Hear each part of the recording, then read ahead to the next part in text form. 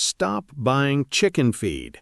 I'm serious. That $25 bag you haul home every 2 weeks, there are 3 plants, perennial plants, that you put in the ground one time and they feed your flock for years. No replanting, no seed orders, no trips to the feed store. And the craziest part? Most backyard chicken keepers have never even heard of them. We've been trained to think that raising chickens means buying bags of commercial feed forever. That's not how it used to work, and it's definitely not how it has to work on your homestead. By the end of this video, you'll know exactly which 3 perennial crops to plant, how to grow them with almost zero effort, and how to integrate them into your feeding routine so your birds get better nutrition than anything that comes out of a bag. One of these plants produces over 100 pounds of biomass per plant per year. Another one was used by farmers for centuries before the feed industry convinced us we needed them. And the third, most people think it's a weed. Let's get into it. Here's what nobody talks about when they sell you that cute little backyard coop and a dozen chicks. The feed bill never stops. A flock of just 10 hens will run you $40 to $60 a month in commercial feed. That's $500 to $700 a year, and that's if you're buying the cheap stuff, the stuff loaded with soy fillers and synthetic vitamins that your birds barely absorb. Want organic, non-GMO feed? Now you're looking at $30 to $40 per bag, double your costs. You're suddenly spending over $1,000 a year just to keep 10 chickens alive. And what do you get for that money? Eggs that cost you more per dozen than what you'd pay at the grocery store. That's the dirty little secret nobody posts about on Instagram. But it gets worse. Every year, feed prices go up. Supply chains get shakier. Your local feed store runs out of your brand for 3 weeks, and suddenly you're scrambling, driving 45 minutes to the next town, paying even more. You got into this to be self-sufficient, to stop depending on the system. But right now, your chickens are the most dependent part of your entire homestead. Your garden produces food. Your compost builds soil. But your flock? They're a monthly bill that never goes away. And the frustrating thing is, you know there has to be a better way. Your great-grandparents didn't drive to a feed store. They didn't have a Tractor Supply account. Their chickens ate from the land. So what changed? The feed industry happened, and they made sure you forgot how it used to work. But here's the thing. Those old methods didn't disappear. They just got buried. And the 3 crops I'm about to show you are the fastest way to dig them back up and start feeding your flock from your own property, year after year, without spending another dime on bags of processed grain. Now these crops handle the feed, but where you actually plant them on your property matters more than most people realize. Whether they integrate into your full rotation, your chicken tractor path, your garden, your compost system, or just sit in a corner doing nothing, is entirely on your layout. I put together a complete zone-by-zone blueprint that maps exactly where each of these crops goes and how they connect to every other system on a 1-acre homestead. It's called the 1-Acre Homestead Layout Guide. I'll drop the link in the description. Here's something the feed companies don't want you to think about. For thousands of years, chickens fed themselves. Not on pellets, not on crumble, not on anything that came in a bag with a barcode. They ate plants, insects, seeds, roots, and the farmers who kept them knew exactly which crops to grow alongside their flocks to keep them healthy, productive, and fat without buying a single input. In medieval Europe, farmers grew comfrey along fence lines specifically to feed their poultry and livestock. In Asia, perennial greens were planted around the edges of paddy waters where ducks and chickens would forage freely. In the American South, before industrialization, families grew Jerusalem artichokes as a dual-purpose crop, tubers for the family, tops and surplus for the animals.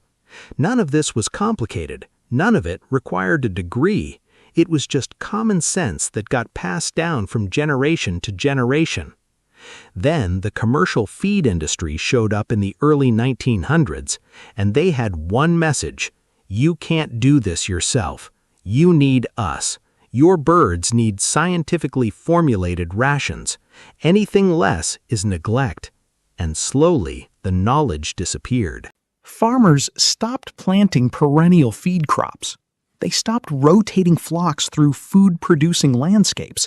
They started buying bags instead of growing pounds. But the plants didn't go extinct. The biology didn't change. A chicken's digestive system is the same today as it was 500 years ago. They still thrive on fresh greens, high-protein leaves, and energy-dense tubers. The only thing that changed is what we were told to believe. And now, the research is catching up. Modern permaculture designers, regenerative farmers, and university extension programs are all circling back to the same conclusion. Perennial crops are one of the most cost-effective, low-labor ways to supplement or even replace commercial chicken feed. This isn't fringe stuff anymore. This is proven. And the 3 crops I'm about to walk you through are the best of the best. They grow in almost every climate zone. They require almost no maintenance. And once established, they just keep producing, season after season, year after year. Your great-grandparents already knew this. Now it's your turn. If you're serious about cutting your feed bill and building a homestead that actually feeds itself, hit that subscribe button and tap the bell. What's coming next are the 3 exact crops that will change how you feed your flock forever. Item 1. Comfrey. Symphytum X uplandicum. Balking 14. And here's the best part. You plant it once. Comfrey is a deep-rooted perennial. It pulls minerals from deep in the subsoil that other plants can't reach. It doesn't need fertilizer. It doesn't need irrigation once established. You cut it back and it regrows in weeks. To get started, order Balking 14 root cuttings. That's the sterile variety. It won't spread by seed and take over your property. Plant them 3 feet apart in a row along your chicken run fence line or wherever you want a permanent harvest station. Water them in the first season. After that, they're on their own.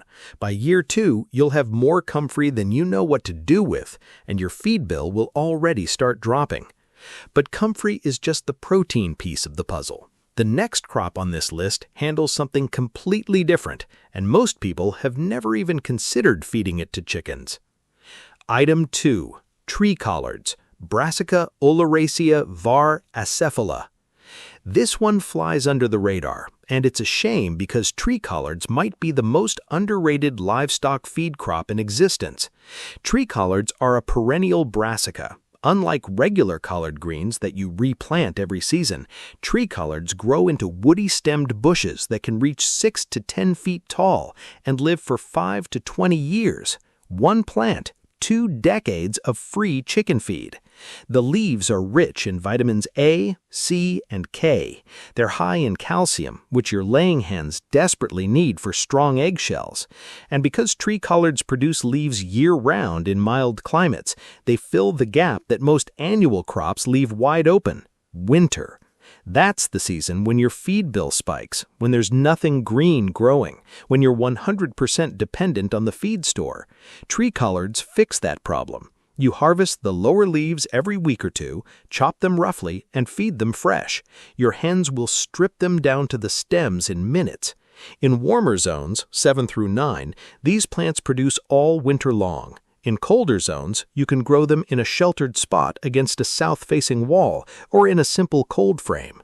To plant them, you'll need cuttings. Tree collards don't grow true from seed. Look for cuttings from permaculture nurseries or homesteading groups online. Stick the cuttings in moist soil in spring, keep them watered for the first month, and they'll root and take off. By the end of the first year, you'll have a small bush. By year 3, you'll be harvesting armloads of leaves every single week. And I'll be honest with you, when I first heard about tree collards, I thought it was too good to be true. A collard green that lives for 20 years? Come on. But I planted 6 of them, and they've outproduced every annual green on my property combined. Now, if comfrey handles protein and tree collards handle vitamins and minerals, the third crop on this list handles something your chickens crave more than anything: energy. Item 3. Jerusalem artichokes, also called sunchokes. This is the one that surprises everyone. Jerusalem artichokes, also called sunchokes, are a perennial sunflower that produces starchy, energy-dense tubers underground. Think of them like potatoes, except you never have to replant them, ever. You put them in the ground once, and every fall they produce pounds and pounds of tubers. Whatever you don't harvest just grows back the next year even thicker. For chickens, these tubers are an incredible energy source. They're high in inulin, a prebiotic fiber that supports gut health and nutrient absorption. That means your birds don't just get calories, they get better digestion, which means better feed conversion, which means more eggs per pound of food consumed. And the numbers are wild. A 10-foot row of Jerusalem artichokes can produce 50 to 100 pounds of tubers in a single season. That's free energy for your flock, harvested from your own soil that would have cost you several bags of feed. You can feed them raw. Just chop the tubers into chunks and toss them in the run, or cook them lightly. Soften them for younger birds. In winter, you can dig tubers as needed right from the ground. They store beautifully in cold soil, like a natural root cellar. Here's how to plant them. Get seed tubers from a nursery or even from the grocery store. Plant them 4 to 6 inches deep, 12 inches apart, in a dedicated bed or along a fence line. They prefer full sun, but tolerate partial shade. Water them the first season. After that, forget about them. One warning: these things spread aggressively. Plant them inside a barrier or in an area where you don't mind them taking over. Some homesteaders plant them inside their chicken run perimeter so the birds do the harvesting themselves. By year 2, your patch will be fully established. By year 3, you'll be pulling out more tubers than your entire flock can eat. And that's the beauty of these 3 crops working together. Item 4. The 3-crop system. How they work together. Here's where it all clicks. Comfrey gives your chickens protein. Tree collards give them vitamins and minerals. Jerusalem artichokes give them energy. Together, they cover the 3 pillars of poultry nutrition without a single bag of commercial feed. But the real magic happens when you think about timing. In spring and summer, all 3 crops are producing at peak volume. You're drowning in free feed. You can cut back your purchased feed by 50 to 80% during these months. In fall, the Jerusalem artichoke tubers are ready for harvest. That's your winter energy stockpile right there in the ground. In winter, your tree collards are still pushing out leaves, especially if you're in zone 7 or warmer. And the dried comfrey you stockpiled from summer fills in the protein gaps. You've just built a year-round feeding system that costs you nothing after the first year of planting. Now, here's the thing most people miss. These 3 crops don't just feed your chickens, they feed your soil too. Comfrey mines nutrients from deep underground. Jerusalem artichoke roots break up compacted earth. Tree-colored leaves that hit the ground become mulch. Your whole property gets more fertile every year just by growing these plants. That's the kind of stacking system that separates a homestead that struggles from one that thrives. But getting the layout right, where each crop goes relative to your coop, your garden beds, your compost, and your tractor path, that's what makes or breaks the whole thing. I mapped out every zone in my 1-acre homestead layout guide, so you can see exactly how these crops connect to every other system on your property. Grab it from the link in the description. Item 5. Harvesting and storage for year-round feeding. Growing these crops is the easy part. Knowing how to harvest and store them so you've got feed 12 months a year, that's where most people drop the ball. For comfrey, Cut the leaves when they're about 2 feet tall. Use a sickle or garden shears. Lay them on a screen or hang them in bundles in a dry, shaded spot. Once they're fully dried, usually 5 to 7 days, crumble them into paper bags or bins. Dried comfrey keeps for months, and you can mix it straight into your winter feed blend. For tree collards, harvest fresh as needed. Strip the lower leaves, leaving the growing tip alone. In mild climates, you'll be picking leaves every 10 to 14 days, right through winter. If you get a hard freeze, throw a frost cloth over your plants for the worst nights, and they'll bounce back. Jerusalem artichoke tubers store best in the ground. Just leave them in the soil and dig what you need when you need it. If your ground freezes solid, dig a batch before the hard freeze and store them in damp sand in a root cellar or unheated garage. They'll keep for 2 to 3 months that way. The goal is simple. Summer and fall, you're feeding fresh. Winter and early spring, you're drawing from your dried comfrey, your stored tubers, and whatever fresh tree-colored leaves you can still pick. No feed store runs in January, no empty bags in the barn, just your own crops doing the work. This one surprised me the most, though, and it leads directly into a mistake I almost made myself. I'll be honest with you, I didn't believe any of this would actually work. 3 years ago, I was spending about $85 a month feeding 15 hens. That's over $1,000 a year. And every time I looked at my egg basket, I'd do the math in my head and think, I'm paying $5 a dozen for my own eggs. That's not self-sufficiency. That's an expensive hobby. I'd heard about comfrey on a permaculture podcast. The guy made it sound like a miracle plant. I rolled my eyes. I'd been burned before by internet farming advice that sounds amazing in a YouTube comment section and falls apart in real life. But I was frustrated enough to try it. I ordered 20 Bocking 14 root cuttings for about $40, planted them along my chicken run fence in April, watered them for the first month, and then basically ignored them. By July, those plants were 3 feet tall and exploding with leaves. I cut a wheelbarrow full and dumped it in the run. My hens went absolutely crazy for it. I'd never seen them eat anything that fast. That fall, a friend gave me 6 tree-collared cuttings. I stuck them in the ground near my coop. Honestly, didn't expect much, but by the following spring, they were bushy little plants already producing more leaves than I could use. Then I added a 15-foot row of Jerusalem artichokes along my back fence. By year 2, here's what happened. My monthly feed cost dropped from $85 to about $30. I was only buying a bag of feed every 5 to 6 weeks instead of every 2. My hens' feathers looked better, their egg production actually went up. I went from averaging 9 eggs a day to 11. And by year 3, last year, I cut my feed bill to under $20 a month. That's a savings of nearly $800 a year from 3 plants I put in the ground once. I went from skeptic to absolute convert, and now I can't imagine running a homestead without these 3 crops in the ground. The key was that I didn't just plant them randomly.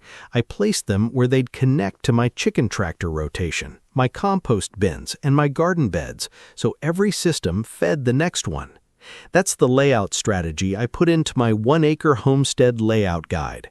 It covers the exact zone placement, the rotation logic, and the 30-day action plan to get it all running.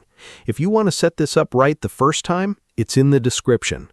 Now, before you run out and start planting, let me save you from the mistakes I see people make all the time with these crops. Mistake 1. Planting the wrong comfrey variety. Common comfrey, Symphytum officinalis, spreads by seed. It will take over your entire property within 2 years. You want Bocking 14. It's sterile. It only spreads from root cuttings. If you plant the wrong one, you'll spend more time fighting comfrey than feeding chickens. Mistake 2, putting Jerusalem artichokes in your main garden bed. I cannot stress this enough. These things are invasive. Every tiny piece of tuber left in the soil grows a new plant. Give them their own dedicated zone. behind a fence, inside a raised bed with a root barrier, or along a property edge where spreading doesn't matter. If you mix them into your vegetable garden, you'll be pulling sunchokes out of your tomato rows for years. Mistake 3. Feeding too much too fast. These crops are supplements, not a cold turkey replacement. You need to transition your flock gradually over 4 to 6 weeks. Start by replacing 20% of their commercial feed with fresh crops, then increase. Going all in on day 1 can cause digestive upset and a temporary drop in egg production that'll make you think the whole system failed. Mistake 4. Forgetting to dry and store for winter. The whole point of this system is year-round feeding. If you just toss fresh comfrey in the run all summer and never dry a single leaf, you'll hit December with nothing. Treat your harvest like a pantry. Dry comfrey in bulk, leave tubers in the ground, plan your tree-colored pickings. The system only works 12 months if you work it 12 months. Picture this.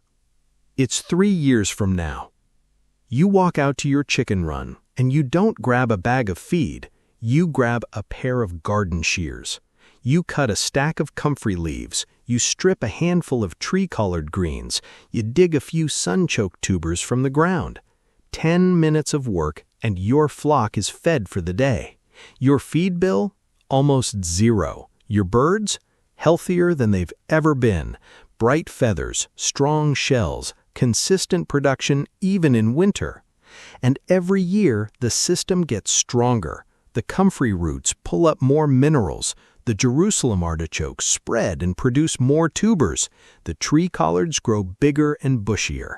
You're not dependent on the feed store anymore. You're not worried about price hikes or supply shortages. You built something that feeds your animals from your own land on your own terms.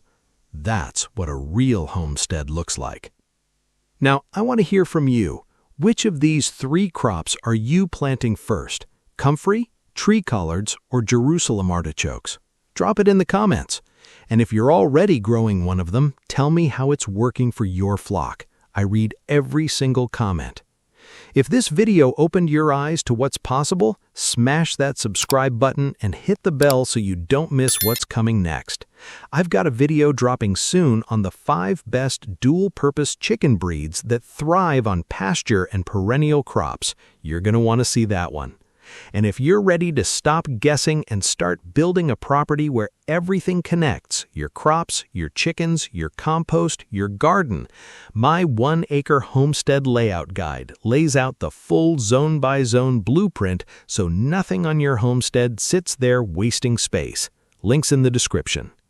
Your great-grandparents didn't need a feed store, and now neither do you. 13 plants. That's all that stands between you and never buying another bag of chicken feed again.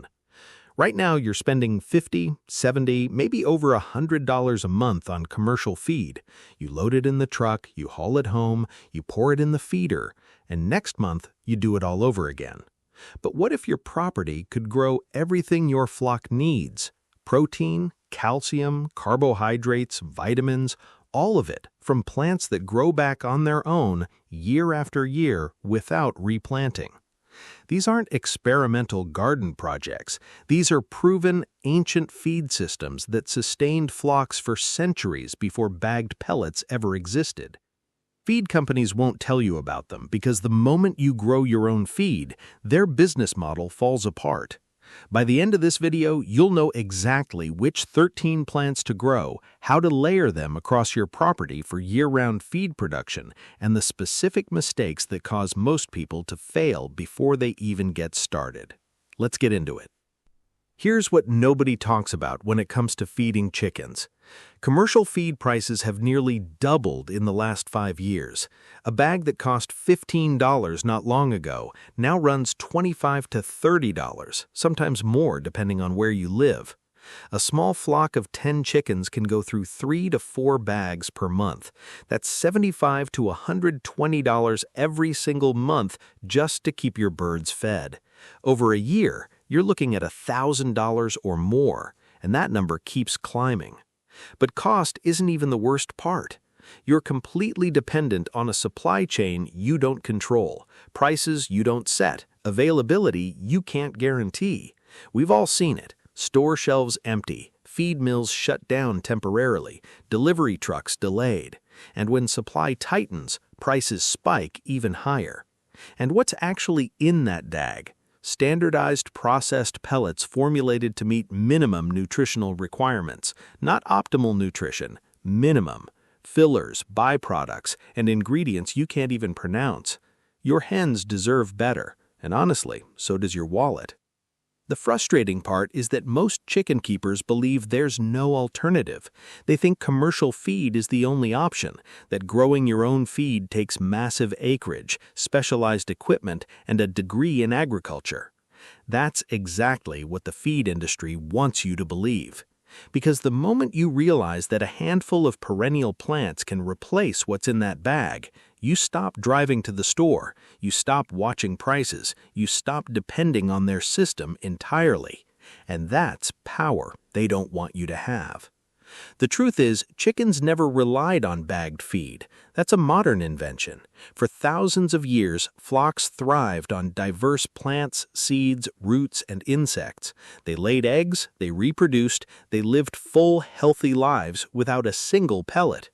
What changed wasn't the chickens. What changed was the system built around selling you something your property can already produce. Here's what ancient farmers understood that modern agriculture wants you to forget. Chickens are designed to eat living ecosystems, not processed pellets. They evolved over thousands of years consuming diverse plants, seeds, roots, and insects. Their digestive systems are built for variety. Their bodies thrive on fresh, natural nutrition that changes with the seasons. Ancient farmers didn't have feed stores. They didn't have pellet mills or supply chains. What they had was knowledge. They knew which plants produced the most protein, which ones stored energy underground for winter, which ones grew back after harvest without replanting, and they built entire feeding systems around those plants. Farmers in Southeast Asia have been growing azolla, a tiny floating fern, to feed poultry for centuries. Moringa has sustained livestock across tropical Africa and India for generations. Comfrey was called the healing herb by medieval European farmers who fed it to every animal on the homestead. Jerusalem artichoke was a staple crop for Native American communities long before European settlement. This isn't new science. This is forgotten wisdom. Modern commercial agriculture didn't improve on these systems, it replaced them. Not because pellets are better nutrition, but because pellets are easier to sell. You can't put a profit margin on a plant that grows itself forever in someone's backyard. So that knowledge got buried, pushed aside, replaced with convenient bags and monthly bills. But the plants never went anywhere. They're still growing, still producing, still waiting for someone smart enough to use them. And that someone is you. Today, I'm going to walk you through 13 specific plants that cover every nutritional need your flock has: protein, calcium, carbohydrates, vitamins, and minerals. Each one is perennial or self-seeding. Each one grows in common U.S. climates, and each one keeps producing year after year without replanting. If you want proven farming systems that cut costs and build real self-sufficiency, subscribe now and hit the bell. What's coming next are the 13 plants that could permanently eliminate your feed bill. Item 1. Comfrey, the single most powerful plant on this list. Comfrey contains 20 to 25% protein by dry weight. That's comparable to alfalfa and higher than most commercial grain mixes. It's loaded with calcium, vitamin A, vitamin C, B12, iron, magnesium, and phosphorus. Everything your laying hens need for strong shells, healthy feathers, and consistent production. But here's what makes Comfrey truly special. You plant it once and it produces for 20 to 50 years. No replanting, no reseeding, no annual soil prep. The roots survive winter underground and push new growth every spring automatically. Harvest stimulates more growth. Cut it back and it comes back faster and thicker. One mature plant can yield 30 to 50 pounds of fresh leaves annually. 10 plants give you 300 to 500 pounds of free chicken feed every single year. Do the math. If you're spending $1,000 a year on feed and Comfrey replaces even 30%, that's $300 saved annually from plants that cost $5 to $10 each to start. Plant it along garden edges or near your coop. It grows in zones 3 through 9, tolerates clay, sand, rocky ground, and drought. Strip the leaves and toss them to your flock fresh or dry them for winter storage. This one plant alone could change your entire feed budget. But the next one grows even faster. Item 2. Moringa, the fast-growing protein tree. If Comfrey is the workhorse, Moringa is the racehorse. Moringa leaves contain 25 to 30% protein on a dry matter basis. That's higher than most commercial feeds on the market. They're packed with vitamins A and C plus calcium, the exact nutrients laying hens need for vibrant yolk color, strong eggshells, and robust immune systems. Chickens go crazy for it. They'll rush to eat fresh moringa leaves before touching anything else in the feeder. A single tree can reach 10 feet in its first year and produce several pounds of leaves per harvest. You harvest every 2 to 3 weeks throughout the growing season. Just strip the leaflets from branches and feed them fresh or dry them for storage. In USDA zones 9 through 11, moringa grows year-round outdoors. Zones 7 and 8, it dies back in winter but returns from roots in spring. Colder zones? Grow it in large containers and bring them inside during freezing months. This tree has been feeding livestock across tropical Africa and Asia for centuries. It's not a trend, it's proven agriculture that feed companies hope you never discover. And the next plant doesn't even need soil. Now we shift from soil to water, and I'll be honest with you, this one surprised me the most. Azolla is a tiny floating aquatic fern that contains 25 to 35% protein, plus essential amino acids, vitamin A, B12, iron, and calcium. It doubles its mass every 3 to 5 days. That makes it the fastest producing feed source on this entire list. You don't need land, you don't need good soil. You need a kiddie pool, water, and a starter culture. Fill a shallow container with 4 to 6 inches of water, float your Azolla starter on top, place it in partial sunlight, that's it. Every few days scoop out half and feed it to your chickens. The remaining half regenerates to full coverage within days. A single small pool produces several pounds of fresh feed per week. 2 or 3 containers can cover a significant portion of protein needs for a flock of 6 to 10 birds. Families in Vietnam, India, and the Philippines have used this system for generations. It works in zones 6 through 11 during warm months. Keep multiple backup containers though. Azolla can crash in extreme heat above 95 degrees. Redundancy protects your supply. But if you want something that stores feed underground for winter, the next one is exactly what you need. Item 4. Jerusalem artichoke, the underground energy bank. Most plants feed your chickens from above ground. This one stores feed underground for you. Jerusalem artichoke, also called sunchoke, is a perennial tuber crop that produces carbohydrate-rich tubers underground every fall. The tubers are packed with inulin and sustained energy, exactly what your flock needs during winter when fresh greens are scarce. The stalks grow 6 to 10 feet tall and can be chopped for roughage throughout the growing season. Chickens eat the chopped tubers and stalks eagerly, getting both energy and fiber from a single plant. Here's what makes this one almost unfair. It self-seeds aggressively. Plant it once and it returns every year without replanting. Tubers left in the ground over winter sprout in spring and continue the cycle indefinitely. It thrives in zones 3 through 9, tolerates poor soil, drought, and neglect. Even in Zone 3, where winters drop below -20 degrees, tubers survive frozen soil and emerge vigorously in spring. Don't dig the entire patch at once. Harvest weekly, leaving tubers in the ground where they stay fresh. The soil is your storage bin. The next plant on this list never stops producing, even when your entire garden has shut down for winter. Item 5. Tree collards, the perennial green machine. Most greens are annual crops. They grow, produce, die, and you start over next year. Tree collards break that cycle completely.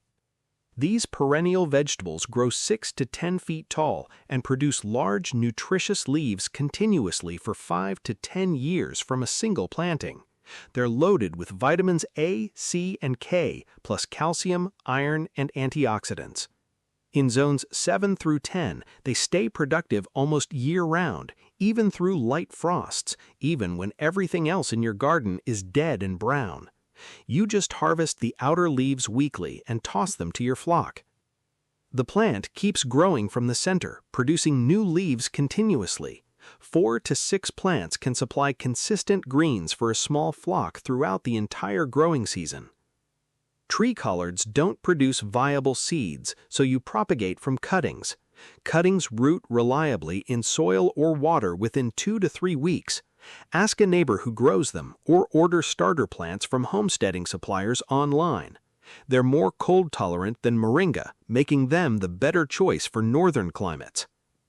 But the next group of plants is where most people miss a huge opportunity. Item 6. Sunflowers, the homegrown energy seed. Sunflower seeds pack about 20% protein by weight, plus healthy fats and vitamin E. That's concentrated energy your hens desperately need during heavy laying periods. Egg production is energetically expensive. Hens burn through calories fast. Sunflower seeds deliver those calories efficiently while supporting reproductive health and feather condition.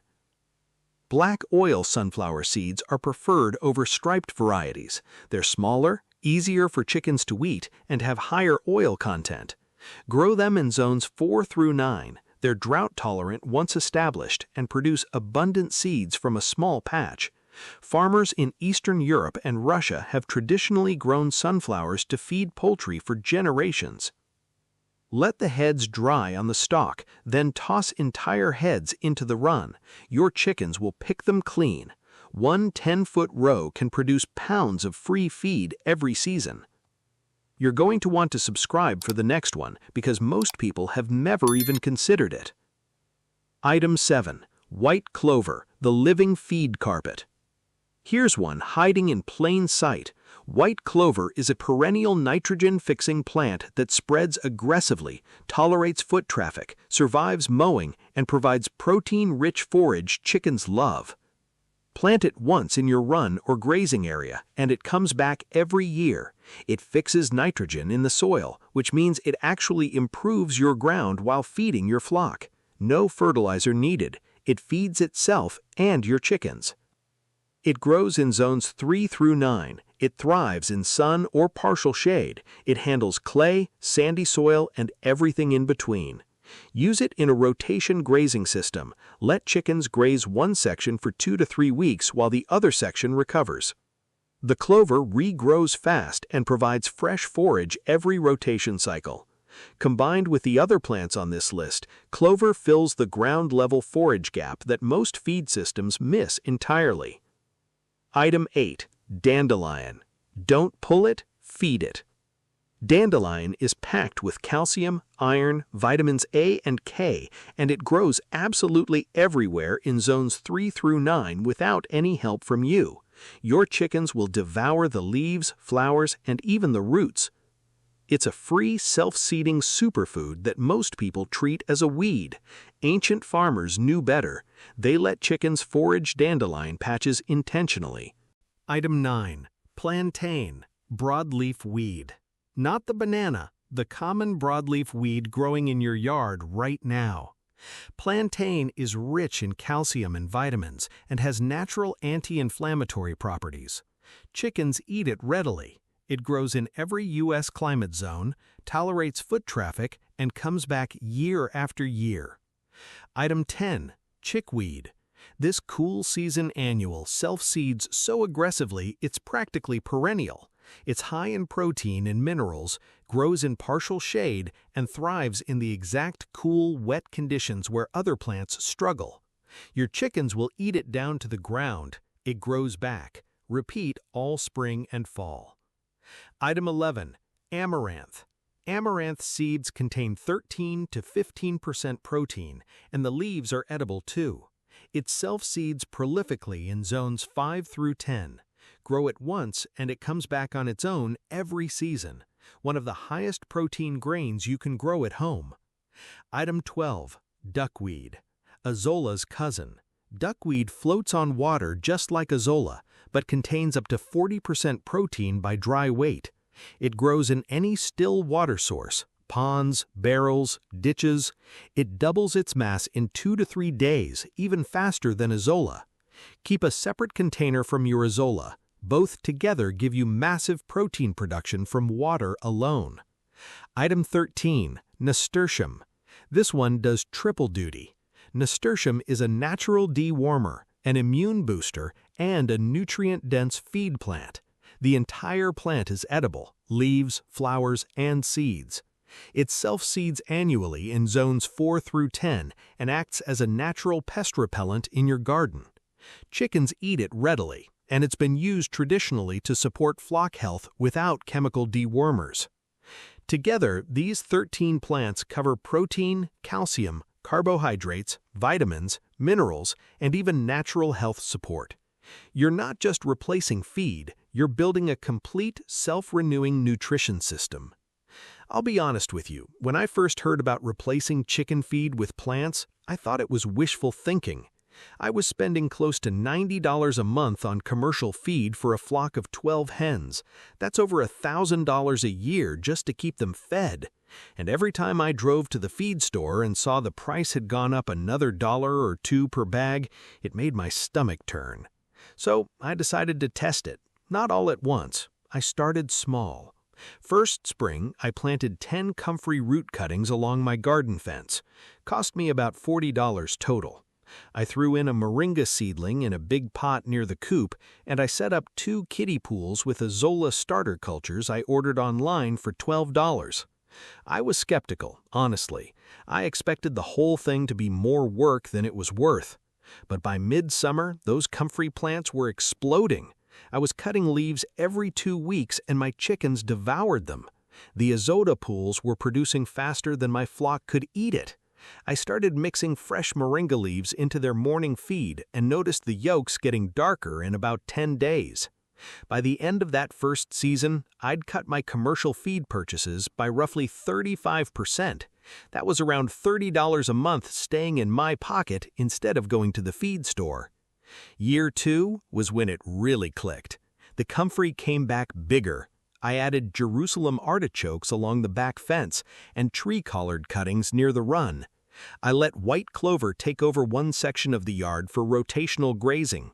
My feed bill dropped close to 50%. I was spending about $45 instead of $90, and my hens were healthier, brighter feathers, stronger shells, more consistent laying through the fall months than I'd ever seen. I went from skeptic to complete convert. Not because someone told me it worked, because I watched it happen in my own backyard, with my own flock and my own wallet. Now, before you rush out and start planting, let me save you some headaches. These are the mistakes I see people make over and over again.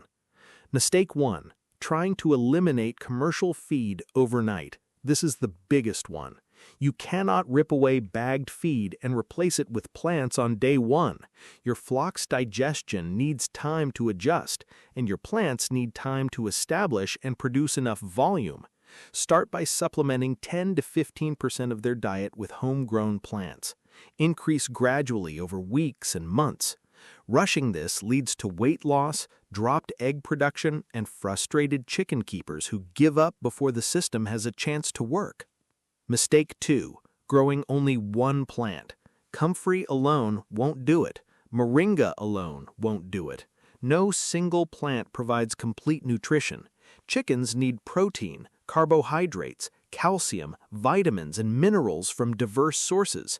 That's why this list has 13 plants, not one. You need to layer multiple plants across your property so the nutritional gaps get filled from every direction. One protein source, one energy source, one mineral source at minimum. Mistake 3. Ignoring your climate zone. Moringa is incredible, but it won't survive a Zone 4 winter outdoors. Azolla crashes above 95 degrees. Jerusalem artichoke spreads where you don't want it if you don't contain it. Match every plant to your specific USDA zone before you spend a dime. The best system is the one that actually grows where you live. Mistake 4. No backup cultures for azolla and duckweed. Water-based plants can crash fast. One heat wave, one contaminated water source, and your entire culture is gone. Always keep 2 to 3 separate containers so you have backup cultures to restart from. Redundancy isn't optional with aquatic plants, it's survival. Picture this. It's 2 years from now.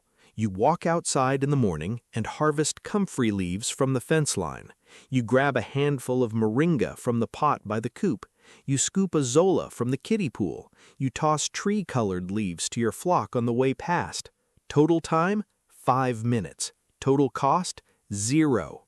Your hens are healthier than they've ever been. Shells are rock solid. Yolks are deep orange. Egg production is steady through fall when it used to drop off. You haven't been to the feed store in weeks. When feed prices spike again, and they will, you barely notice. Your neighbor is complaining about $32 bags. You're harvesting free protein from plants you put in the ground once. That's not a fantasy. That's what a layered perennial feed system looks like when it matures.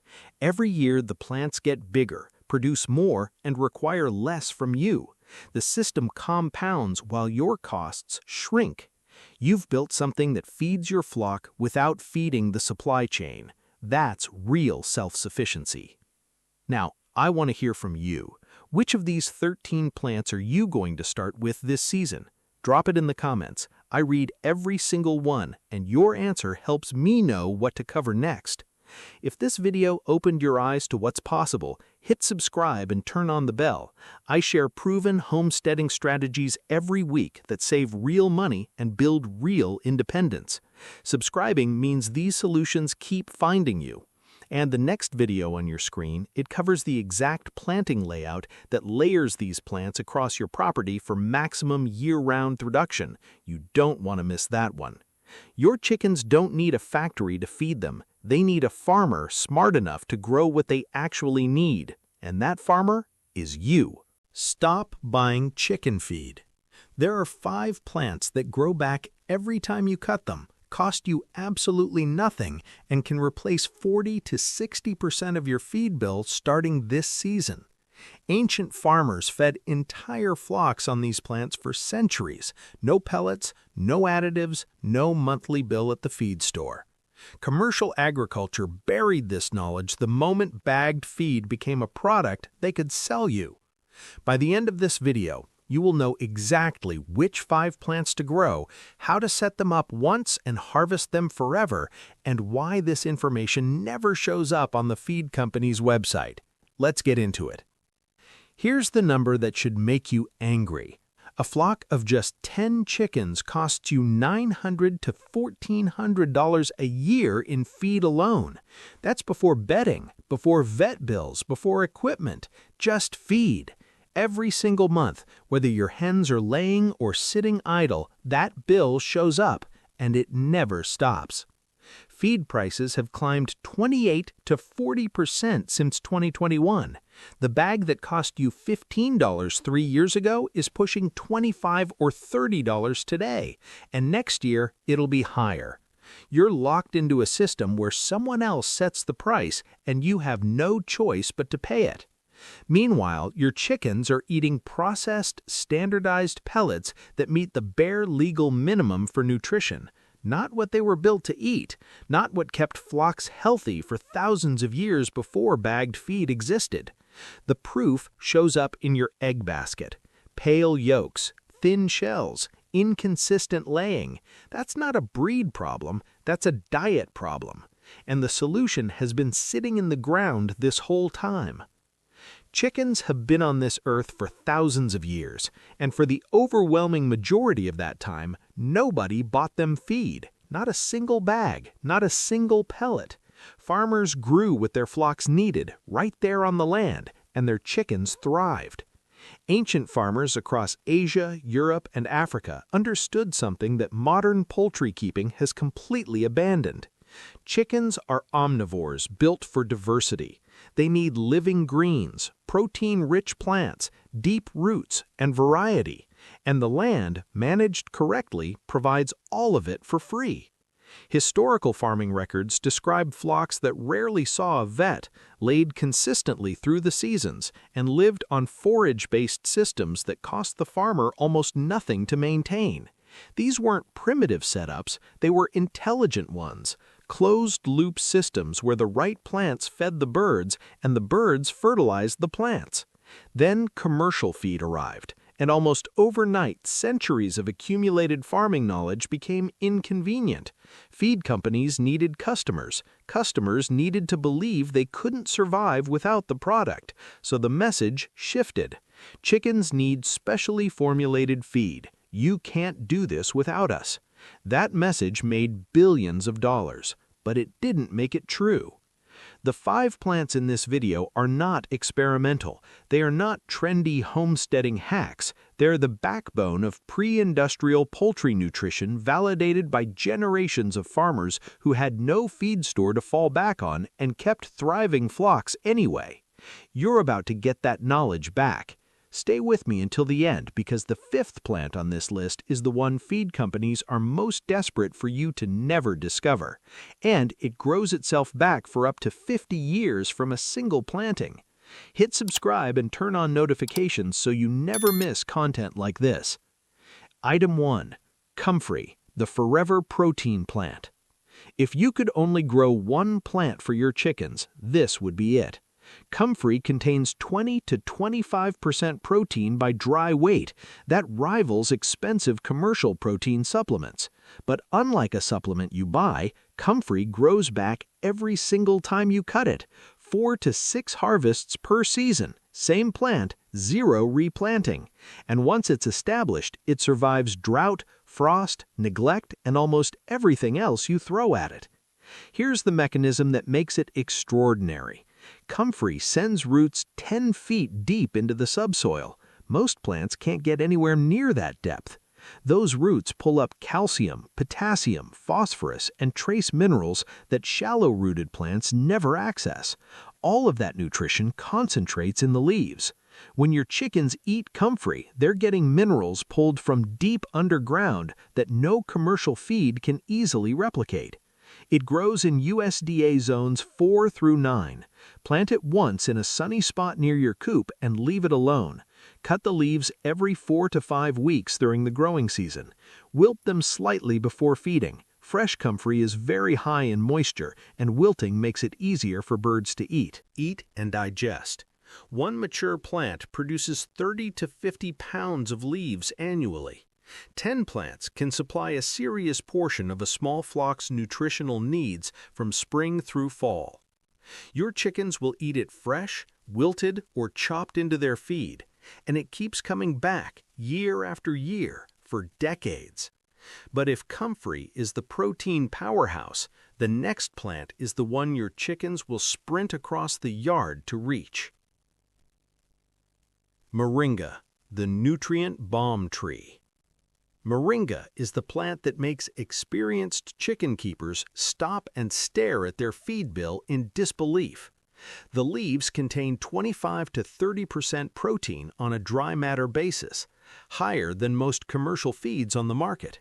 They're also loaded with vitamins A and C, calcium, and iron, the exact nutrients laying hens burn through fastest during peak production. And in the right climate, a single moringa tree grows so aggressively it almost feels unfair. Here's why it works so well for chickens.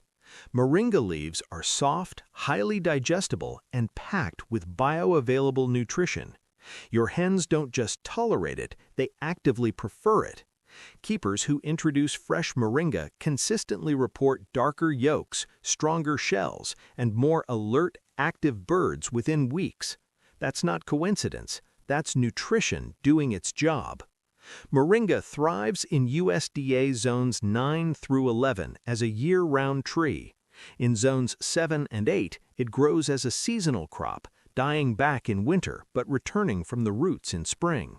In colder zones, grow it in large containers and bring it indoors during freezing months.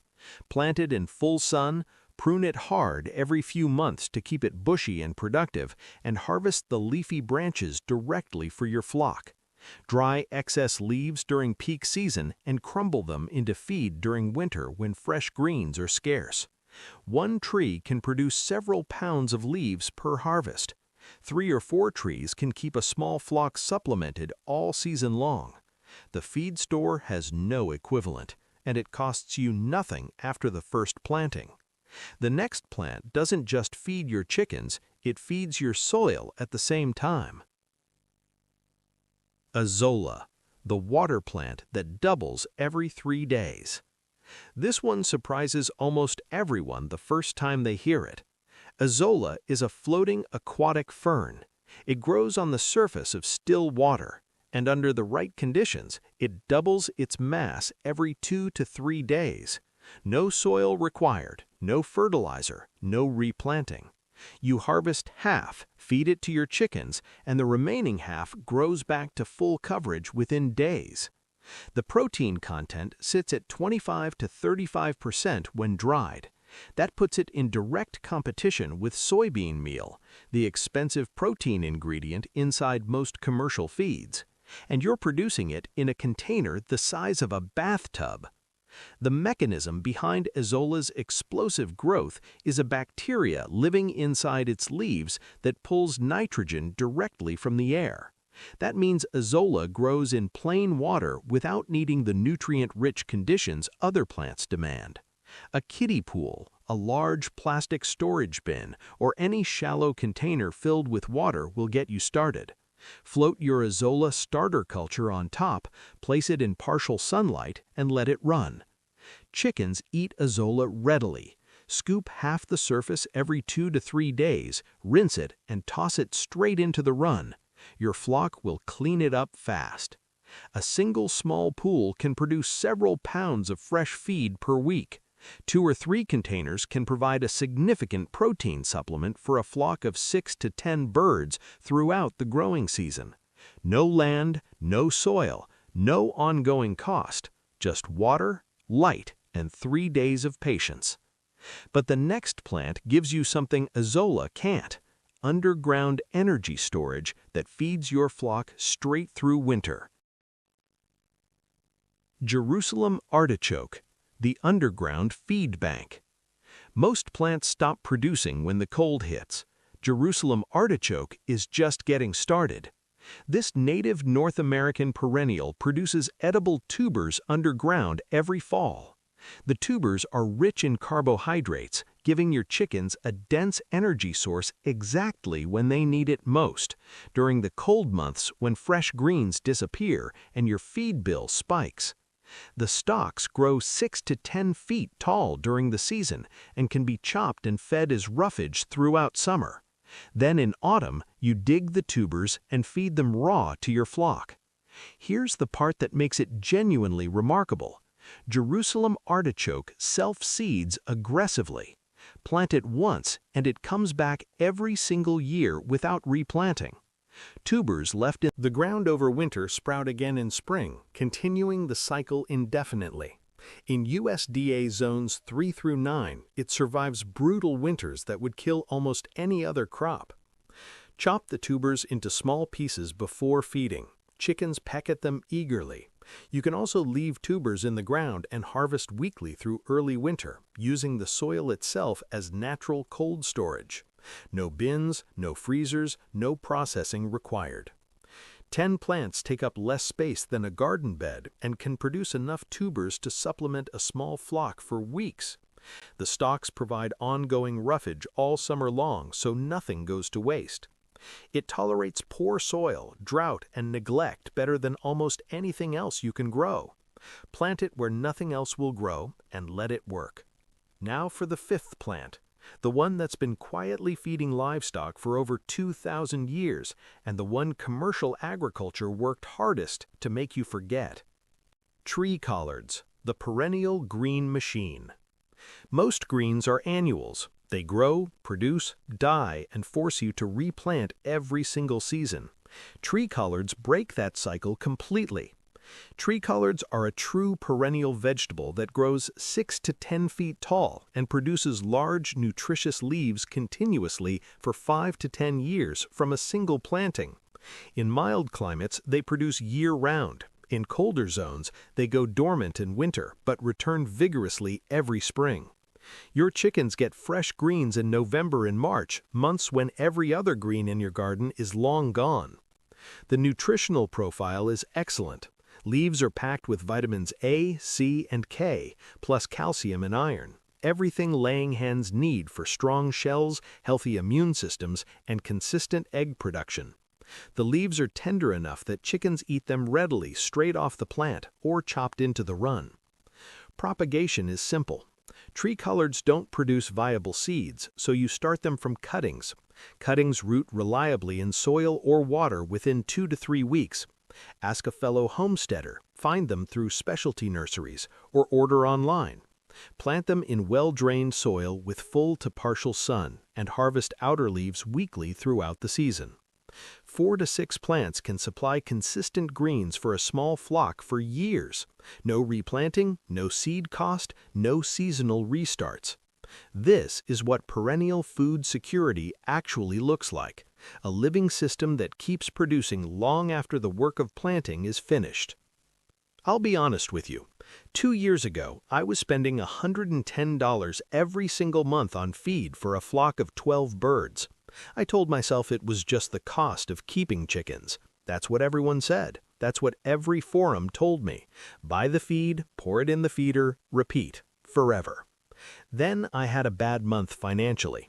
Feed budget got cut in half. I panicked. I'd read about comfrey before, but always dismissed it as one of those homesteading ideas that sounds better than it works. I had a neglected corner of my property that grew nothing useful. I ordered 10 comfrey root cuttings for less than $15, stuck them in the ground, and forgot about them for 6 weeks. When I came back, the growth stopped me in my tracks. I started cutting leaves and tossing them into the run. My chickens went after them like they'd been starving. Within 3 weeks, I added a kiddie pool of azolla next to the coop. 2 weeks after that, I planted a row of tree collards along the fence line.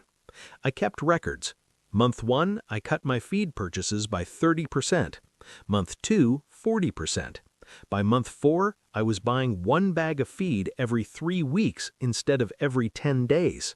My feed bill dropped from $110 a month to under $45. But here's what I didn't expect. My egg production actually went up.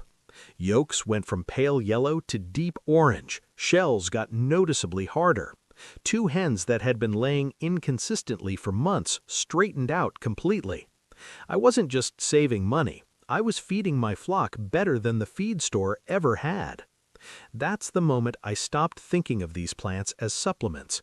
They're not supplements. They're the foundation. Commercial feed is the supplement. Most people who try this system quit before it works, not because the plants failed them, because they made one of these 5 mistakes. Mistake 1. Planting too little and expecting too much. 1 comfrey plant won't replace your feed bill. Neither will 1 azolla pool. You need volume. Start with at least 5 to 10 comfrey plants, 2 to 3 azolla containers, and 4 to 6 tree collards. Scale matters. Underplanting is the #1 reason people try this system and walk away disappointed. Mistake 2. Feeding fresh comfrey in massive quantities. Comfrey is extremely high in moisture when freshly cut. Feeding large amounts straight off the plant can cause loose droppings and digestive upset. Wilt it for a few hours first. Lay it in the sun for half a day beforehand, tossing it into the run. This concentrates the nutrition and makes it far easier on your bird's digestive systems. Mistake 3. Setting up Azolla in full direct sun. Azolla needs light to grow, but it crashes fast in intense afternoon heat. Water temperatures above 95 degrees Fahrenheit will wipe out your culture in days. Place your containers where they get morning sun and afternoon shade. If one pool crashes, you want a backup culture in a separate container. Always run at least 2 pools for this reason. Mistake 4. Harvesting Jerusalem artichoke tubers all at once. Dig everything in October and you're left managing storage for weeks. Instead, harvest what you need each week and leave the rest in the ground. The soil keeps them perfectly preserved and fresh right through early winter. Less labor, less waste, better nutrition.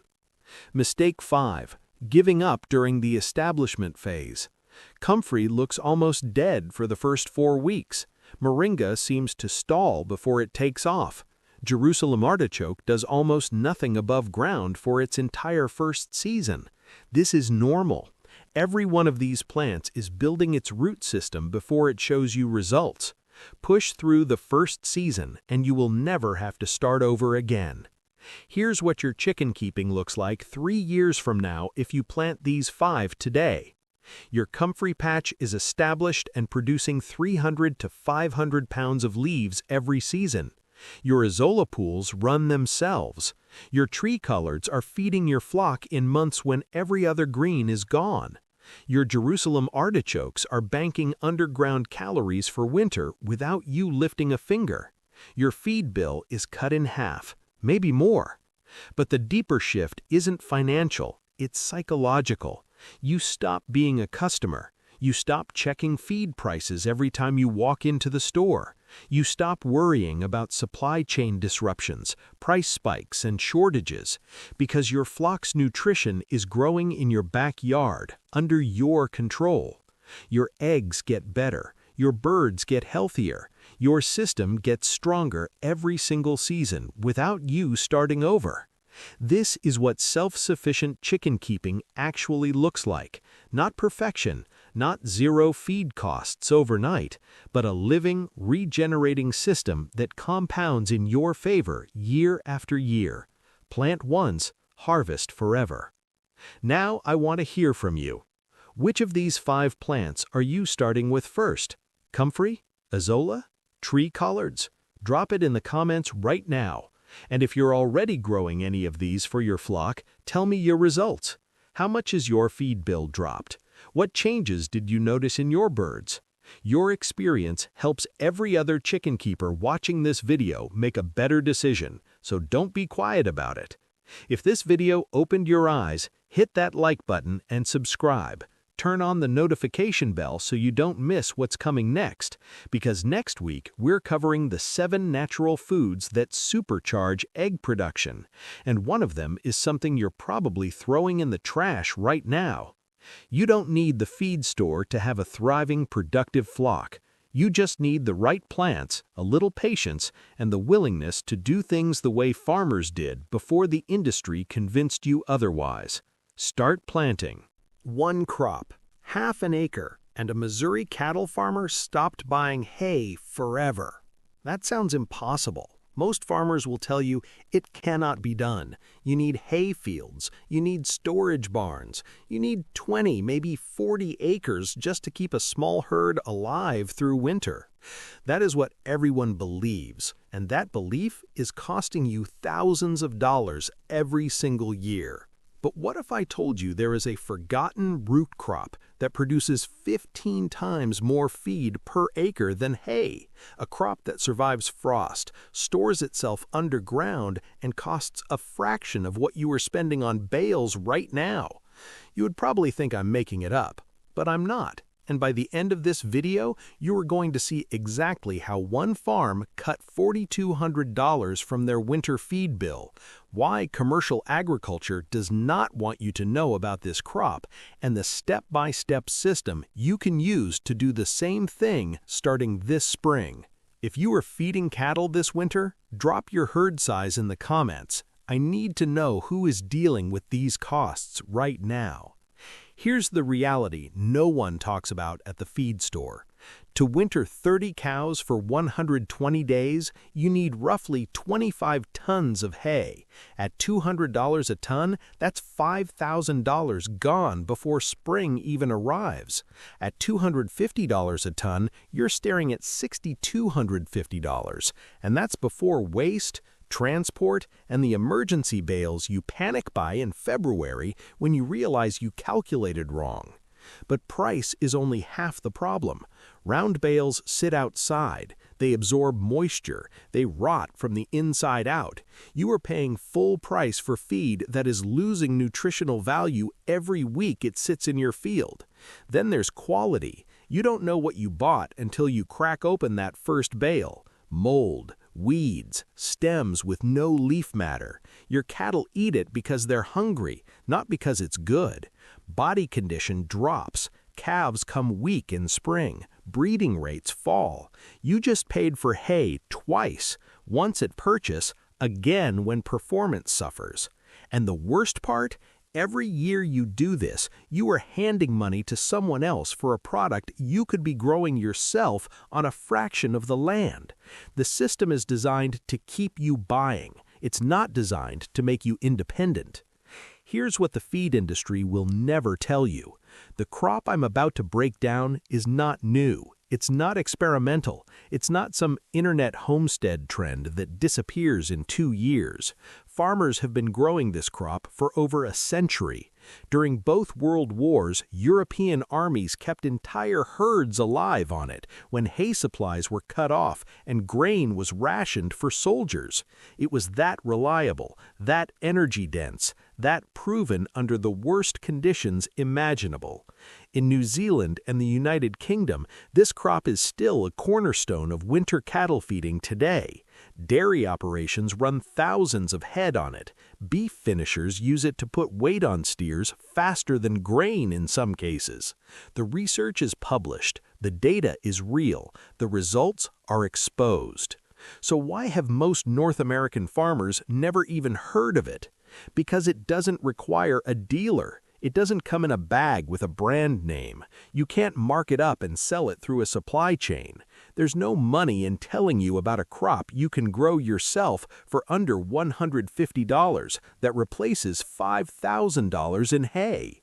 The crop is fodder beets, and what you are about to learn is going to change the way you feed cattle permanently. This is not theory. This is not guesswork. This is a feeding system backed by over 100 years of real-world results on real farms, and I'm going to give you everything you need to do it yourself.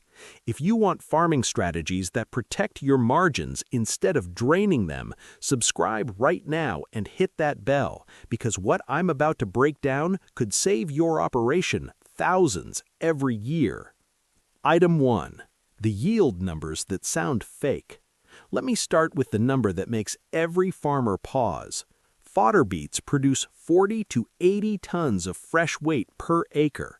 Compare that to hay at 3 to 5 tons per acre. That's not a small improvement. That's 15 times more feed from the same piece of ground. Half an acre can realistically yield 25 to 40 tons. That's enough to carry 30 cows through a full 120-day winter when paired with minimal roughage. And I'll be honest with you, when I first heard these numbers, I didn't believe them either. They sound like marketing, but the data from New Zealand and the UK confirms it year after year. University trials back it up. Real farms back it up. The reason yields are so high is the root itself. Fodder beets store massive amounts of energy underground in bulbs that can grow to the size of a small football. Every ounce of that root is dense, digestible feed your cattle will devour. 1 acre of fodder beets replaces what would take 10 to 15 acres of hay ground to produce. If you are farming on limited acreage, that math changes everything. But the energy inside those roots is where it gets really interesting.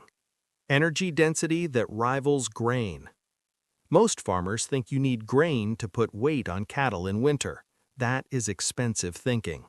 Fodder beets deliver 12 to 13 megajoules of metabolizable energy per kilogram of dry matter.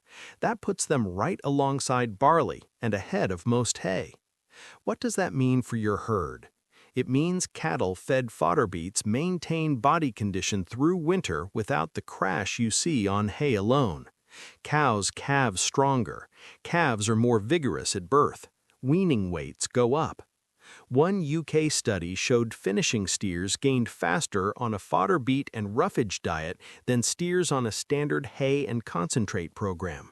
Faster gains, lower cost, same quality beef. And here's the part the grain dealers will not mention. You're growing this energy on your own land for under $150 in seed and diesel. Compare that to buying grain at $300 to $400 per ton and hauling it home. The cost per unit of energy is not even close. Fodder beets give your cattle premium nutrition at a fraction of the price. That's not a small advantage. That's a competitive edge most small operations don't even know exists. Now here's something most people overlook entirely: drought resistance that saves you twice. Hay is a gamble every dry summer. One drought and prices double, sometimes triple. You've seen it happen. Suddenly, you're paying $350 per ton for mediocre quality bales and competing with every other desperate farmer in your region. Fodder beets don't play that game. Their deep taproot pulls moisture from soil layers that shallow-rooted grasses cannot reach. In dry years when hay fields turn brown and crispy, fodder beets keep growing. Not perfectly, but enough to still deliver a usable crop when everything else has failed.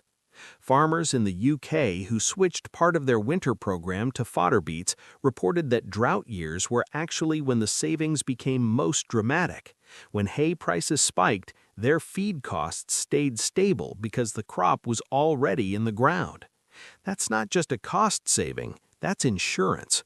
You're protecting your operation from the one variable that destroys more small farms than anything else: price volatility on feed you cannot control. Growing your own drought-tolerant winter feed means you stop reacting to markets and start controlling your own margins. And the benefits don't stop at feeding your cattle. Soil improvement you didn't expect. Here's a hidden bonus nobody talks about. Fodder beets actually improve your soil while feeding your herd. The deep taproot breaks through compacted layers that years of haying have created. When you harvest or graze the crop, those root channels stay open. Water infiltrates deeper. Soil biology moves into spaces that were locked up tight. If you bale graze fodder beets, meaning you let cattle harvest them directly in the field, you get even a bigger benefit.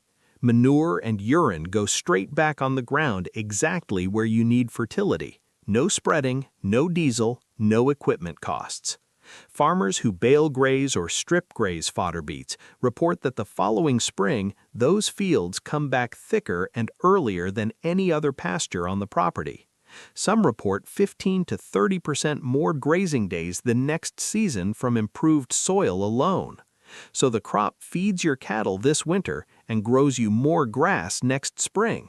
That's a compounding return most feed purchases will never give you. You're building your farm instead of draining it.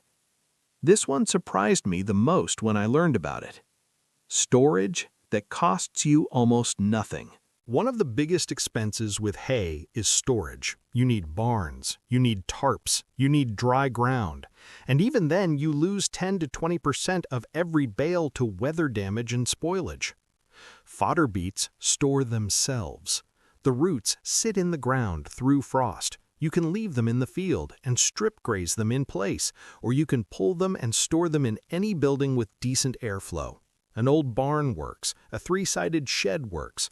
No climate control, no expensive infrastructure. In cold climates, farmers pile fodder beets in windrows and cover them with straw. They hold for months. In milder regions, you can leave them in the ground until you need them and harvest as you go.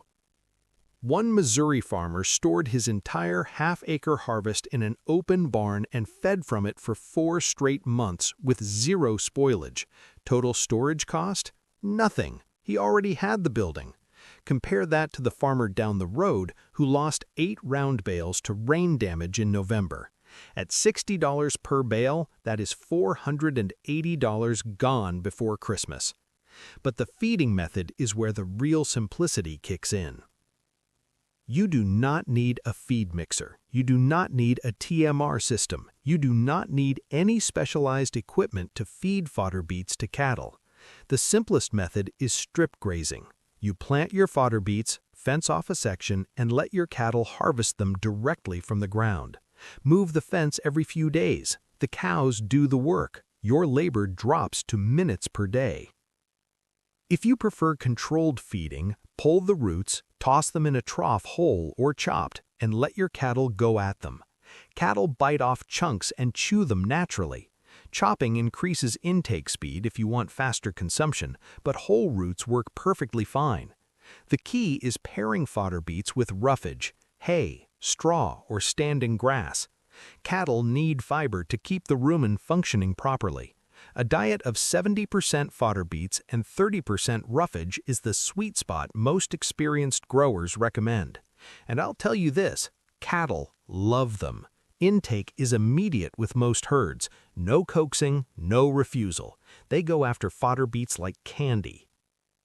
Now this next one can literally multiply your operations options. Here's something most farmers never consider. Fodder beets produce so much volume per acre that surplus is almost guaranteed once you dial in your system. That surplus has value, real cash value. The Missouri farm I mentioned earlier planted a full acre their second year. They fed their 30 cows all winter and still had 15 tons left over. 2 neighbors noticed how good their cattle looked and asked what they were feeding. They sold that surplus at $60 per ton and pocketed an extra $900. That's income from a crop that already saved them $4,200 in hay costs. Total financial swing in one winter? Over $5,000. Scale that up, 2 acres of fodder beets on a good year could produce enough surplus to become a legitimate side income stream, especially in regions where hay prices are volatile and farmers are desperate for alternatives every January. You're not just growing feed, you're growing a product that your neighbors will pay for when winter gets tough, and you control the supply. Drop a comment if that math just changed how you see your back acres, because the personal results I got took it even further. Let me tell you what happened when I actually tried this. I had been hearing about fodder beets for months, reading articles, watching farmers overseas post their harvest photos, and honestly, I thought it was exaggerated. I figured the yields were inflated, the feeding was complicated, and the whole thing would fall apart the moment real winter hit. But my hay bill that year pushed me over the edge. I had spent over $4,800 feeding through one winter, and my cattle still came out of it looking rough. Body condition was down. 2 cows had trouble calving. I was tired of paying premium prices for mediocre results. So I planted a small test plot, just a 1/4 acre. I used seed I ordered online for about $40, tilled with equipment I already owned, planted in late April after the last frost, and basically ignored the plot all summer except for one pass with a cultivator to knock back weeds in June. By October, I pulled roots the size of my forearm out of the ground. Some were bigger. I could not believe the volume from that tiny patch of dirt. I started feeding in early November, mixed with hay for fiber at about a 70-30 ratio. My cattle went after those roots immediately, no hesitation, no transition problems, because I introduced them slowly over 2 weeks. By January, the difference was obvious. Coats were shinier, body condition held steady instead of dropping like every previous winter, and my feed costs for that stretch dropped by nearly 40% compared to the year before. That was the moment I stopped being skeptical and started planning a full acre for the following season. The numbers do not lie when they are standing in your own field staring back at you. Now, let me save you from the errors that ruin this for people who rush in without the right information. Mistake 1: skipping the transition period. This is the one that hurts the most. Fodder beets are high in sugar. If you go from hay to full fodder beet feeding overnight, the sugars ferment rapidly in the rumen and drop pH into acidosis territory. That means bloat, sick cattle, or worse. The transition takes a minimum of 14 days. Start with 1 to 2 kilograms of dry matter per day. Increase by 1 kilogram every second day. No shortcuts. Rush this and you will pay for it with vet bills that wipe out every dollar you saved. Mistake 2: feeding without roughage. Fodder beets cannot be the entire diet. Cattle need fiber to keep the rumen working properly. Hay, straw, silage, even standing grass. Without roughage alongside the beets, digestive problems are almost guaranteed. The sweet spot is 70% beets and 30% roughage by intake. Ignore this ratio and your results will disappoint you fast. Mistake 3: forgetting protein supplementation. Fodder beet roots are low in protein, often under 10% crude protein on a dry matter basis. The leafy tops help balance that, but if you're feeding roots alone, you must add a protein source: grass hay, legume silage, or a protein concentrate. Lactating cows and young growing cattle cannot perform without it. Dry cows are more forgiving, but even they benefit from a small protein addition. Mistake 4: neglecting trace minerals. Cattle on high beet diets can develop deficiencies in copper, selenium, and iodine if you do not supplement. A mineral mix formulated for root crop diets keeps your herd covered. This is a cheap fix that prevents expensive problems. Now, zoom out and picture what your farm looks like 3 years from now. You're growing your own winter feed on 1 or 2 acres. Your hay bill has dropped by 60% or more. Your cattle come through every winter in better condition than your neighbor's herds. Calves are stronger at birth, weaning weights are up, breeding rates improve because your cows aren't spending all winter trying to survive on low-quality bales. Your soil is getting better every single season. Those deep taproots are breaking compaction. Strip grazing is putting fertility exactly where it belongs. Your spring pastures come back thicker and earlier, giving you more grazing days before you ever touch a stored bale. And the money you used to hand over to hay dealers, that stays in your pocket. Maybe it goes towards fencing, maybe towards another breeding animal. Maybe it's the margin that keeps your operation alive during the year that breaks everyone around you.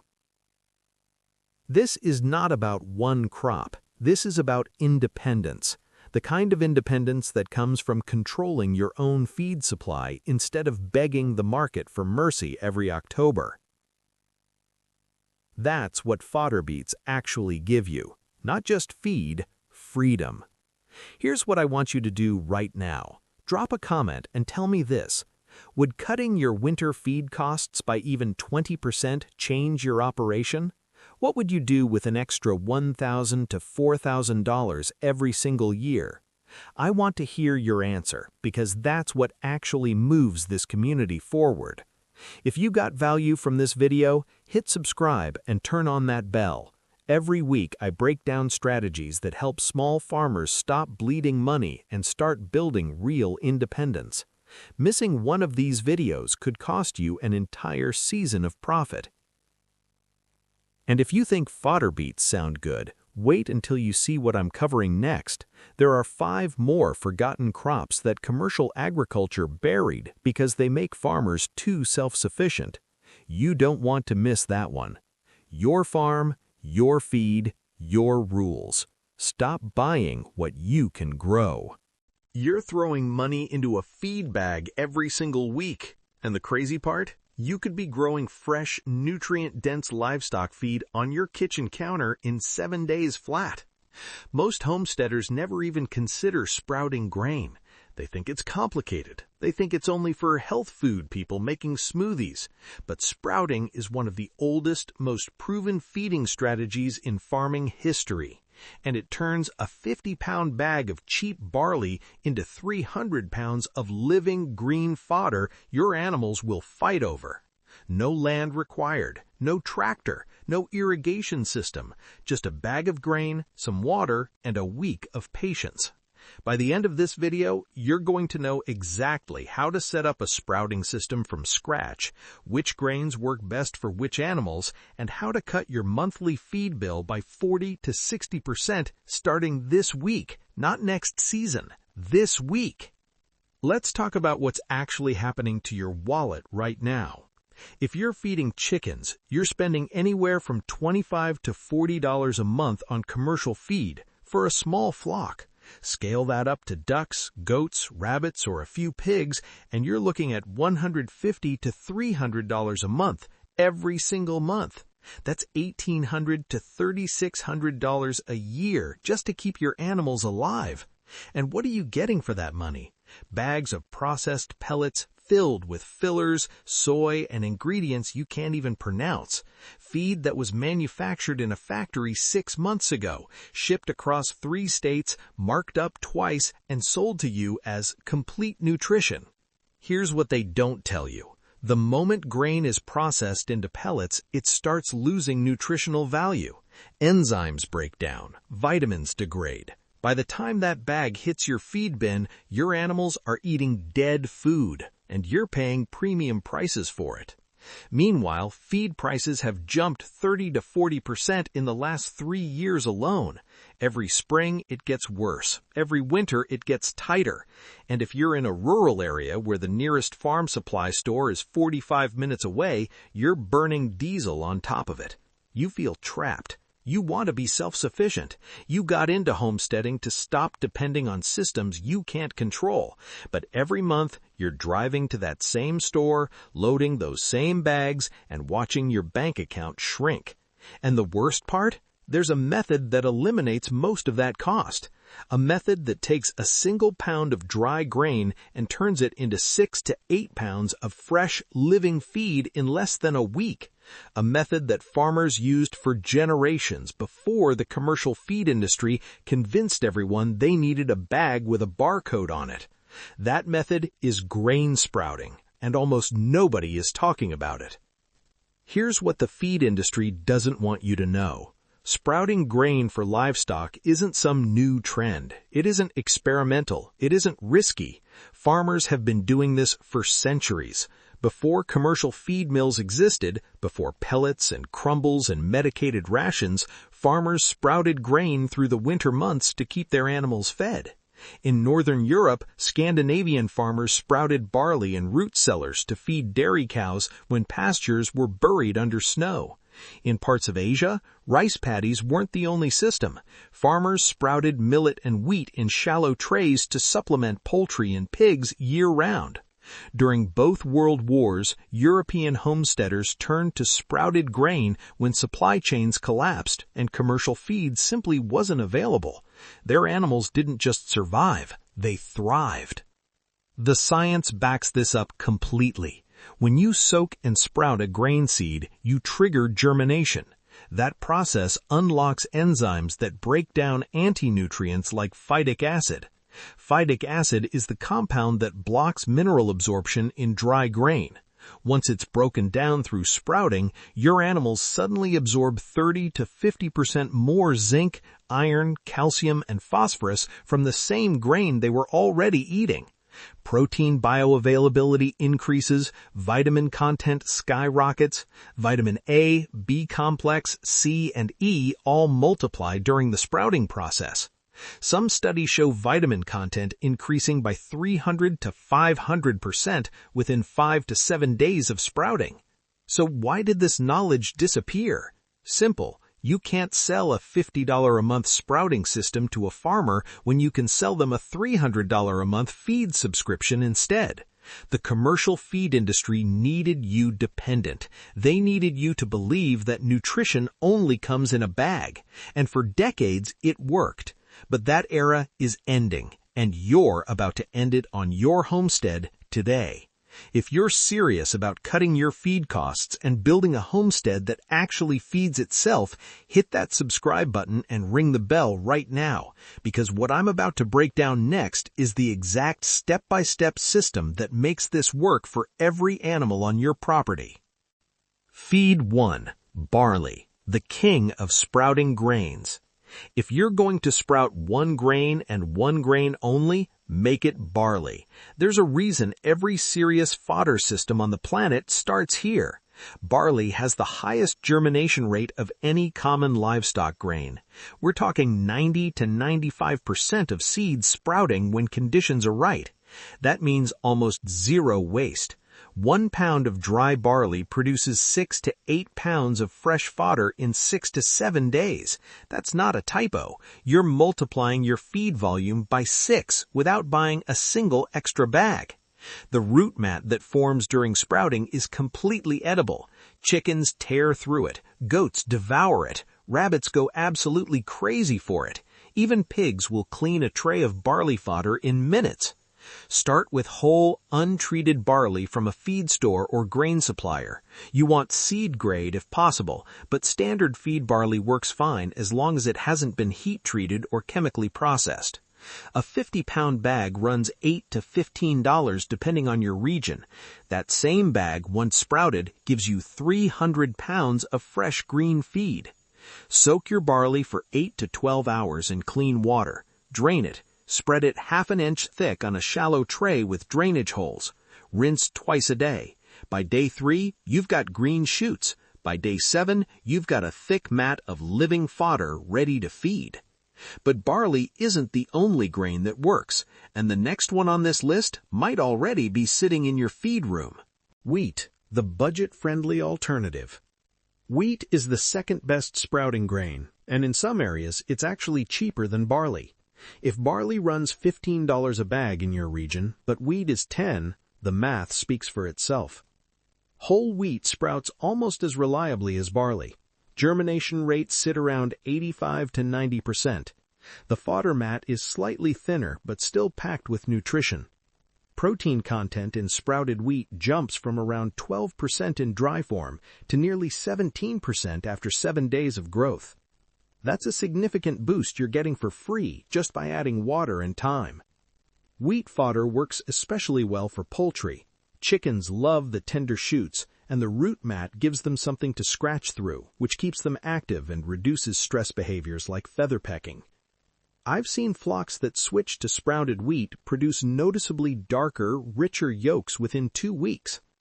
The sprouting process is identical to barley. Soak overnight, drain, spread on trays, rinse twice daily, harvest on day 6 or 7. The only difference is wheat can be slightly more prone to mold in humid conditions, so air circulation matters. A small fan near your trays solves that problem completely. Don't overlook wheat just because barley gets all the attention. For budget-conscious homesteaders, it's a hidden gem. Oats, the gentle option for sensitive animals. If you're raising rabbits, young chicks, or animals with sensitive digestive systems, sprouted oats are your best friend. Oats are softer than barley and wheat once sprouted. The shoots are tender, the root mat is less dense, and the overall texture is gentler on small or delicate digestive tracts. For rabbit breeders especially, sprouted oats are a game changer. Rabbits digest sprouted oats far more efficiently than dry pellets, and the moisture content helps prevent the GI stasis that kills more rabbits than almost any other condition. Use whole oats, not rolled or crimped. Rolled oats are already processed and won't sprout. You need the intact hull for sprouting to work. Whole oats cost roughly the same as barley in most areas, sometimes $1 or $2 less per bag. Germination rate is slightly lower than barley, around 75 to 85%, so your yield per pound is a bit less, but the nutritional profile makes up for it. Sprouted oats are higher in fat content than barley or wheat, which makes them excellent for animals that need extra calories during winter months or breeding seasons. Soak for 6 to 8 hours, spread thin, rinse twice daily, Harvest around day 6 when shoots are 4 to 6 inches tall. Your rabbits and chicks will thank you immediately. Now here's where things get really interesting for bigger livestock. Sunflower seeds, the protein powerhouse. Most people think of sunflower seeds as snacks or bird food, but sprouted black oil sunflower seeds are one of the highest protein fodder options you can grow. Dry black oil sunflower seeds already contain around 25% protein. Once sprouted, that bioavailability jumps dramatically because the anti-nutrients break down during germination. Your animals are absorbing more of that protein per bite than they ever could from the dry seed. Sprouted sunflower greens are rich in healthy fats, vitamin E, and essential amino acids. This makes them particularly valuable for laying hens. Fat is what drives egg production and yolk quality. Hens getting sprouted sunflower greens alongside their regular fodder lay more consistently and produce eggs with thicker shells and deeper orange yolks. The sprouting process is slightly different. Soak black oil sunflower seeds for 8 hours, drain, and spread on trays with a thin layer of soil or coconut coir on the bottom. The seeds need a growing medium because they develop a taproot rather than a root mat. Cover trays with a lid or damp cloth for the first 2 days to encourage germination. By day 3, uncover and expose to indirect light. Harvest at day 7 to 10 when greens are 4 to 6 inches tall. Cost is higher than barley or wheat. A 50-pound bag runs $20 to $30, but you're feeding this as a supplement, not a primary fodder. A little goes a long way. Peas, the nitrogen-rich secret weapon. Sprouted field peas are one of the most underrated additions to any fodder system, and I'll be honest with you, I didn't even consider them until another homesteader told me what they were doing with their goats. Field peas, sometimes called feed peas, sprout quickly and reliably. Germination rate is around 80 to 90% for quality seed. They're a legume, which means they're naturally higher in protein than cereal grains. Dry field peas run about 20 to 22% protein. Sprouted, your animals access significantly more of it per bite. What makes peas special is the amino acid profile. They're high in lysine, which is the amino acid most lacking in grain-based diets. For growing animals, breeding stock, and laying hens, that lysine boost makes a measurable difference in growth rates and production numbers. Soak for 12 hours. They're larger seeds and need more time to absorb water. Spread on trays and rinse twice daily. Shoots emerge by day 2, and you'll have harvestable sprouts by day 5 to 6, faster than barley in most setups. Mix sprouted peas with your barley or wheat for a complete amino acid profile. You're essentially building a custom ration cord without buying a single bag of commercial supplement. The next grain on this list is one most people have never even thought about sprouting. Millet, the heat-climate sprouting champion. If you're homesteading in the South, the Southwest, or anywhere with hot summers, millet is your sprouting grain. Most grains struggle in high heat. Barley and oats prefer cooler temperatures and mold easily when humidity climbs. Millet thrives in warmth. It germinates fast in temperatures that would ruin a barley tray.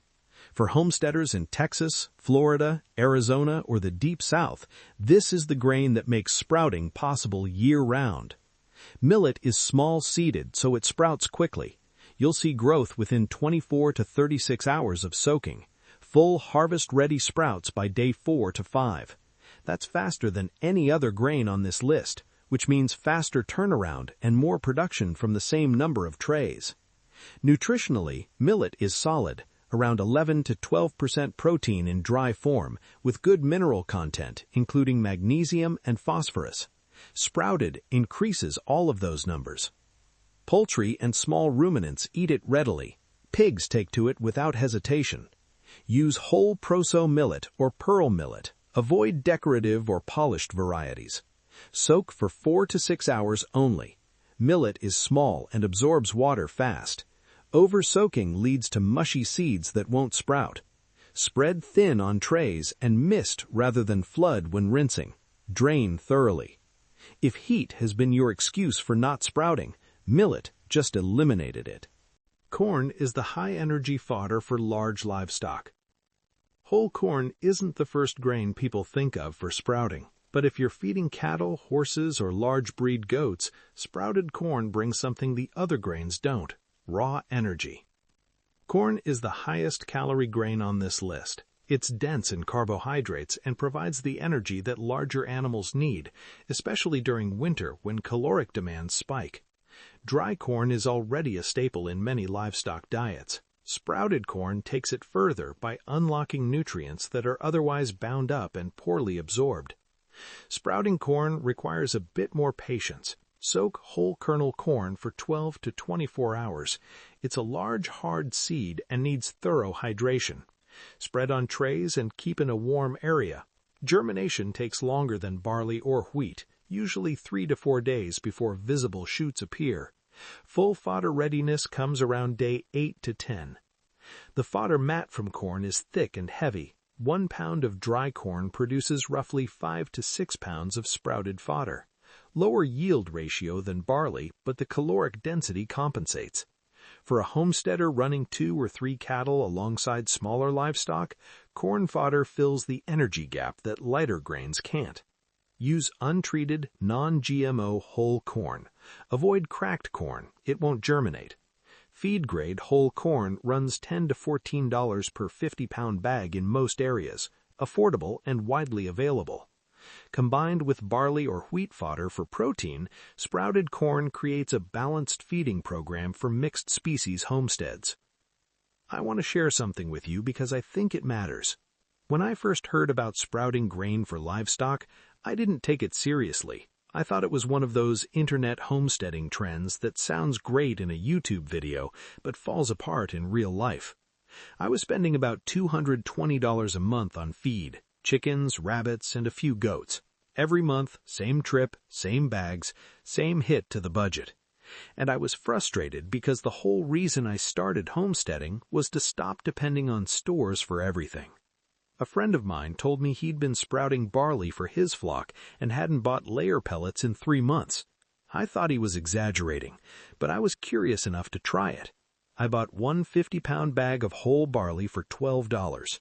I grabbed a few cheap plastic trays from the dollar store, drilled drainage holes in the bottom, and set them up on a shelf in my garage. Soaked the grain overnight, spread it on the trays the next morning, rinsed twice a day. By day 3, I had green shoots. By day 7, I had thick, lush mats of fodder that smelled like fresh-cut grass. I pulled the first tray out and set it in front of my chickens. They lost their minds. I've never seen them eat that aggressively. The goats were no different. They cleaned their trays in minutes and stood there looking at me like I'd been holding on to them. Within the first month, my feed bill dropped from $220 to about $85. That's $135 back in my pocket. By month 3, I had my system dialed in and my costs dropped to around $60 a month. That's a 70% reduction, from $12 worth of barley and some water. I became a convert, not because someone told me it worked, because I watched it work with my own animals on my own homestead. Before you start, let me save you from the errors that trip up almost every beginner. I made most of these myself. Mistake number 1, over-soaking your grain. If you leave barley or wheat sitting in water for 18, 20, 24 hours, you're drowning the seeds. They ferment instead of germinate. You'll smell it before you see it. A sour, vinegar-like odor means the batch is dead. 8 to 12 hours maximum for most grains. Set a timer if you have to. Mistake number 2, poor drainage. This is the #1 killer of sprouting systems. If water pools at the bottom of your trays, mold takes over within 48 hours. Every tray needs drainage holes, not 1 or 2, dozens. Drill them every inch across the bottom. When you rinse, tilt the tray and make sure water runs out completely. Standing water equals mold. Mold equals a ruined batch and potentially sick animals. Mistake number 3, no air circulation. Sprouting grain in a closed closet or sealed room is asking for trouble. Mold spores thrive in still, humid air.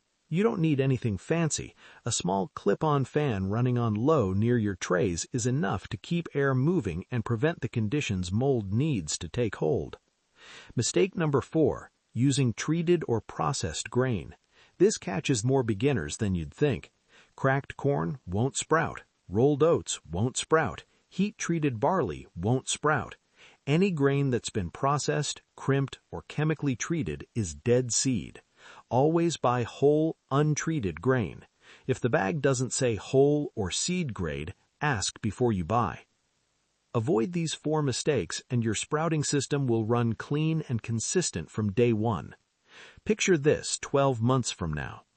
You walk out to your garage or your barn, and there's a simple shelf of trays cycling fresh green fodder every single day. 7 trays, 1 for each day of the week. You harvest 1, feed your animals, reset that tray with fresh grain, and the cycle continues without interruption. Your chickens are laying richer, darker eggs. Your goats have shinier coats and stronger kids. Your rabbits are healthier than they've ever been, and your feed bill is a fraction of what it used to be. You're not driving to the feed store every 2 weeks. You're not stacking heavy bags. You're not wondering what chemicals are in those pellets. Instead, you're feeding your animals living food that you grew yourself with water and a few dollars worth of grain. That's real self-sufficiency. Not the kind people talk about online, the kind you feel every morning when your animals are thriving on what your own hands produced. Now I want to hear from you. Which grain are you going to sprout first? Barley, wheat, oats, or something else on this list? Drop your answer in the comments below. I read every single one, and I'll help you troubleshoot if you run into issues. If this video gave you a new way to think about feeding your animals, hit that subscribe button and ring the notification bell. We put out new content every week breaking down real strategies that save you money and make your homestead work harder for you. And here's what's coming next. In the next video, I'm going to show you how to build a complete automated fodder system for under $50 that runs year-round with almost no daily effort. You don't want to miss that one. Your animals don't need expensive bags from a feed store to thrive. They need real food, and now you know exactly how to give it to them.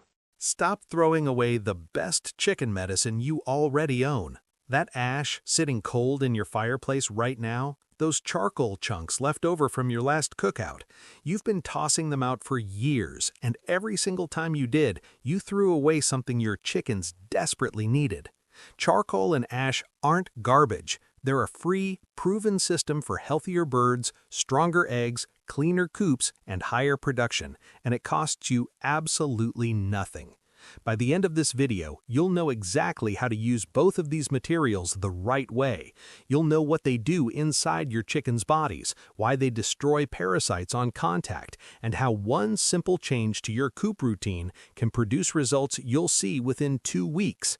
Ancient farmers knew this, your great-grandparents knew this, and somehow, in the age of $40 supplements and chemical coop sprays, we all forgot it. Not anymore. Here's the truth most backyard chicken keepers don't want to admit. You're spending money every single month trying to solve problems that keep coming back. Mites return. Ammonia smell builds up 3 days after you clean. Soft-shelled eggs keep appearing in the nest boxes. Hens that should be laying 5 eggs a week are giving you 3. And what does the feed store sell you? Permethrin sprays at $18 a bottle. Probiotic supplements at $25 a bag. Coop deodorizers that smell like chemicals and last 2 weeks, calcium additives that cost $12 and run out fast. A small flock of 10 hens can easily cost you $300 to $500 a year just in these add-on products that treat symptoms, not causes. And here's what makes it worse. Most of these problems, the parasites, the ammonia, the weak shells, the digestive issues, they're all connected. They all trace back to the same root. Your birds are missing basic natural inputs their bodies were designed to use every single day. Free-range chickens in traditional farming systems never had mite outbreaks like we see today. They didn't have chronic soft-shell problems. They didn't live in coops that reeked of ammonia after a rainy week. Why? Because they had access to ash, They had access to charcoal. They self-medicated. They dust-bathed in the right materials. Their keepers understood what these simple residues actually did. Modern agriculture replaced all of that with products you have to buy on a monthly subscription, and the moment you stop buying, the problems come back. That cycle ends today. This isn't a new idea someone invented on a homesteading blog last year. Farmers have been using charcoal and ash with their livestock for over 2,000 years. Ancient Greek and Roman farmers documented feeding charcoal to sick animals. Traditional farming communities across Europe, Asia, and Africa incorporated wood ash into their animal management systems as standard practice, not as a last resort, but as a first line of defense. In medieval Europe, ash was spread across barn floors and animal bedding as a matter of routine. Farmers observed that flocks managed this way stayed healthier, smelled better, and produced more consistently through harsh winters. They didn't have the science to explain why, they just knew it worked. And it works because of basic chemistry. Wood ash is naturally alkaline. Parasites, harmful bacteria, and fungal growth all thrive in moist, acidic environments. Ash changes that environment completely. It dries surfaces, shifts pH, and creates conditions where the organisms that make your chickens miserable simply cannot survive.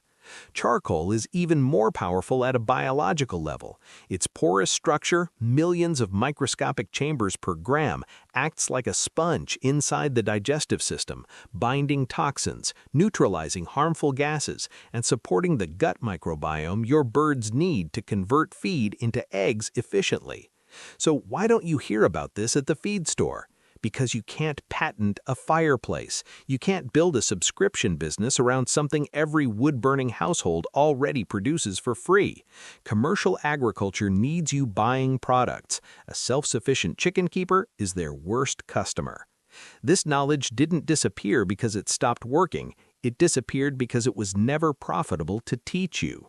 Stay with me until the end, because the last two uses on this list are the ones most chicken keepers completely miss, and they might be the most valuable of all. If you want practical, proven, zero-cost strategies for a healthier and more productive flock, hit subscribe and turn on notifications. We share real solutions every single week. No gimmicks, no expensive products, just what actually works. Item 1. The dust bath. Your chicken's first line of defense. If your chickens don't have access to a proper dust bath, they are fighting parasites with their hands tied behind their backs. Dust bathing is not a luxury behavior. It is a biological necessity. Chickens that cannot dust bathe properly develop higher mite and louse loads, show more stress behaviors, and lay less consistently. It's that direct. Here's where ash changes everything. Regular soil works to a point, but fine wood ash penetrates far deeper into the feather structure than dirt alone. It reaches the skin surface where mites and lice actually live and breed. The microscopic particles physically clog the breathing tubes of external parasites, suffocating them on contact. No chemicals, no resistance buildup, pure mechanical destruction. Set up a dedicated dust bath station using a simple plastic tub or a wooden frame at least 12 inches deep. Fill it with 1 part fine soil, 1 part sand, and 1 part cool sifted ash. Make sure the ash is completely cold and free of nails or debris before it goes anywhere near your birds. Place it in a sunny, dry spot. Chickens naturally prefer to dust bathe in sunlight.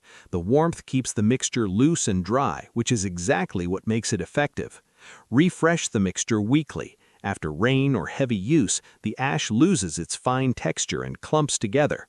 Clumped ash doesn't penetrate feathers. Fresh, powdery ash does. Give your birds this one thing and watch how quickly they use it. They instinctively know what their bodies need. But the dust bath is just the beginning. What charcoal does inside your chickens is even more powerful.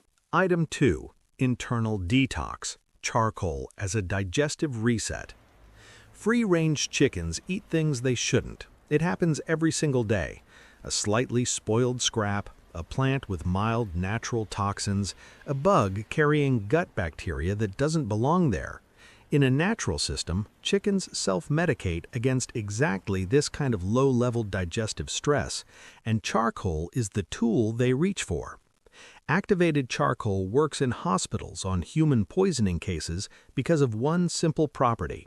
Its porous surface area is enormous. 1 gram of activated charcoal has roughly the surface area of a football field. That surface binds toxins, harmful bacteria, and fermentation byproducts in the digestive tract before the body can absorb them. Wood charcoal, the natural lump variety, not commercial briquettes, works on the same principle for your flock. Crush natural lump charcoal into pieces roughly the size of a grain of corn. Never powder it completely. You want pieces small enough to ingest but large enough to recognize. Offer it free choice in a small dish separate from their main feed, or mix a small amount directly into a wet feed mash 2 to 3 times per week. Your hens will self-regulate. They know when they need it. Some days they'll ignore the dish entirely. Other days, particularly after eating something questionable, they'll go straight for it. The results show up in their droppings first. Firmer, better-formed stools within a few days. Then in their behavior, more active, less lethargic. Then in your egg basket, more consistent production from hens that were laying sporadically. And if digestive health is this powerful, wait until you see what charcoal does for the air your chickens breathe every night. Item 4. Stronger shells, the free calcium source you're ignoring. Soft-shelled eggs. Thin shells that crack the moment you pick them up, eggs that break in the nest box before you even collect them. This is a calcium problem, and wood ash is a legitimate free calcium source that most keepers walk right past every single day. Hardwood ash, oak, maple, fruit woods contain significant calcium carbonate, the exact same compound that makes up eggshells. It also contains potassium, phosphorus, and a range of trace minerals that support overall laying health. Offer fine-sifted ash free choice in a small dish alongside their regular feed. Don't force it into their diet. Let them take what they need. Chickens are remarkably good at self-regulating mineral intake when given the opportunity. A hen producing 6 eggs a week needs approximately 12 grams of calcium weekly just for shells, plus what her bones and metabolic processes require. Free choice ash gives her a supplemental source she can access exactly when her body signals the need. Sprinkle a thin dusting of ash directly into nesting boxes. Hens will naturally peck at it while they settle in to lay. This passive supplementation works alongside free choice access to consistently strengthen shell quality over time. Important note: only use ash from clean, natural wood. Never use ash from treated lumber, plywood, painted wood, or any chemically treated material. Those toxins concentrate in ash and can seriously harm your birds. Pure ash from natural wood is safe, free, and effective. Your eggshells will show the difference within 2 to 3 weeks. But stronger shells are just one measurable result. What comes next shows up in the egg itself. Item 5. Yolk quality and hen vitality, the gut connection. Dark, rich, deep orange yolks are the visible proof of a healthy hen. Pale yolks signal nutritional gaps. They signal a digestive system that isn't absorbing what it needs from feed. And that absorption problem loops directly back to gut health, the same gut health that charcoal actively supports. When a hen's digestive system is running cleanly, free of toxin buildup, harmful bacteria kept in check, gut microbiome balanced, her body extracts more usable nutrition from every gram of feed she consumes.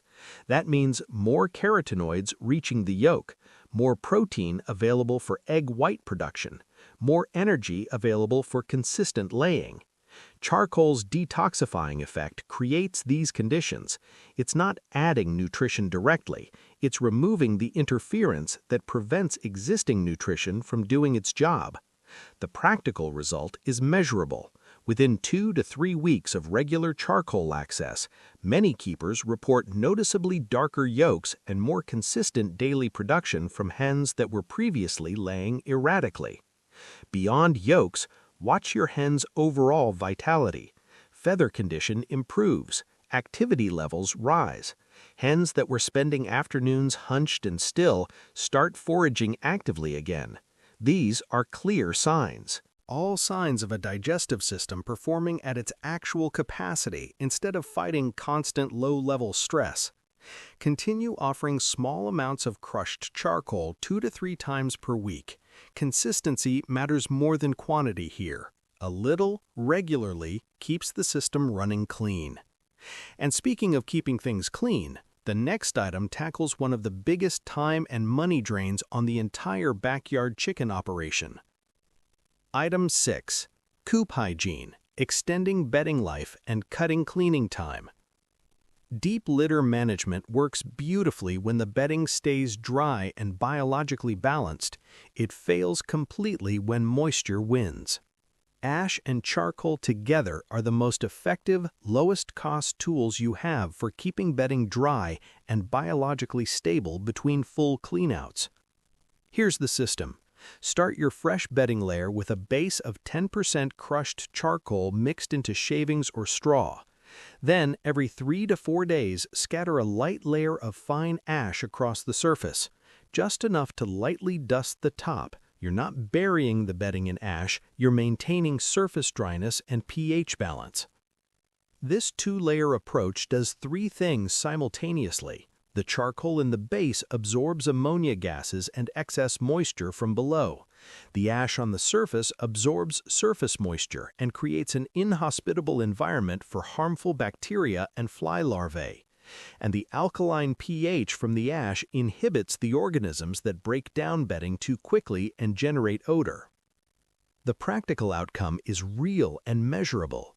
Bedding that would normally require a full cleanout every 3 weeks can stretch comfortably to 5 or 6 weeks without ammonia buildup or unhealthy bacterial levels.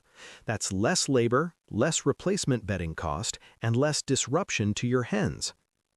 A bag of wood shavings that costs $8 and lasts 3 weeks now costs the same $8 and lasts nearly twice as long.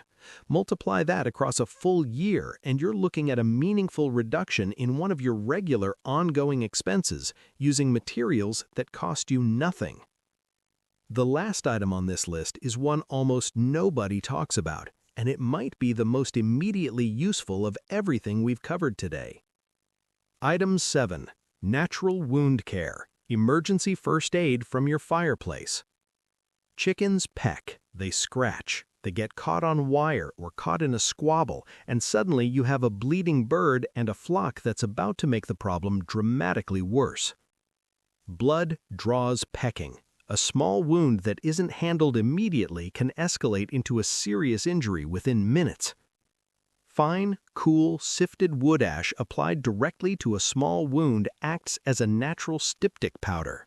It helps blood clot faster, dries the wound surface, and creates a protective coating that reduces the wound's visual contrast against feathers, making it far less likely to attract continued pecking from the rest of the flock. Charcoal powder applied over or alongside the ash adds mild antibacterial properties that help protect against infection in that critical first window after injury. This is not a replacement for veterinary care on serious wounds, but for minor scrapes, small cuts, and surface injuries, the kind that happen regularly in any active flock. This combination works as reliable, immediate first aid while you assess the severity. Keep a small jar of finely sifted ash and a separate jar of powdered charcoal in your coop supply kit specifically for this purpose. Label them clearly. In a moment when you need them, you want to reach for the right thing immediately. Knowing you have a zero-cost, always available first aid option is one more layer of self-sufficiency that costs nothing to maintain. I'll be honest with you. When I first heard about using ash and charcoal in the coop, I thought it sounded like the kind of advice you get from someone who hasn't actually kept chickens. I was dealing with a persistent mite problem. 3 months of fighting it. I'd tried the permethrin spray twice. I'd done a full coop cleanout, treated every surface, replaced all the bedding. 2 weeks later, the mites were back. My hens were miserable. Pale combs, patchy feathers around the vent area, dropping from 5 eggs a day down to 2. I was frustrated, and I was spending money I didn't want to spend on products that clearly weren't solving the root problem. A neighbor, older guy, been keeping chickens for 40 years, walked over one afternoon while I was venting about it. He listened for a minute, then just pointed at the ash pile next to my fire pit and said, "Have you given him that?" I hadn't. I thought he was joking. He wasn't. I set up a dust bath station that same afternoon, large plastic storage tub filled with a mix of soil, sand, and a generous amount of cool sifted ash from the fire pit. I also scattered crushed charcoal from my last cookout across the coop bedding and put a small dish of it near the feeder. The first thing that happened was immediate and almost funny. Within 10 minutes of setting out the dust bath, 3 hens were in it simultaneously, rolling and fluffing like they'd been waiting for it their whole lives. They knew. I didn't have to introduce it or encourage them. They just knew. Within 2 weeks, the mite problem was visibly reduced. Within a month, it was gone completely. But that wasn't even the part that converted me. The part that converted me was the eggs. Firmer shells, darker yolks, and production climbed back from 2 eggs a day to 4, then consistently 5. From hens that hadn't changed, on the same feed, in the same coop. The only variable was the ash and charcoal. That neighbor has never bought a mite treatment in 40 years of keeping chickens. I've bought my last one too. Now that you know what to do, let's talk about what will go wrong if you're not careful. These are the mistakes I see most often, and every single one of them will either reduce your results or actively harm your birds. Mistake 1. Using ash from the wrong wood. This is the most dangerous mistake on the list. Treated lumber, painted wood, plywood, particle board, and wood composites all contain chemicals, arsenic, formaldehyde, lead-based compounds that concentrate in the ash when burned. Feeding that ash to your chickens can poison them. There are no obvious symptoms at first, which makes it worse. Only ever use ash from clean, natural, untreated hardwood, oak, maple, fruitwoods, and similar hardwoods. Produce the cleanest, mineral-richest ash. If you're not certain what burned, don't use the ash. That's the rule. Mistake 2. Using briquette charcoal instead of natural lump charcoal. Commercial charcoal briquettes contain binders, accelerants, and chemical additives that make them burn consistently for grilling. Those same additives make them completely inappropriate for your chickens. Natural lump charcoal is pure carbonized wood. That's what you want. Check the bag before you buy. It should say 100% natural hardwood lump charcoal with no additives listed. Mistake 3. Letting the dust bath get wet and leaving it. Wet ash clumps into a paste that does nothing useful. It won't penetrate feathers, it won't suffocate parasites, and it can actually harbor bacteria in a wet, compacted state. Check your dust bath after any rain. If it's clumped, remove it completely. Let the container dry out and refill with fresh material. A neglected dust bath is worse than no dust bath at all. Mistake 4. Overloading the diet with charcoal. Charcoal binds toxins, but in very large quantities it can also bind beneficial nutrients and medications. Offer it free choice in small amounts. A tablespoon-sized portion 2 to 3 times per week is plenty. If a hen is on any kind of medicated treatment, remove charcoal access during that period so it doesn't interfere with absorption. This isn't about fixing one problem one time. When you build ash and charcoal into your regular coop routine, you're creating a system that compounds over time. Healthier gut function means better feed conversion. Better feed conversion means more eggs from the same feed bill. Fewer parasites mean less stress on your birds, and less stressed birds lay more consistently across every season. Think about what that looks like across a full year. No monthly mite treatments, no coop deodorizer purchases, bedding lasting nearly twice as long, shell quality strong enough that breakage in the nest box becomes rare instead of routine, hens staying productive longer because their bodies aren't constantly fighting low-level health stress. The financial side adds up faster than most people expect. A flock of 10 hens spending $300 less annually on reactive products. That's real money staying in your pocket. Money you didn't earn by working harder. Money you kept by working smarter. But beyond the dollars, there's something more important. You stop being dependent on a supply chain to keep your animals healthy. You stop reacting to problems and start preventing them. Your coop runs cleaner with less effort. Your mornings are easier. That's what self-sufficiency actually feels like. Not dramatic, just quietly, consistently better, season after season. So here's what I want you to do right now. Look at your fire pit, your wood stove, your grill. If there's clean ash sitting there from natural wood, you're already holding the solution to problems you've been paying to fix for years. Set up the dust bath this week. Add charcoal to your bedding today. Put a small dish of crushed lump charcoal near your feeder. Start simple. Watch what happens in 2 weeks. Your chickens will show you the results faster than any supplement label ever promised. Now I want to hear from you. Drop a comment below and tell me, have you ever used ash or charcoal with your flock? What results did you see? Or if this is brand new to you, tell me which benefit surprised you most. If this video saved you money or gave you one idea worth trying, hit that like button and subscribe. We put out practical, zero-cost farming solutions every single week.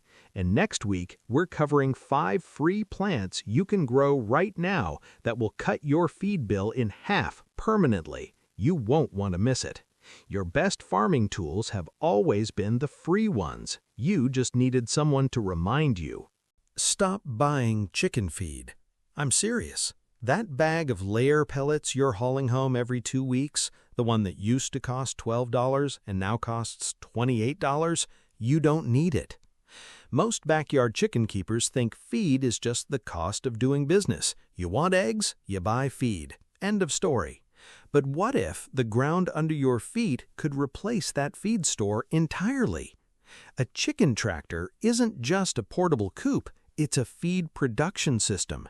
And when you set it up the right way, moving it on the right schedule, over the right ground, connected to the right crops, your chickens will eat better than they ever have, and your feed bill drops to zero. Not almost zero, zero. By the end of this video, I'm going to show you the exact chicken tractor system I use, the rotation schedule that makes it work, the 7 free feed sources your property is already growing, and the mistakes that keep most people stuck buying bags at the co-op. This changed everything on my homestead, and it will change yours too. Let's talk about what's really happening to your wallet right now. A 50-pound bag of quality layer feed costs anywhere from $28 to $35, depending on where you live. If you're running a flock of 15 to 20 hens, which is pretty standard for a backyard homesteader, you're going through a bag every 10 to 12 days. That's roughly $90 to $100 a month, over $1,000 a year just on feed. And that number keeps climbing. Feed prices have jumped over 40% in the last 3 years alone. You're not imagining it. It's real. Now here's what makes it sting even worse. You got into chickens to save money on eggs, to be more self-sufficient, to stop depending on the grocery store. But instead, you've just traded one dependency for another. You went from depending on the egg aisle to depending on the feed aisle. That's not self-sufficiency. That's a subscription. And the mainstream advice doesn't help. They tell you to buy in bulk, find a cheaper mill, mix your own ration, but all of those solutions still start and end at a store. You're still writing checks to somebody else to feed your own animals. Meanwhile, your property, your land, your grass, your garden scraps, your soil is sitting right there, producing nothing for your flock, just waiting to be activated. The truth is, most homesteaders have all the pieces already. Garden, compost pile, a patch of yard, maybe some fruit trees, but none of it connects. The garden doesn't feed the chickens don't fertilize the garden, the compost just sits in a heap.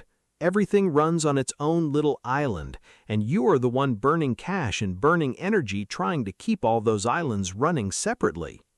That's the real problem, not the price of feed, the fact that nothing on your property is working together, and that's exactly what this system fixes.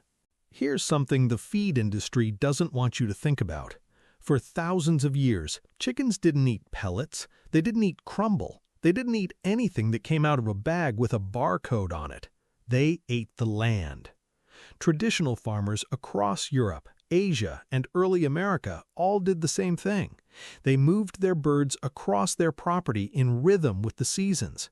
Chickens followed cattle through pastures. They scratched through garden beds after harvest. They cleaned up orchards in the fall. They turned compost piles into protein factories, eating grubs, larvae, and worms that most people today just throw away. And those birds were healthy, productive, laying strong eggs with deep orange yolks, all without a single dollar spent on commercial feed. The chicken tractor is just the modern version of that ancient system, a lightweight, movable pen that lets you rotate your flock across your land on a schedule. It's not some new invention, it's old wisdom with a new frame, literally. Joel Salatin popularized the term, but the concept goes back centuries before him. Small farmers everywhere knew the secret. You don't feed chickens, you let the land feed them, and in return, they feed the land right back. So what happened? The commercial feed industry happened. Once you could buy nutrition in a bag, people stopped designing their properties to produce it. The knowledge didn't disappear because it stopped working. It disappeared because somebody figured out how to sell you the replacement. And now that replacement costs you over $1,000 a year. The good news is the old system still works. It works on 5 acres. It works on 2 acres. And yes, it works on 1 acre or less. You just need the right layout and the right rotation, which is exactly what I'm about to give you. If you're serious about cutting your feed costs and building a homestead where everything works together, hit that subscribe button and turn on the bell. What's coming next are the 7 free feed sources that will replace that feed bag for good. Number 1.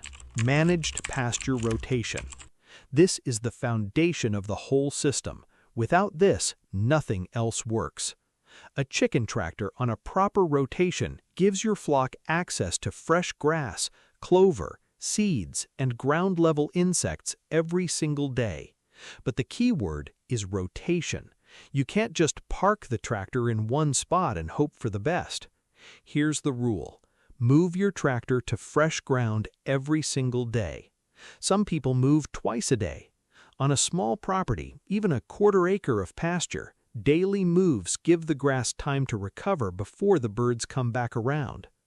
I use a 21-day rotation cycle. That means the tractor doesn't return to the same patch for 3 full weeks. By the time the birds come back, the grass has regrown, the insect population has rebounded, and the ground is loaded with fresh forage again.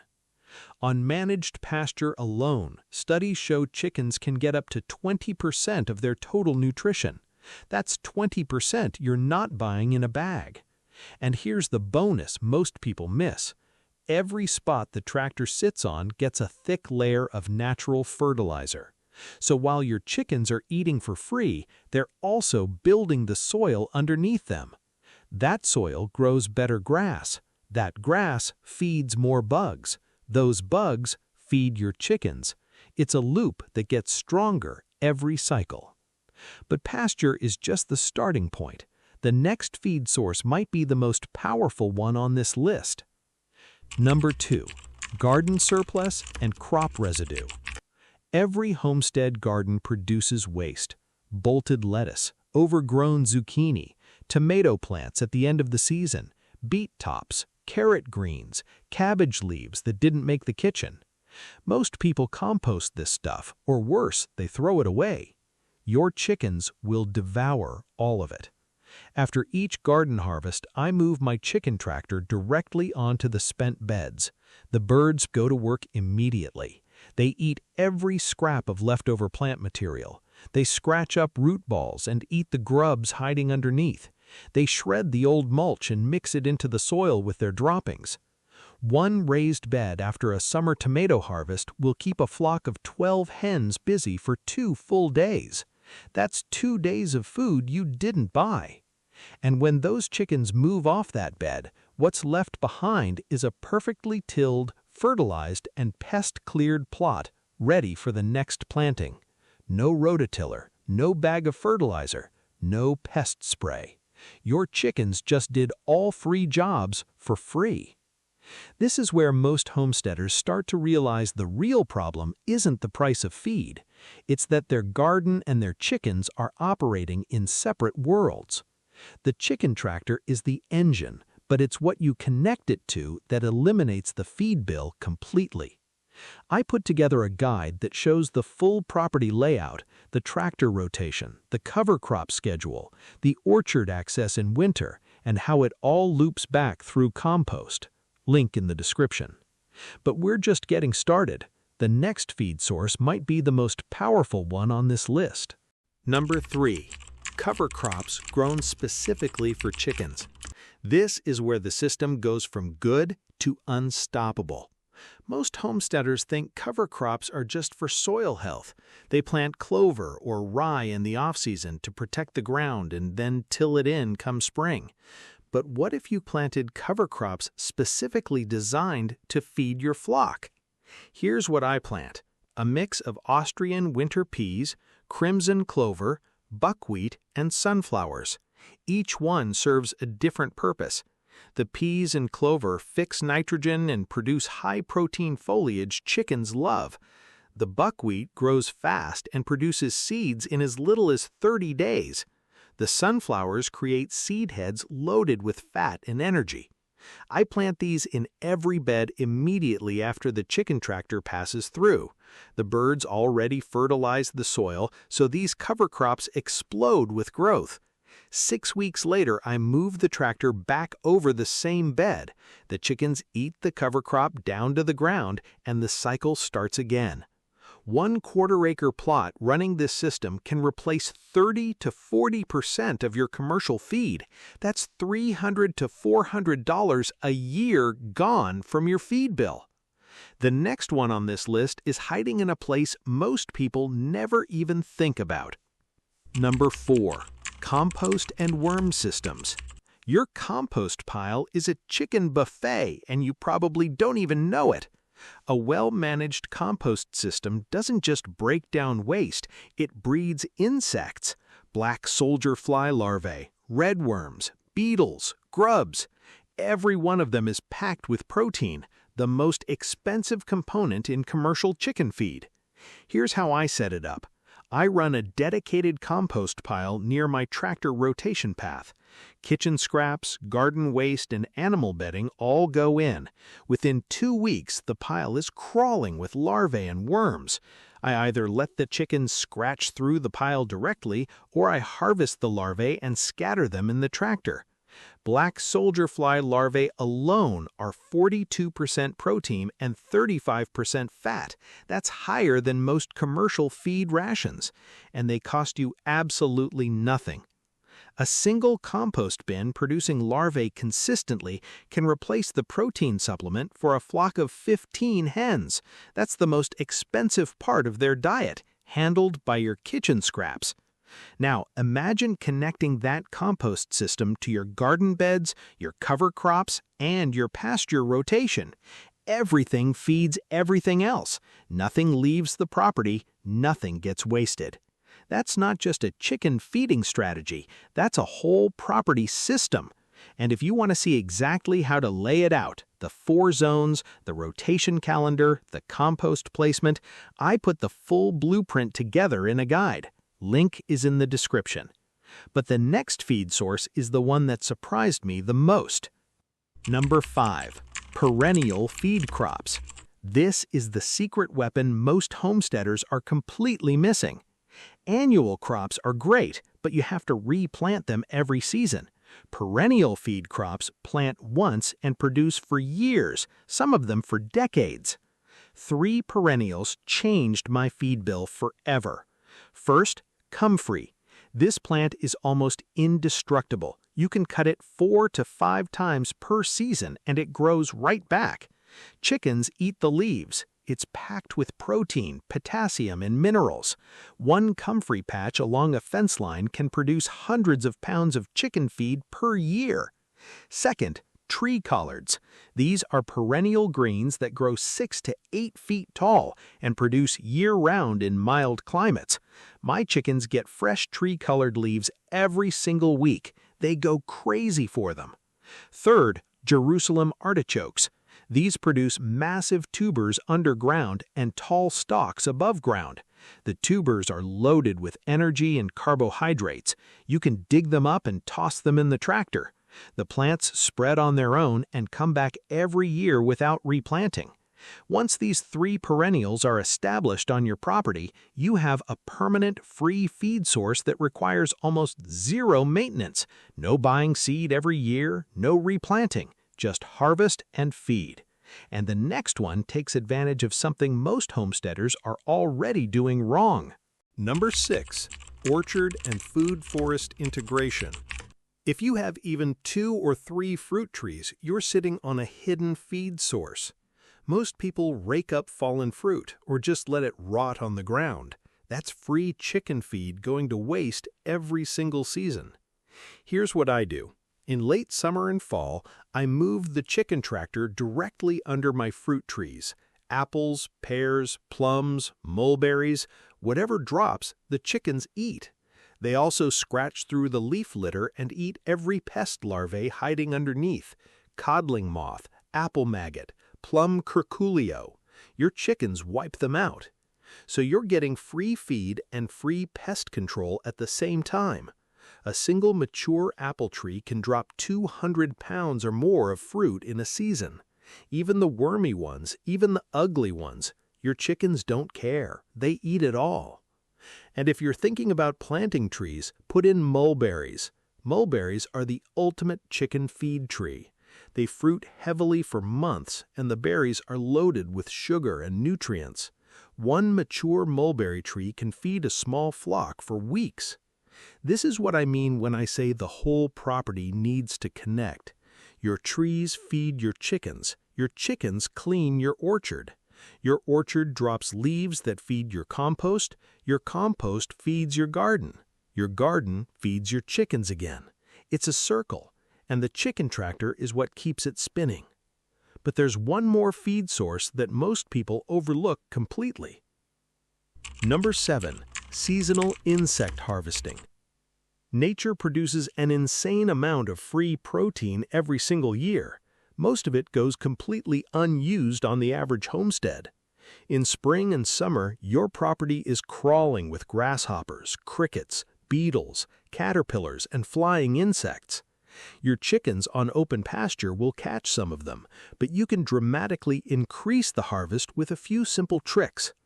First, light traps. A simple solar light over a bucket of water near the chicken tractor at night attracts and drowns thousands of flying insects. In the morning, dump the bucket in the tractor. Free protein breakfast. Second, board traps. Lay a few pieces of plywood or old boards on the ground near the tractor path. Lift them every morning and let the chickens eat whatever gathered underneath. Slugs, earwigs, beetles, worms. It's like a vending machine that restocks itself every night. Third, let areas of your property go wild intentionally. Unmown strips, brush piles, and tall grass areas become insect breeding habitat. Rotate your tractor through these zones periodically and watch your flock feast. A flock with consistent access to wild insects shows measurably better egg production, darker yolks, stronger shells, and higher hatch rates if you're breeding, all because you let nature do what it was already doing. I want to tell you exactly how this played out on my property because I didn't always believe this was possible. 3 years ago, I was spending about $110 a month on feed. I had 18 hens and 2 roosters in a stationary coop with a fixed run. The ground in that run was bare dirt, nothing growing, nothing living, just packed earth and chicken droppings.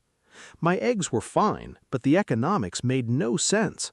I did the math one night and realized I was spending over $1,300 a year on feed to produce maybe $800 worth of eggs. I was literally paying to have chickens. A friend told me to try a chicken tractor. I was skeptical. I thought there was no way a few bugs and some grass could replace a commercial ration. It sounded like wishful thinking from someone who read too many homesteading blogs. But I was frustrated enough to try it. I built a simple tractor. Cattle panels, a tarp, and chicken wire. Cost me about $65. I started moving it daily across my backyard pasture. Within the first week, I noticed my feed consumption dropped. The birds were eating less from the feeder because they were filling up on forage. Then I started running the tractor over my garden beds after harvest. Then I planted cover crops. Then I set up a compost station with black soldier fly larvae. Then I put in comfrey and Jerusalem artichokes along the fence line. Each piece I added knocked the feed bill down further. After 6 months, I was buying 1 bag of feed per month instead of 3. After a full year of running the complete system, tractor rotation, cover crops, compost, perennial feed crops, and orchard integration, I stopped buying feed entirely.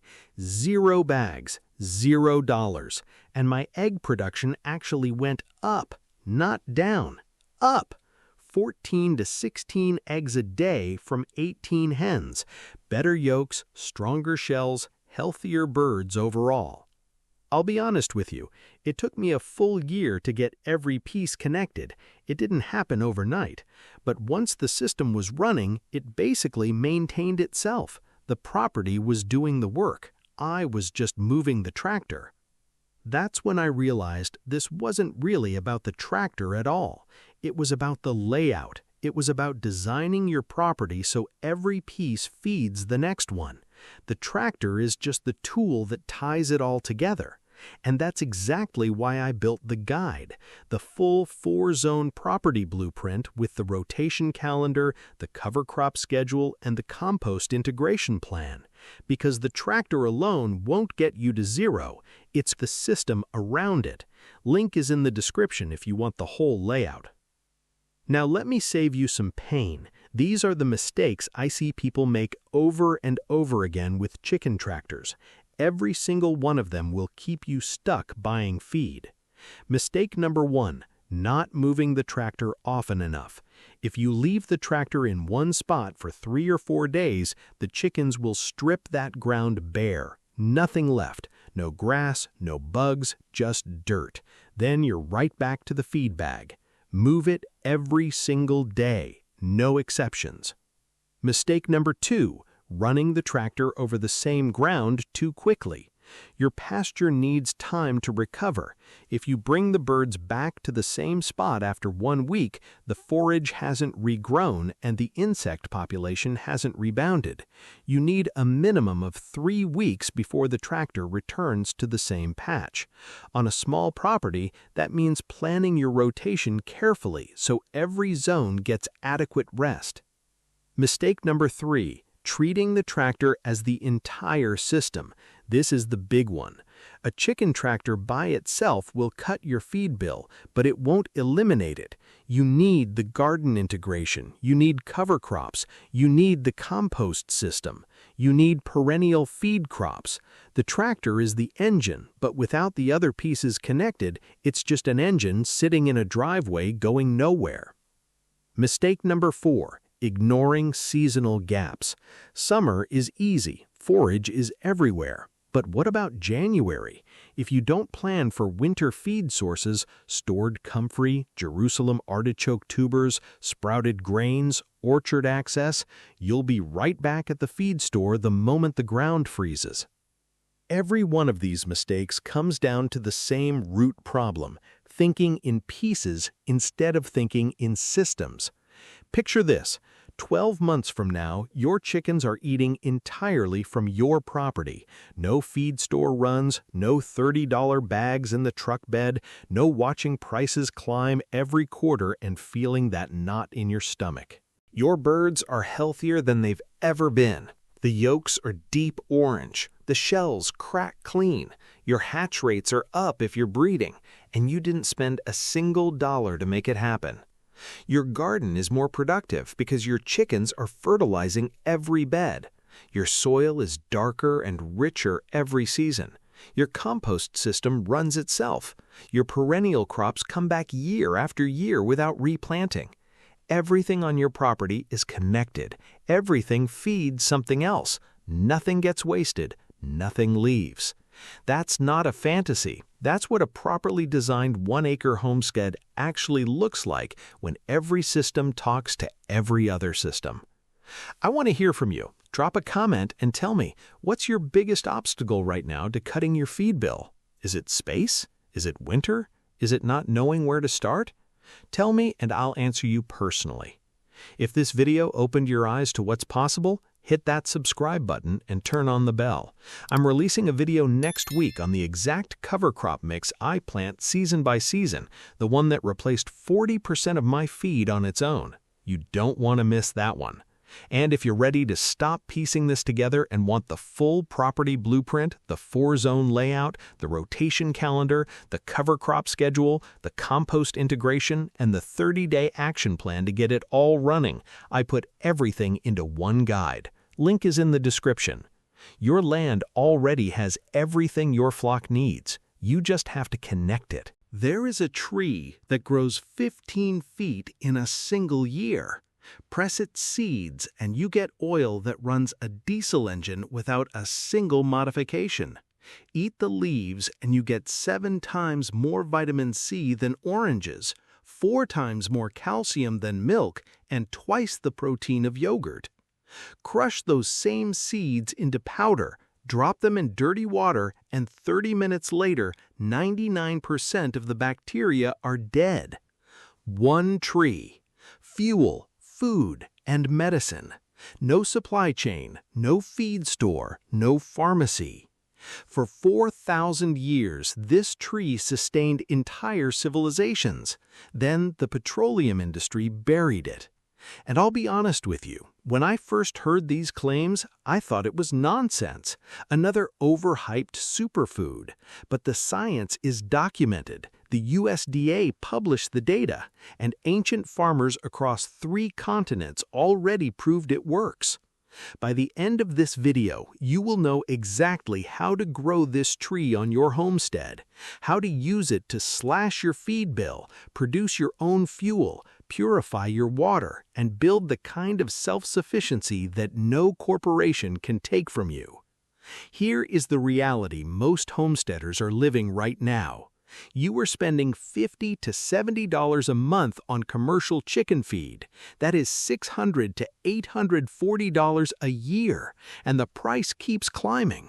Since 2020, feed costs have jumped over 30% across the board, and you don't even know what's in that bag. Fillers, synthetic additives, ingredients sourced from factories you'll never see. Diesel for your tractor and generator, up 40% in 3 years. One bad winter and your fuel bill alone can wipe out a month of farm income. Then there's the pharmacy. A single vet visit for a sick animal runs $150 to $300. Basic livestock supplements cost $25 to $40 a bag. And the natural health products marketed to homesteaders, most of them are repackaged powders sold at a 1,200% markup. You are working harder than your grandparents did, spending more than they ever imagined, and somehow producing less real independence than a subsistence farmer in 1920. The system is not broken. It was designed this way. Every input you buy is a subscription to someone else's supply chain. But what if one tree, a single planting that costs you less than $5, could replace a significant chunk of those expenses permanently? That tree exists, and the reason you have never heard of it is not an accident. This tree is called moringa, and its history reads like something the modern world tried to erase. In northern India, 2000 BCE, families were already eating every part of it. Leaves like spinach, pods like beans, seeds pressed for lamp oil. When droughts hit and wells turned brown, they crushed moringa seeds into clay pots of dirty water. 30 minutes later, the water ran clear, bacteria dead, sediment gone. They did not know the science, they just knew it worked. By 600 BCE, Ayurvedic physicians had documented moringa treating over 300 conditions. The Romans imported its oil from Egypt and India, paying premium prices for an oil that never spoiled. Arab traders carried it across the Silk Road. In sub-Saharan Africa, it spread across the Sahel, thriving in drought conditions where every other crop failed. Then, in 1892, British colonial chemists measured the leaves and confirmed what ancient farmers already knew. 7 times the vitamin C of oranges, 4 times the calcium of milk, 4 times the vitamin A of carrots, 3 times the potassium of bananas, twice the protein of yogurt. This is not a supplement, this is a complete multivitamin growing on a tree. But here's where the story turns dark. In 1870, John D. Rockefeller founded Standard Oil. By 1900, his empire controlled 90% of American oil refining. And Rockefeller understood one thing clearly: you cannot monopolize a tree. So he built a system that made petroleum the only option. Pipelines, refineries, gasoline stations on every corner. By 1920, every plant-based fuel alternative had vanished from American infrastructure. Rudolf Diesel, the man who demonstrated his engine running on vegetable oil at the 1900 Paris World Exhibition, died under mysterious circumstances in 1913. The Rockefeller Foundation then spent $16 million between 1943 and 1963 reshaping global agriculture. Every project had one theme: make farming dependent on petroleum. Tractors replaced horses, synthetic fertilizers replaced compost, diesel pumps replaced hand irrigation. Traditional food forests, including millions of moringa trees, were cleared across India and Africa to make room for monoculture crops that required constant chemical inputs. The knowledge was never lost, it was buried, and now you are going to dig it back up. If you want hidden farming strategies that slash costs and build real independence, subscribe and hit the bell right now, because what I'm about to reveal will change how you run your homestead forever. Here is where moringa earns its place on your homestead faster than anything else you can plant. Moringa leaves contain 25 to 30% protein on a dry matter basis. That is higher than most commercial poultry feeds on the market. They're also loaded with vitamins A and C, calcium, and iron, the exact nutrients laying hens need for strong shells, deep orange yolks, and bulletproof immune systems. And your chickens already know this. Put fresh moringa leaves in front of a flock and watch them stampede past their pellets to get to it. Goats devour it. Rabbits thrive on it. Even cattle show improved weight gain when moringa is added to their forage. The practical setup is dead simple.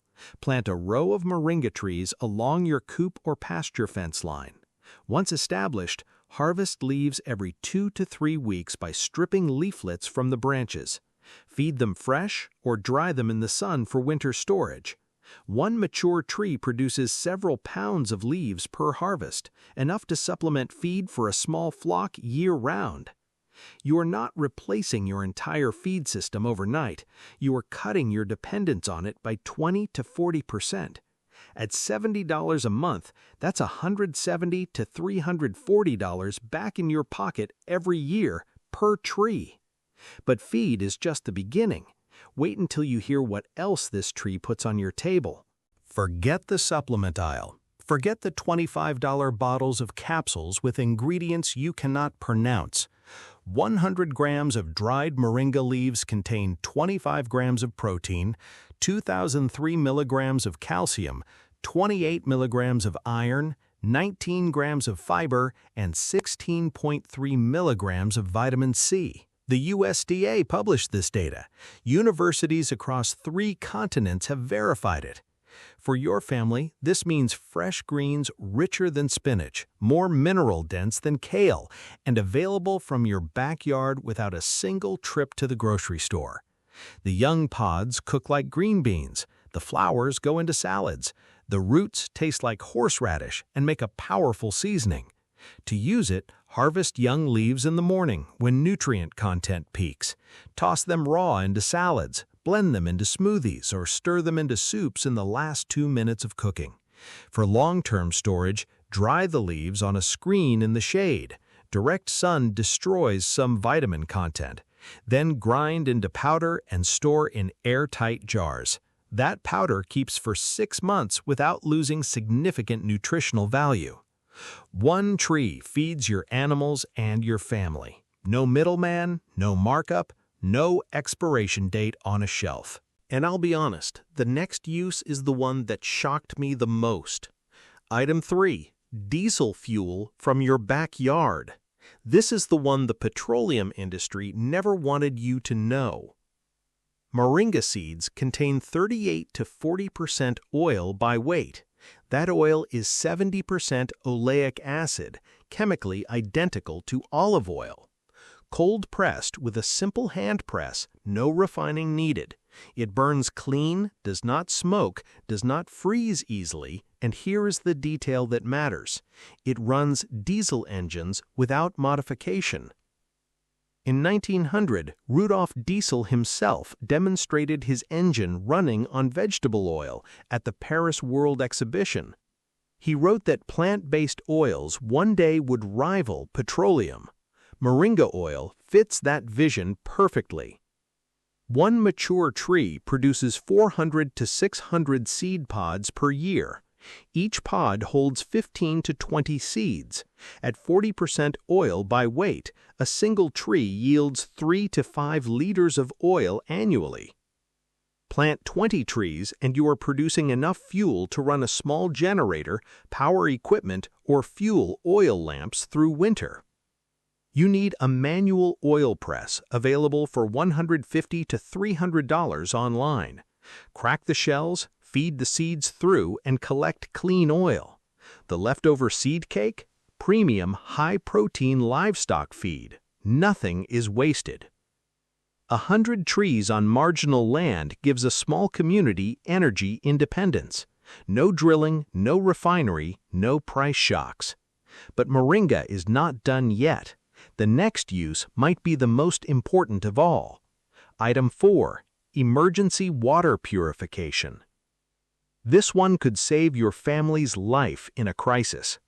University of Leicester researchers confirmed in 2005 that crushed moringa seeds eliminate E. coli, Bacillus subtilis, and Staphylococcus aureus from contaminated water. A 1992 study by Monica Booth documented 90 to 99% bacterial reduction. The World Health Organization reported in 2007 that rural communities across 14 countries already use this method daily. The mechanism is elegant. Proteins in the seed bind to bacteria and suspended sediment, causing them to clump together and sink to the bottom. Clean water remains on top. Here is how you do it. Take one mature moringa seed, remove the shell, and crush the white kernel into fine powder. Stir that powder into 1 liter of murky or suspect water. Wait 30 minutes. The sediment settles. The bacteria are neutralized. Pour off the clear water carefully. One tree produces thousands of seeds per year. That is enough to purify drinking water for dozens of families for an entire season. Store dried seeds in a cool, dark place and they remain viable for up to 5 years. No filters to replace, no chlorine, no expensive infrastructure, just seeds from a tree you already grow. Now, if that is not enough, moringa serves as your homestead pharmacy. Item 5. Natural medicine for livestock and family.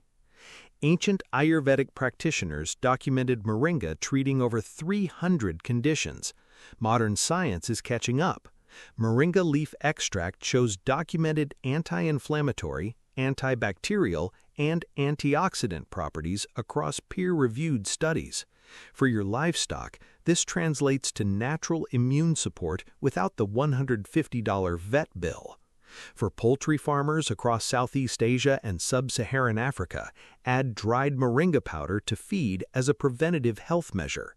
Reports consistently show reduced respiratory issues, stronger eggshell quality, and improved gut health. For goats and cattle, moringa tea applied topically helps with minor wound healing and skin irritation. For your family, moringa leaf tea has been used for centuries to support digestion, reduce inflammation, and boost energy.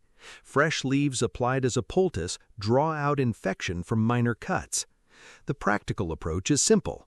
Keep a jar of dried moringa powder in your kitchen and your barn. A tablespoon mixed into feed serves as a daily supplement. A teaspoon steeped in hot water makes a nutrient-dense tea. You are not replacing veterinary care for serious illness, but you are building a first line of defense that costs you nothing after planting. This is medicine that grows on your property. No prescription, no pharmacy, no supply chain. But the hidden benefit almost nobody talks about is what moringa does underground. Item 6. Free soil rehabilitation. Here is the quiet advantage most homesteaders completely overlook. Moringa is a nitrogen fixer. Its deep root system pulls nutrients from layers of soil that shallow-rooted crops cannot reach. Phosphorus, potassium, calcium, and trace minerals all get drawn upward. When moringa leaves fall and decompose, those nutrients enrich your topsoil naturally. Plant moringa alongside garden beds or pasture edges, and you are running a free fertilizer operation. The leaf litter alone adds measurable organic matter to your soil within one growing season. Farmers in Sub-Saharan Africa have used moringa as a companion planting strategy for centuries, improving yields of neighboring crops by 20 to 35%, according to field studies from the World Agroforestry Center. You can accelerate this by pruning heavily and using the cut branches as mulch around vegetable beds. The green material breaks down fast, releasing nitrogen directly into the root zone of your food crops. No synthetic fertilizer, no compost you had to buy, no soil amendments shipped from a warehouse. Just a tree doing what trees have done for millennia, building soil while feeding everything around it. And this brings us to the reason moringa outperforms almost every other homestead plant. Item 7. Year-round production with zero inputs. This is what separates moringa from every other tree on your property. In USDA zones 9 through 11, moringa grows year-round outdoors. A single tree can reach 10 to 15 feet in its first year. It tolerates drought better than almost any productive tree on Earth, surviving months without rain once established. It requires zero fertilizer, zero pesticides, and zero irrigation after the first season. For zones 7 and 8, moringa grows as a fast seasonal crop. It dies back in winter but returns aggressively from the roots in spring. In colder zones 4 through 6, grow it in large containers and move indoors during freezing months, or treat it as a high-yield annual that still outproduces most perennials in a single season. To keep it productive, prune hard. Cut branches back to 3 to 4 feet every few months. The tree responds by sending out multiple new shoots packed with tender, protein-rich leaves. More pruning means more production. It is the opposite of fragile. One planting, 20 years of harvests, no replanting, no recurring costs. And here is what makes it truly unbeatable. It grows in poor soil where other crops fail. Rocky ground, sandy patches, that marginal corner of your property you thought was useless, that is moringa territory. Plant it once, Harvest forever. That is the kind of independence no corporation can sell you, because they cannot compete with free. I need to tell you how I went from skeptic to believer on this one. 2 years ago, I was spending $65 a month on commercial feed for a flock of 24 hens. That's $780 a year, and every spring the price crept higher. I was also buying a $32 bag of calcium supplement every 2 months because my eggshells were coming out thin and brittle no matter what brand of layer feed I used. Then a friend in Florida sent me 6 moringa cuttings in the mail. I thought he was crazy. He kept telling me this tree would change my operation. I smiled, nodded, and honestly forgot about it for 2 weeks. The cuttings sat in a bucket of water on my porch. Eventually, I stuck them in the ground along my south-facing fence. No special soil, no amendments. I watered them twice that first week and then basically ignored them. 8 weeks later, those cuttings were 5 feet tall. I couldn't believe it. I started stripping leaves and tossing them into the coop just to see what would happen. My hens went absolutely crazy for it. Within 3 weeks, I noticed the yolks were deeper orange than I had ever seen. Within 2 months, the thin shells stopped completely. I dropped the calcium supplement entirely, saving $192 that year alone. By the end of the first full season, I had cut my feed bill by roughly 30%.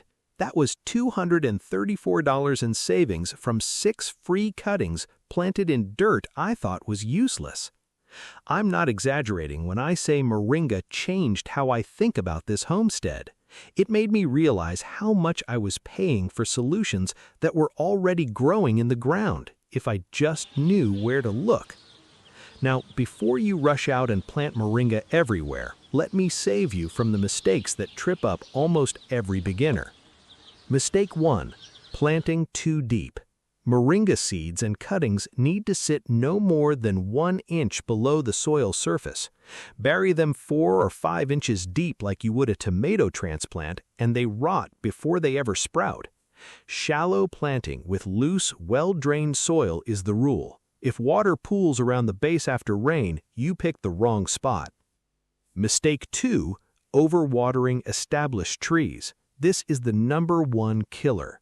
Moringa evolved in drought conditions. Its roots are built to find moisture deep underground. Once a tree is past its first month, watering more than once a week in most climates leads to root rot. I've seen homesteaders lose 2-year-old trees in a single week of heavy rain because they planted in low ground with clay soil. Raised beds or sloped ground solve this instantly. Mistake 3. Never pruning. An unpruned moringa tree shoots straight up to 20 feet and produces leaves only at the very top where you cannot reach them. Prune aggressively. Cut it back to 3 to 4 feet every few months. Each cut triggers multiple new branches loaded with tender leaves at arm height. More cuts mean more food. Skip this step and your tree becomes a tall stick with a tiny canopy. Mistake 4. Drying leaves in direct sunlight. Sun drying destroys vitamin C and vitamin A content. Always dry moringa leaves in the shade on a mesh screen with good airflow. 2 to 3 days of shade drying preserves maximum nutrition. Store the dried leaves in airtight containers away from light, and they hold their value for 6 months. Now zoom out and picture your homestead 3 years from now. You have a row of moringa trees along your fence line, each one producing pounds of high-protein leaves every few weeks. Your feed bill is cut by 1/3. Your flock is healthier than it has ever been. Vibrant yolks, rock-hard shells, fewer sick days. You stopped buying calcium supplements a long time ago. In your kitchen, a jar of dried moringa powder replaces 3 bottles of vitamins you used to buy at the store. Your family eats from the tree the same way your animals do. No middleman taking a cut. In your barn, a hand press turns seeds into clean burning oil. Your backup generator runs on fuel you grew yourself. On the shelf beside it, dried seeds sit ready to purify water the next time a storm knocks out your system. Your soil is richer than when you started. Your input costs are dropping every season. And the best part? None of this required a loan, a subscription, or permission from anyone. This is what real self-sufficiency looks like. Not a fantasy, not a theory, a tree that has been proving it for 4,000 years, now proving it again on your land. Here's my question for you. Drop your USDA zone in the comments and tell me whether you're going to start moringa from seed or cuttings this season. If you're already growing it, share your results. How much has it saved you? Your experience helps every homesteader reading this make a smarter decision. If this opened your eyes, hit subscribe and ring that bell. I release proven strategies every week for building a homestead that actually pays for itself. And the next video coming to this channel, I'm revealing 5 more forgotten plants that work alongside moringa to eliminate your feed bill entirely. You won't want to miss that one. The system was built to keep you dependent. One tree at a time, you're building your way out. Stop wasting your money on expensive commercial layer pallets. Those heavy bags aren't just draining your wallet, they are keeping your flock dependent on a broken industrial system. The truth? The secret to massive egg production is already growing in your backyard or sitting right in your kitchen. Today, I'm going to show you 7 completely natural, practically free foods that will supercharge your hens and flood your nesting boxes with rich, beautiful eggs. By the end of this video, you will know exactly how to maximize production without relying on the commercial feed industry ever again. Let's be honest for a minute. Keeping chickens was supposed to save you money. It was supposed to be your first step toward true self-sufficiency. But right now, you are probably spending $25, $30, or even $40 a bag for premium commercial layer feed. And what are you getting for that money? A whole lot of corn, soy, and synthetic fillers that barely keep your hens laying. When you run the numbers, you are paying over $4 for a dozen of your own backyard eggs. That is completely backward. The feed companies want you trapped in this cycle. They formulate their pellets to be just nutritious enough to keep your flock alive, but they strip out the raw, natural vitality that drives heavy egg production. You watch your hens eat through a 50-pound bag in a week, then you go out to the nesting boxes only to find 2 or 3 measly eggs. It is incredibly frustrating. Worse, when production drops, the mainstream advice is always the same. Buy this expensive supplement, add this chemical water treatment. You end up spending hundreds of dollars a year just trying to force your birds to do what they were born to do naturally. There is a much better way, and it doesn't involve giving another dime to the commercial feed industry. Farmers have known the truth for centuries. Long before the first commercial feed mill was ever built, our ancestors raised massive, healthy flocks. They didn't rely on expensive bagged pellets to get eggs. Their chickens thrived on the natural abundance of the homestead. They ate what the earth provided. And those ancient, proven methods produced rich, vibrant eggs with deep orange yolks that modern grocery stores can only dream of. But modern commercial agriculture didn't like that independence. They realized they couldn't patent nature. They couldn't put a trademark on a garden weed or sell you a free pasture bug. So they changed the narrative entirely.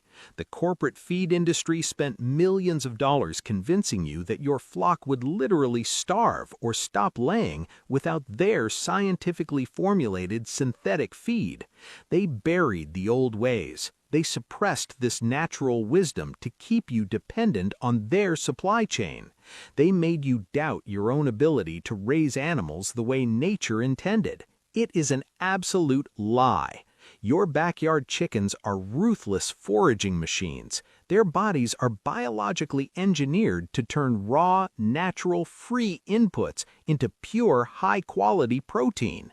When you unlock this hidden diet, you reclaim your power. You break free from the feed store forever. Before I reveal the 7 practically free foods that will flood your nesting boxes, hit that subscribe button right now because item number 4 is going to completely shock you. Item number 1, sprouted wheat. The very first natural food you need to feed your flock is sprouted wheat.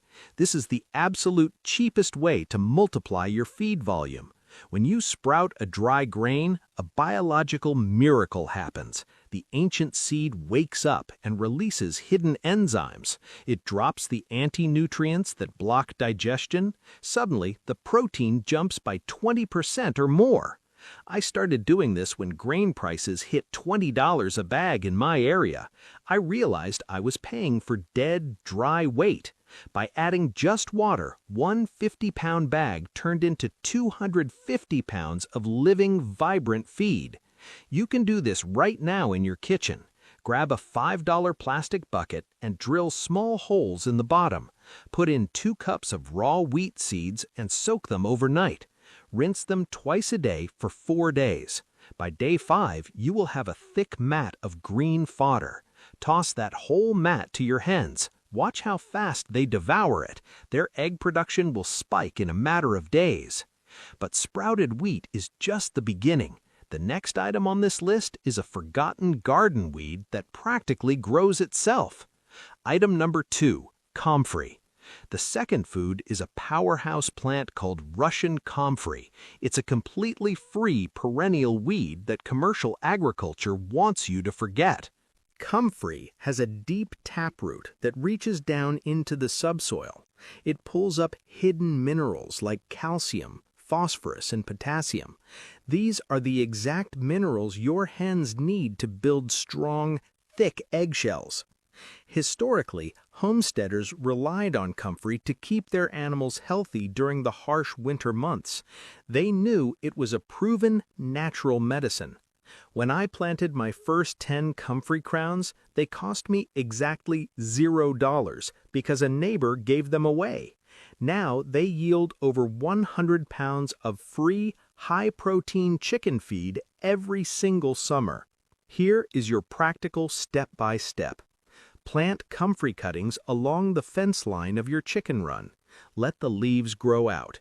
Chop them down with a sickle every 3 weeks and throw them directly into the run. Your hens will strip the leaves bare. You will notice richer, darker orange yolks almost immediately. Comfrey is an incredible green, but chickens are actually natural predators. Subscribe now because what is coming next will change how you think about bugs. Number 3 is the ultimate free protein source, black soldier fly larvae.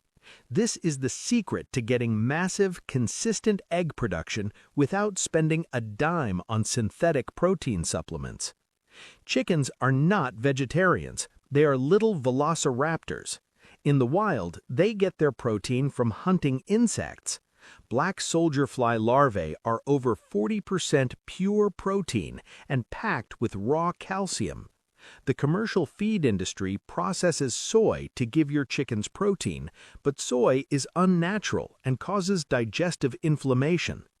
When I switched from soy-based crumbles to natural grubs, my flock's laying rate jumped by a full 30% in just 2 weeks. I saved over $50 a month on feed costs alone.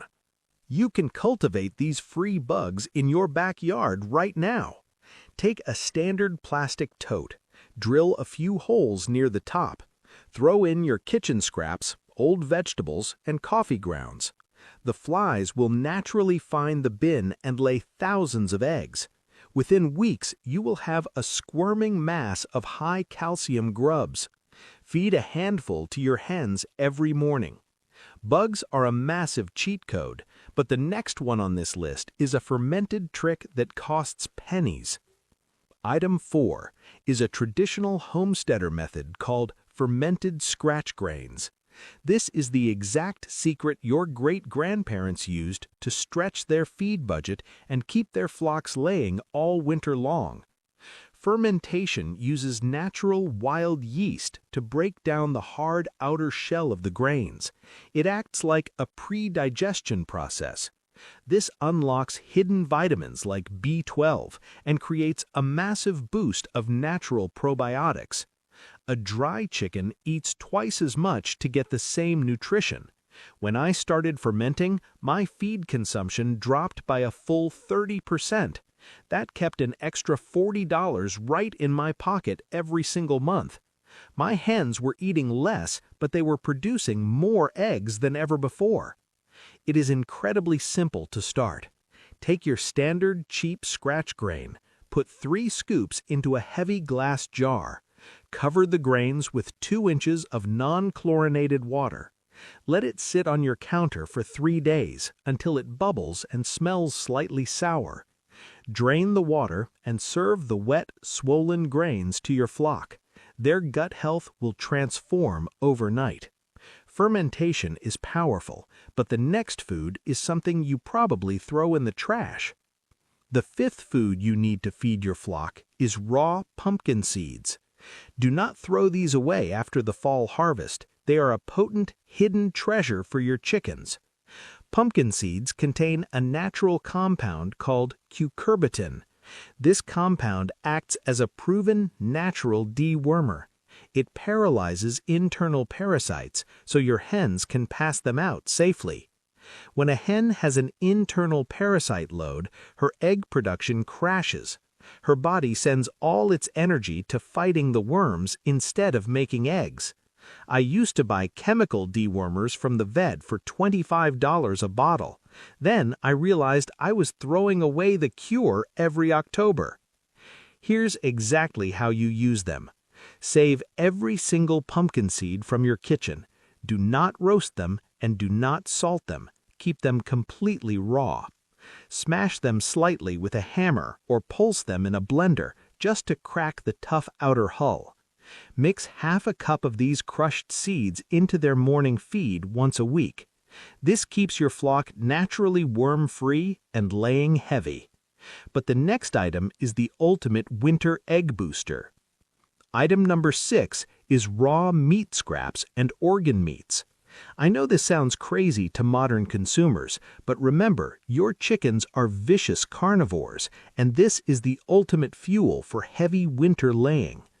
During the cold months, hens need dense fat and heavy amino acids to stay warm and produce eggs.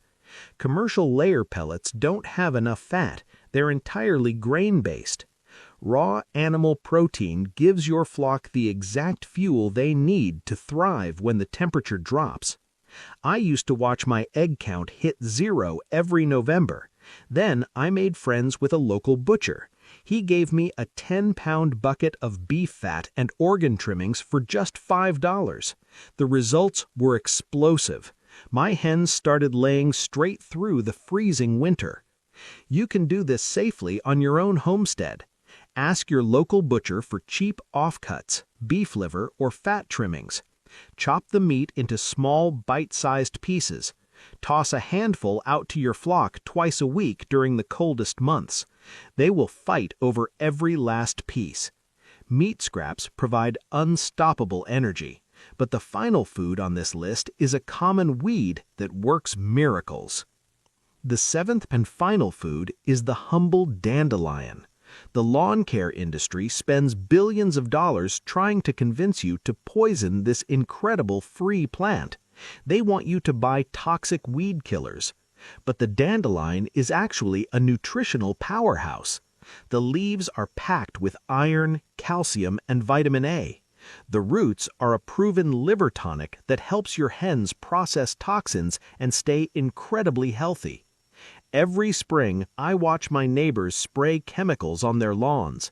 Meanwhile, I harvest basket after basket of free dandelions for my flock. It costs me absolutely nothing, and it saves me at least $15 a week on fresh greens. Here is your simple instruction. Stop mowing and spraying your dandelions. Let them grow wild in your yard. Pull them up from the root. Tie the whole plant in bunches and hang them inside the chicken run.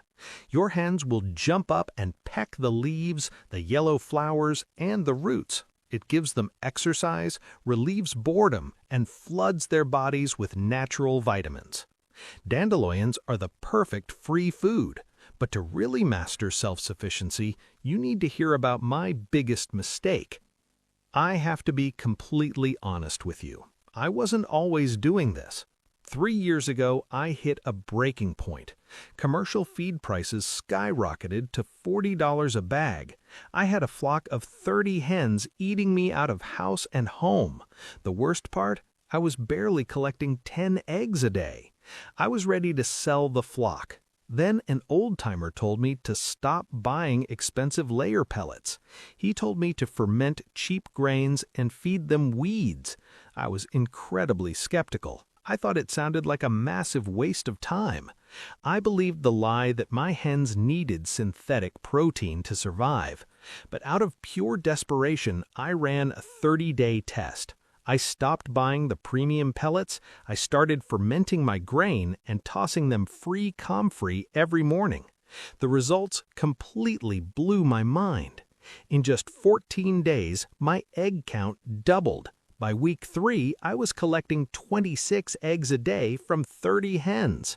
The yolks turned a rich, dark orange. Best of all, I saved exactly $120 in feed costs that very first month. I became a total convert. I realized the commercial feed industry had been robbing me blind. But making this switch isn't always smooth sailing. You have to do it right. When you transition your flock to these proven, natural foods, you have to be careful. The commercial feed industry wants you to fail, so you go running back to their overpriced bags. Avoid these 4 expensive mistakes. Mistake number 1 is feeding rotten kitchen scraps. You might think chickens are garbage disposals. They are not. If you feed them moldy bread or slimy vegetables, they will develop a fungal infection called sour crop. That will cost you a $50 vet bill and stop egg production completely. Only feed them scraps you would be willing to eat yourself. Mistake number 2 is making the switch overnight. When you dump a massive pile of sprouted wheat or fermented grains into their feeder out of nowhere, you shock their digestive system. Their egg production will crash for 3 solid weeks. You must blend the new natural foods into their current diet slowly over 10 days. Mistake number 3 is ignoring toxic plants. Just because it grows in the ground does not mean it is safe. Never feed your flock raw, dried beans or green potato skins. They contain hidden, natural toxins that can wipe out an entire flock in just 24 hours. Mistake number 4 is overfeeding. Even free, natural foods can become a problem if you dump 10 pounds of them at once. Balance is the secret. Give them exactly what they can clean up in 20 minutes. Avoid these errors and your homestead is ready for the ultimate payoff. Imagine walking out to your backyard every single morning and knowing you are completely free from the feed store. You are no longer held hostage by rising commercial prices. Your flock is thriving on the natural abundance of your own land. By feeding these 7 hidden natural foods, you are building true self-sufficiency. You will easily cut your feed bill by $50 to $100 every single month. That is over $1,200 a year, staying right in your pocket. But it is not just about the money. Your hens will live longer, healthier lives. They will have bright red combs and vibrant, glossy feathers. You will never have to buy another expensive chemical supplement again. And the eggs? You will collect baskets full of heavy, nutrient-dense eggs with thick shells and deep orange yolks. You are giving your family the highest quality, proven protein possible. This is what real homesteading looks like. You are taking back control and raising animals exactly the way nature intended. Which of these 7 natural foods are you going to try first with your flock? Or do you already have a secret free feed that you use? Let me know down in the comments below. If you want to break free from the feed store and raise animals the way nature intended, make sure you hit that subscribe button and ring the notification bell right now. You are going to need it because next week I'm revealing the shocking truth about apple cider vinegar and why 90% of backyard chicken keepers are using it completely wrong. You do not want to miss that one. Remember, you do not need a commercial feed mill to raise a healthy, productive flock. You already have everything you need right in your own backyard. Stop buying fruit at the grocery store. Seriously, that bag of apples you just paid $7 for? You could be growing 10 times that amount in your own backyard, even if you only have a quarter acre. Most people think you need massive land and full-size trees to run a real orchard. That's a lie the commercial fruit industry loves. Because the truth is, dwarf fruit trees are the most overlooked, most productive, and most profitable addition you can make to a small homestead. And they don't just feed your family. They feed your chickens, they feed your soil, they cut your feed bill, and they turn a dead patch of lawn into a year-round food production system that works while you sleep. By the end of this video, you're going to know exactly which dwarf fruit trees to plant, how to set them up so they serve double duty for your family and your flock, and the specific mistakes that kill most backyard orchards before they ever produce a single harvest. This is the backyard orchard blueprint nobody talks about. Let's get into it. Here's the reality most homesteaders don't talk about. You've got your garden over here, your chickens over there, maybe a compost pile somewhere in the corner, and none of it connects. Your feed bill is $40, $50, $60 a month and climbing. You're buying bags of layer pellets every few weeks. You're hauling fertilizer for your garden beds, and the fruit you're eating is coming from a store, shipped from another state, sprayed with who knows what, and costing you $5 to $8 per pound for organic. Meanwhile, your backyard is sitting there doing almost nothing productive for 8 months of the year. That's the trap. You're working harder, spending more, and your property isn't giving back what it should. Your animals, your garden, and your food supply are all running as separate systems, and every one of them is costing you money because they're not feeding each other. And that's exactly the problem I built my 1-acre homestead layout guide to solve. A step-by-step blueprint that connects your orchard, your garden, your animals, and your compost into one system where everything feeds the next. Link is in the description if that sounds like where you're headed. But right now, let's fix the orchard piece, because dwarf fruit trees are where this whole system starts clicking. Here's what most people don't realize. Dwarf fruit trees aren't some new invention. They're not a gimmick from a garden center trying to sell you something cute for your patio. Farmers have been grafting and growing compact fruit trees for centuries. The technique goes back over 2,000 years to ancient China and Rome, where small-scale growers discovered that grafting productive fruit varieties onto dwarfing rootstock gave them full-sized fruit on trees that stayed small, manageable, and incredibly productive per square foot. European cottage farmers in the 1700s and 1800s perfected this. They ran small mixed homesteads, fruit trees, poultry, kitchen gardens, all integrated on less than an acre. The trees fed the family, the fallen fruit fed the animals, the animal manure fed the trees. It was a closed loop, nothing wasted, nothing bought from outside. Then commercial agriculture came along and told everyone you need 20-foot trees on 10 acres to grow real fruit. They pushed full-sized varieties that require heavy spraying, mechanical harvesting, and industrial inputs, and backyard orchards disappeared almost overnight. But the old knowledge never went away. It just got buried. The science is clear. A single dwarf apple tree on M9 rootstock produces 50 to 100 pounds of fruit per year. It tops out at 8 to 10 feet tall. It fruits in year 2 or 3 instead of year 5 or 7 like full-size trees, and you can plant them just 4 to 6 feet apart. That means 10 dwarf trees in the space where one full-size tree would go. 10 trees, hundreds of pounds of fruit on a footprint smaller than most people's driveways. Ancient farmers knew this. Modern homesteaders are just now remembering it. If you're trying to build a backyard food system that actually pays for itself, hit subscribe and the bell right now, because what I'm about to share will change how you look at every square foot of your property. Number 1. Dwarf apple trees, the workhorse of every backyard orchard.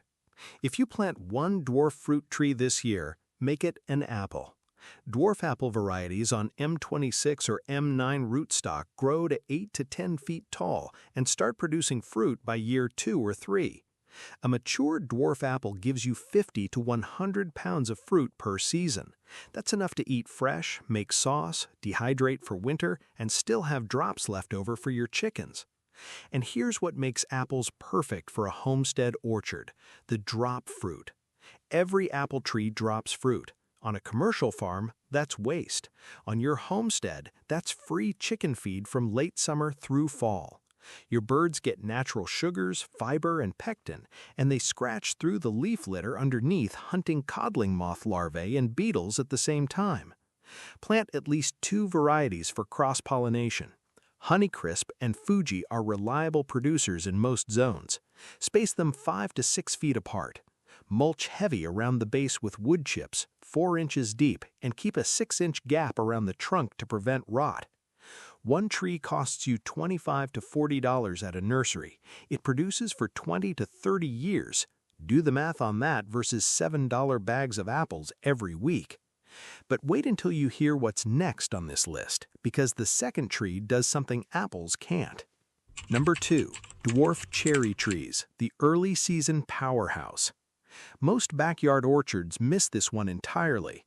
Dwarf cherry trees, especially sour cherry varieties like Montmorency on Jessala 5 rootstock, fruit earlier in the season than almost anything else. You're pulling ripe cherries in late May or June while your apple trees are still setting fruit. That means your orchard is feeding you sooner, and for homesteaders, early food is everything. A single dwarf sour cherry produces 30 to 50 pounds per year once established. That's pies, preserves, dried cherries for winter, and juice, all from a tree that maxes out at 8 feet tall. Here's the livestock angle. Cherry trees attract heavy insect activity during bloom. When your chickens have orchard access in the dormant season, November through February, they scratch up the pupae and larvae that overwinter around those trees. That's natural pest control that means fewer sprays and healthier fruit next season. Plant in full sun with well-drained soil. Cherries hate wet feet. Space them 6 to 8 feet apart. Prune to an open vase shape so air circulates and fungal issues stay low. And I'll be honest with you, I didn't take cherries seriously at first. I thought they were ornamental. I was wrong. They outproduce half my other trees per square foot. Now, item 3 is where things get really interesting for your flock specifically. Number 3. Dwarf pear trees, the low-maintenance feed machine. If you want a fruit tree that practically takes care of itself and still feeds your animals, plant a dwarf pear. Pear trees on OHFX 87 rootstock grow to about 8 to 12 feet. They resist fire blight better than most apple varieties. They need less spraying, less pruning, less babysitting, and they produce heavy, 50 to 80 pounds per tree at maturity. But here's the hidden benefit nobody talks about. Pears drop fruit hard and fast. When a pear is ripe, it falls, and pears that hit the ground ferment quickly, which attracts insects, which attracts your chickens like a magnet. During the fall months, a couple of dwarf pear trees become a self-refilling feeding station for your flock. The chickens eat the fruit, eat the bugs around the fruit, and scratch the debris into the soil. You don't do anything. The tree drops, the chickens clean up, the soil gets fertilized. It's a closed loop. Bartlett and Anjou are solid choices for most climates. Plant 2 for pollination. Water deeply once a week during the first 2 years, then let them establish. Pears are drought tolerant once their roots are set. This is exactly the kind of system stacking I'm talking about, where your orchard connects to your animals and your soil all at once. And if you want to see how that full connection works across your entire property, my 1-acre homestead layout guide maps the whole thing out zone by zone. It's in the description. The next tree on this list is one most people have never even considered. Number 4. Dwarf plum trees, the forgotten preserving tree. Plums are the forgotten fruit of the homestead world. Everyone plants apples. Some plant cherries. Almost nobody plants plums, and that's a massive mistake. Dwarf plum trees on St. Julian A rootstock stay under 10 feet and produce 40 to 60 pounds of fruit per year. Plums are one of the easiest fruits to preserve. They dry beautifully into prunes. They make incredible jam, and they can hole in a water bath canner with almost no added sugar. That means shelf-stable food from your backyard for months. Your chickens benefit too. Plums drop heavily in late summer, and the soft flesh breaks down fast on the ground. Chickens eat the fruit and go after the plum curculio larvae hiding in the soil beneath, the same pest that ruins stone fruit harvests if left unchecked. Plant European varieties like Italian prune or Stanley for the best preserving quality. Space 8 feet apart. Plums like slightly heavier soil than cherries, so they're perfect if your ground holds moisture. One plum tree, $30, 20 years of preserved fruit and free chicken forage. That's a return the stock market can't touch. And the next one on this list is the one tree that feeds your chickens more than any other. Number 5. Dwarf mulberry trees, the ultimate livestock feed tree. This is the one that changes everything. If there's a single tree that was designed for homesteaders with livestock, it's the mulberry. And the dwarf variety, dwarf everbearing, is perfect for small properties. Mulberries produce massive quantities of fruit. We're talking 60 to 100 pounds per tree per season on a tree that stays 8 to 12 feet tall. The fruit drops continuously from late spring through summer. That's 3 to 4 months of free feed hitting the ground every single day. Chickens go absolutely crazy for mulberries. The fruit is packed with sugar, vitamin C, and antioxidants. And because mulberries ripen and drop over such a long period, your flock gets a daily supplement without you lifting a finger. But here's what most people miss. Mulberry leaves are also edible for livestock. Goats, rabbits, and even cattle eat mulberry leaves. In many parts of Asia and Africa, mulberry is grown specifically for animal fodder. It's a proven ancient feed crop that's been quietly forgotten in the West. Plant in full sun. Mulberries are nearly indestructible. They tolerate poor soil, drought, and neglect. One tree, zero maintenance, months of free feed. This one surprised me the most when I started my orchard, and I'll share that story later in this video. But first, the next tree solves a problem most homesteaders don't even know they have. Number 6. Dwarf fig trees, year-round food with zero spray. Figs are the only fruit tree on this list that needs no chemical intervention, none. Dwarf fig varieties like Celeste or Chicago Hardy grow 6 to 8 feet tall and produce 25 to 50 pounds of fruit per season. Figs have almost zero pest pressure, no codling moth, no apple scab, no brown rot. The thick skin protects the fruit naturally, and most insects simply ignore them. That means no spraying, no organic treatments, no input costs at all, just plant, water, and harvest. For the homesteader trying to grow food without buying a single chemical product, figs are the answer. And they produce in zones 6 through 10, far more cold hardy than most people think, especially Chicago Hardy, which survives temperatures down to -10 degrees. Figs also dry on the tree. Leave them a little longer and they start dehydrating right there on the branch. Pick them semi-dried and finish them on a screen. You've got shelf-stable food with zero processing equipment. Your chickens will eat overripe figs that fall, but figs are honestly more valuable as human food. Save these for your family. Let the mulberries and pears handle the flock. Now, the last tree on this list does something none of the others can. Number 7. Dwarf peach trees, the cash crop for small homesteads. If you ever want to sell fruit, even just to neighbors or at a local stand, plant dwarf peaches. Nothing sells faster than a fresh, tree-ripened peach. Nothing. They're the #1 impulse buy fruit at farmers markets, and they command $4 to $6 per pound in most areas. Dwarf peach trees on level rootstock stay 6 to 8 feet tall and produce 30 to 60 pounds of fruit per season. That's $120 to $360 worth of fruit from one tree every year. Plant 5 of them, and you've got a micro cash crop that pays for your entire homestead's feed and seed costs. Peaches do need more attention than the other trees on this list.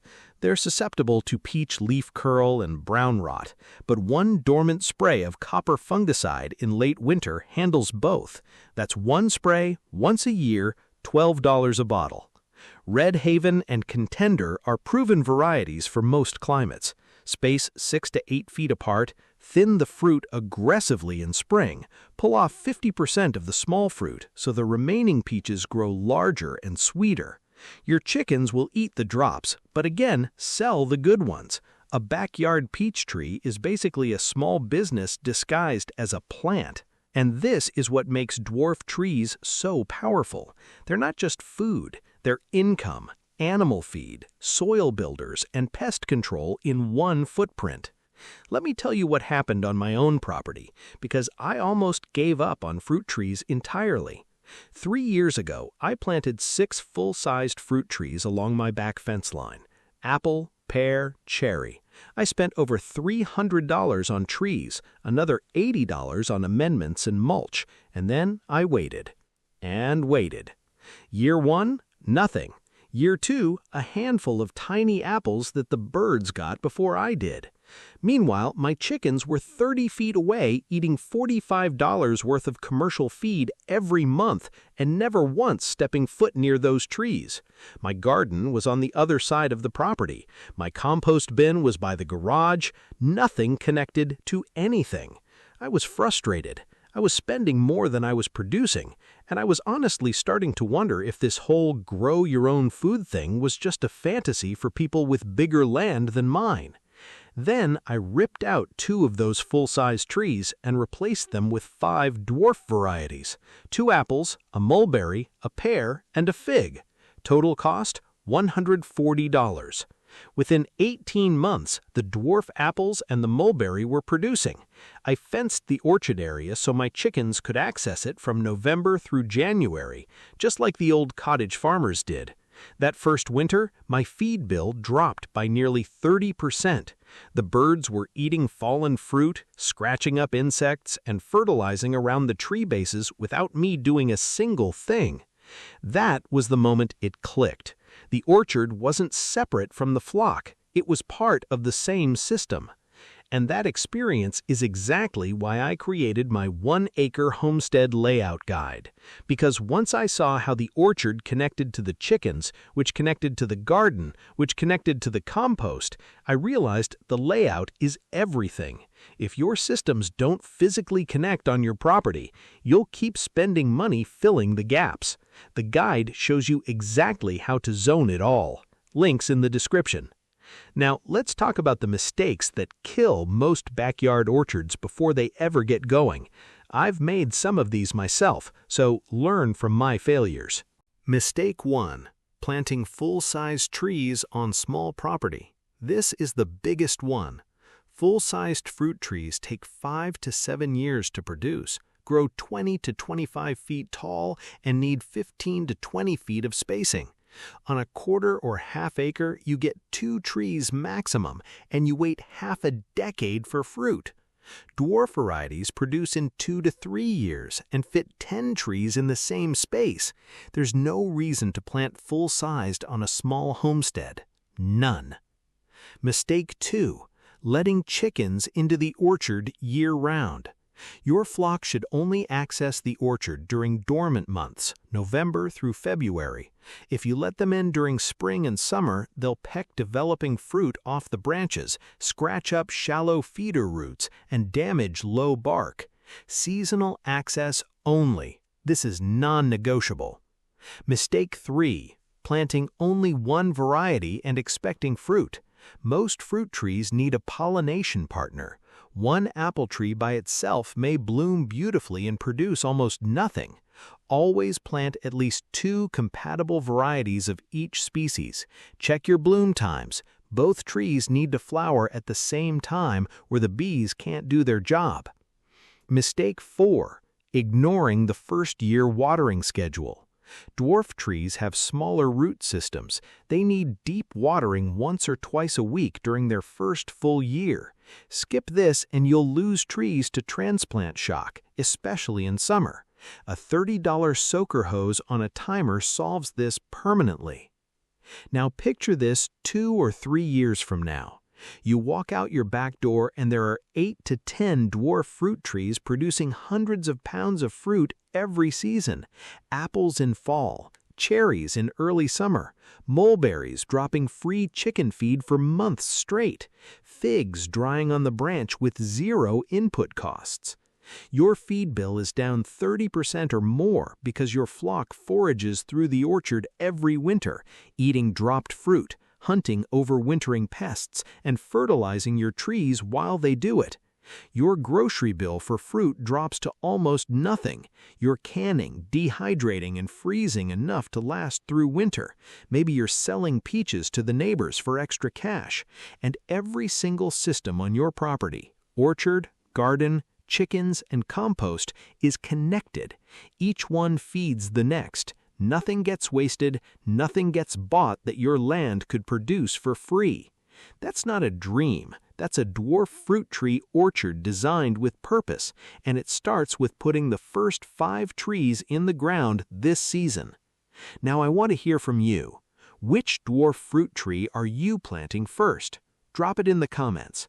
Apple, cherry, mulberry, fig? Tell me which one and I'll tell you the best variety for your zone.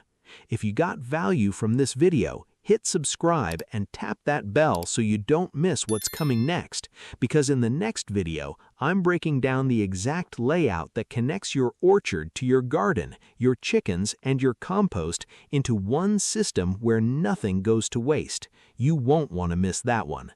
And if you don't want to wait, my 1-acre homestead layout guide already has the full zone-by-zone blueprint ready to go. It shows you exactly where to place your orchard, how to connect it to your animals and your garden, and the 30-day action plan to get it all running. Links in the description. Your backyard is more productive than you think. You just need the right trees in the right ground. Start planting. You're throwing money into your feed bin every single week, and your hens are still laying like it's winter in July. Here's the truth nobody in the feed industry wants you to figure out. A handful of dried beans from your pantry can be turned into a powerful, protein-packed superfood for your flock in just 72 hours. No soil, no grow lights, no fancy equipment, and it costs you practically nothing. Most backyard chicken keepers have no idea this is even possible. They keep buying bag after bag of commercial layer feed at $22, $28, sometimes $35 a bag, watching their feed bill climb while their egg basket stays half empty. But what if I told you there's a method so simple, so old, and so effective that it can boost your egg production, improve yolk color, and cut your feed costs, all at the same time? By the end of this video, you're going to know exactly how to grow fresh bean sprouts for your laying hens in 3 days flat, step by step, no guesswork. And number 5 on this list is the one that shocked me the most. Let's talk about what's really happening with your feed costs right now, because it's worse than most people realize. The average backyard chicken flock of 10 hens goes through roughly 80 to 100 pounds of feed a month. At today's prices, that's anywhere from $40 to $70 a month, depending on where you live. That's $500 to $840 a year just to keep your girls fed. And here's the kicker. You're paying all that money, and half the nutrition in that commercial feed is filler. corn, soy byproducts, synthetic vitamins your hens can barely absorb? You ever crack open an egg from a store and compare it to one from a pasture-raised hen? The difference in that yolk tells you everything you need to know about what's missing. Now maybe you've tried supplementing. Maybe you've tossed out kitchen scraps, bought mealworms at $12 a bag, or even tried fermenting feed. Those are all decent moves, but none of them solve the core problem. Your hens need fresh, living, enzyme-rich nutrition to lay at their full potential, and dried, processed, months-old feed just can't deliver that. Here's what frustrates me the most. The feed companies know this. They know that fresh, sprouted nutrition outperforms dry feed in almost every measurable way. More bioavailable protein, more vitamins, more enzymes, better gut health, better eggs. But fresh food can't sit on a shelf for 6 months. It can't be bagged and shipped across the country, so they don't tell you about it. They'd rather you keep buying the next premium blend at a higher price point. Meanwhile, your hens are underfed on a cellular level, even when their crops are full. They're eating enough calories but starving for real nutrition, and you're paying top dollar for the privilege. It doesn't have to be this way. Here's what the feed industry doesn't want you to connect the dots on. Sprouting grains and legumes for livestock isn't some trendy new hack. This is one of the oldest feeding practices in the history of farming. We're talking centuries old. Before commercial feed mills even existed, farmers across Europe, Asia, and early America sprouted grains as a standard part of their animal husbandry. It wasn't optional, it was essential. During the long winter months when pasture dried up and fresh greens disappeared, farmers would soak barley, wheat, oats, and beans in buckets of water and sprout them indoors. They called it green fodder, and it kept their animals healthy, productive, and fertile when everything outside was dead and frozen. There's a reason your great-grandmother's hens laid through the winter and yours don't. She was feeding living food. And modern science has actually confirmed what those old-timers knew by instinct. Research from poultry nutrition studies shows that sprouting increases the protein availability in legumes by up to 20%. Vitamin content, especially vitamin A, C, and E, can increase by 300 to 500% in just 3 to 5 days of sprouting. Enzyme activity goes through the roof. Anti-nutritional factors like phytic acid, which block mineral absorption, drop by as much as 60%. This isn't folklore. This is measurable, proven biology. But here's the thing. You won't find this information on the back of any feed bag. The commercial poultry industry moved away from fresh sprouted feeds because it couldn't be industrialized. You can't mass-produce something that needs to be grown fresh every 3 days. So they replaced it with synthetic vitamins and processed meals. Cheaper for them, worse for your hens. The good news, you can bring this forgotten practice back to your farm starting today, with almost zero investment. Now, what I'm about to share with you are the 7 specific beans and methods that work best for laying hens. So if you're serious about cutting feed costs and getting more eggs, hit that subscribe button and the bell right now so you don't miss a single step. Item number 1. Mung beans, the fastest sprout on your shelf. If you're brand new to sprouting for your flock, start right here. Mung beans are the easiest, fastest, most foolproof sprout you can grow. Soak the cup of dried mung beans in a mason jar overnight, about 8 to 12 hours. Drain the water, rinse them twice a day, and in 48 to 72 hours, you've got a jar full of fresh, crunchy sprouts packed with protein and enzymes. Mung beans go from a hard little pellet to a living sprout with almost no effort. The protein content jumps from around 24% dry to a more bioavailable form your hens can actually digest and use for egg production. And a 1-pound bag of dried mung beans costs about $2 to $3 at most grocery stores. That one bag will produce roughly 5 to 6 pounds of fresh sprouts once they've absorbed water and grown. Your hens will go absolutely crazy for these. I've watched my girls sprint across the yard the second they hear the sprout jar open. Toss a handful into their feed bowl or scatter them on the ground to encourage natural foraging behavior. Either way, they'll be gone in minutes. But mung beans are just the starting point. The next bean on this list produces even more volume per dollar spent. Item 2. Lentils, the budget king of sprouting. If you want maximum sprout output for minimum cost, lentils are your best friend. A bag of brown or green lentils runs about $1.50 to $2 at any grocery store, and they sprout incredibly fast, sometimes in just 36 to 48 hours. You don't need any special container. A colander with a damp cloth over the top works perfectly. Here's what makes lentils so powerful for laying hens. They're roughly 25% protein when dry, and that protein becomes significantly more digestible once sprouted. The sprouting process breaks down complex starches into simple sugars your hens can absorb almost immediately. That means faster energy conversion and more resources going directly toward egg production. 1 cup of dry lentils produces about 3 cups of fresh sprouts. Run 3 or 4 jars on a rotation, and you've got a continuous supply of fresh, living feed every single day of the week for pennies.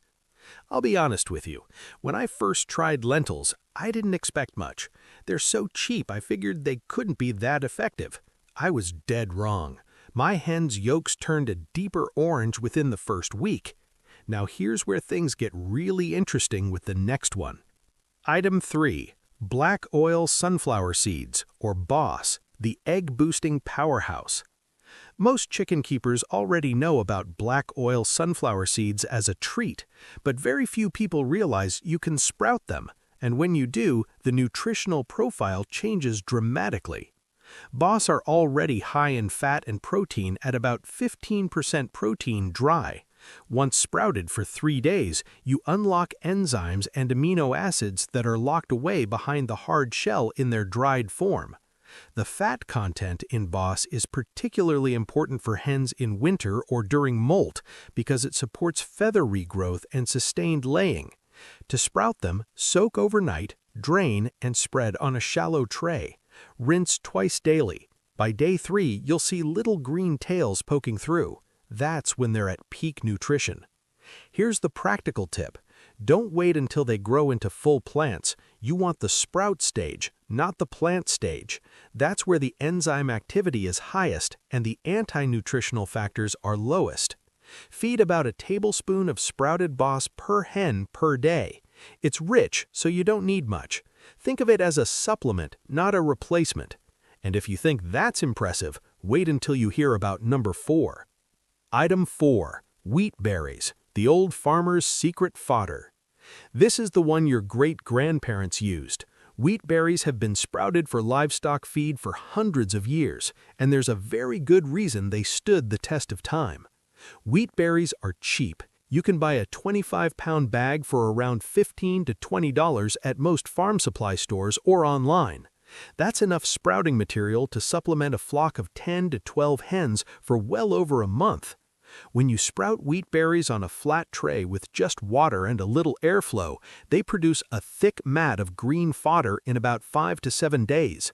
But for a quick 3-day sprout, just soak and rinse in a jar like the others. At that stage, they've already increased their vitamin E content by over 300%, and their enzyme activity has multiplied several times over. Your hens will eat the sprouts, the roots, and the leftover grain. Nothing goes to waste. Zero-waste feeding is the dream, and wheat berries make it possible. Scatter a few handfuls on the ground in the morning. Your flock will spend 30 to 45 minutes foraging through it. That's free entertainment and nutrition combined. The next one on this list might surprise you because most people think it's toxic for chickens. Item 5. Dried peas, the hidden protein bomb. Here's one that flies completely under the radar.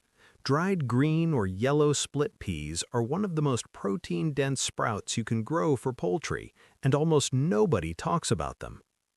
Dried peas contain roughly 23 to 25% protein.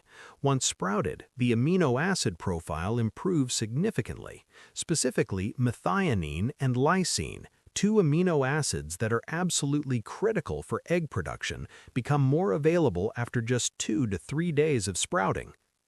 That matters because methionine deficiency is one of the most common hidden causes of poor laying performance in backyard flocks. Commercial feeds add synthetic methionine to compensate, but sprouted peas deliver it naturally. Soak your peas overnight, drain, rinse twice daily. By day 3, they'll have short white tails and a slightly sweet smell. That's perfect. Your hens will devour them. A 5-pound bag of dried peas costs about $4 to $6. That same bag will yield close to 12 to 15 pounds of sprouts.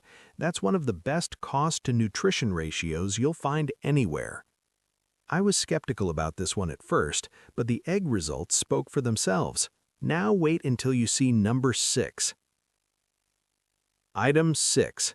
Fenugreek seeds, the ancient egg tonic.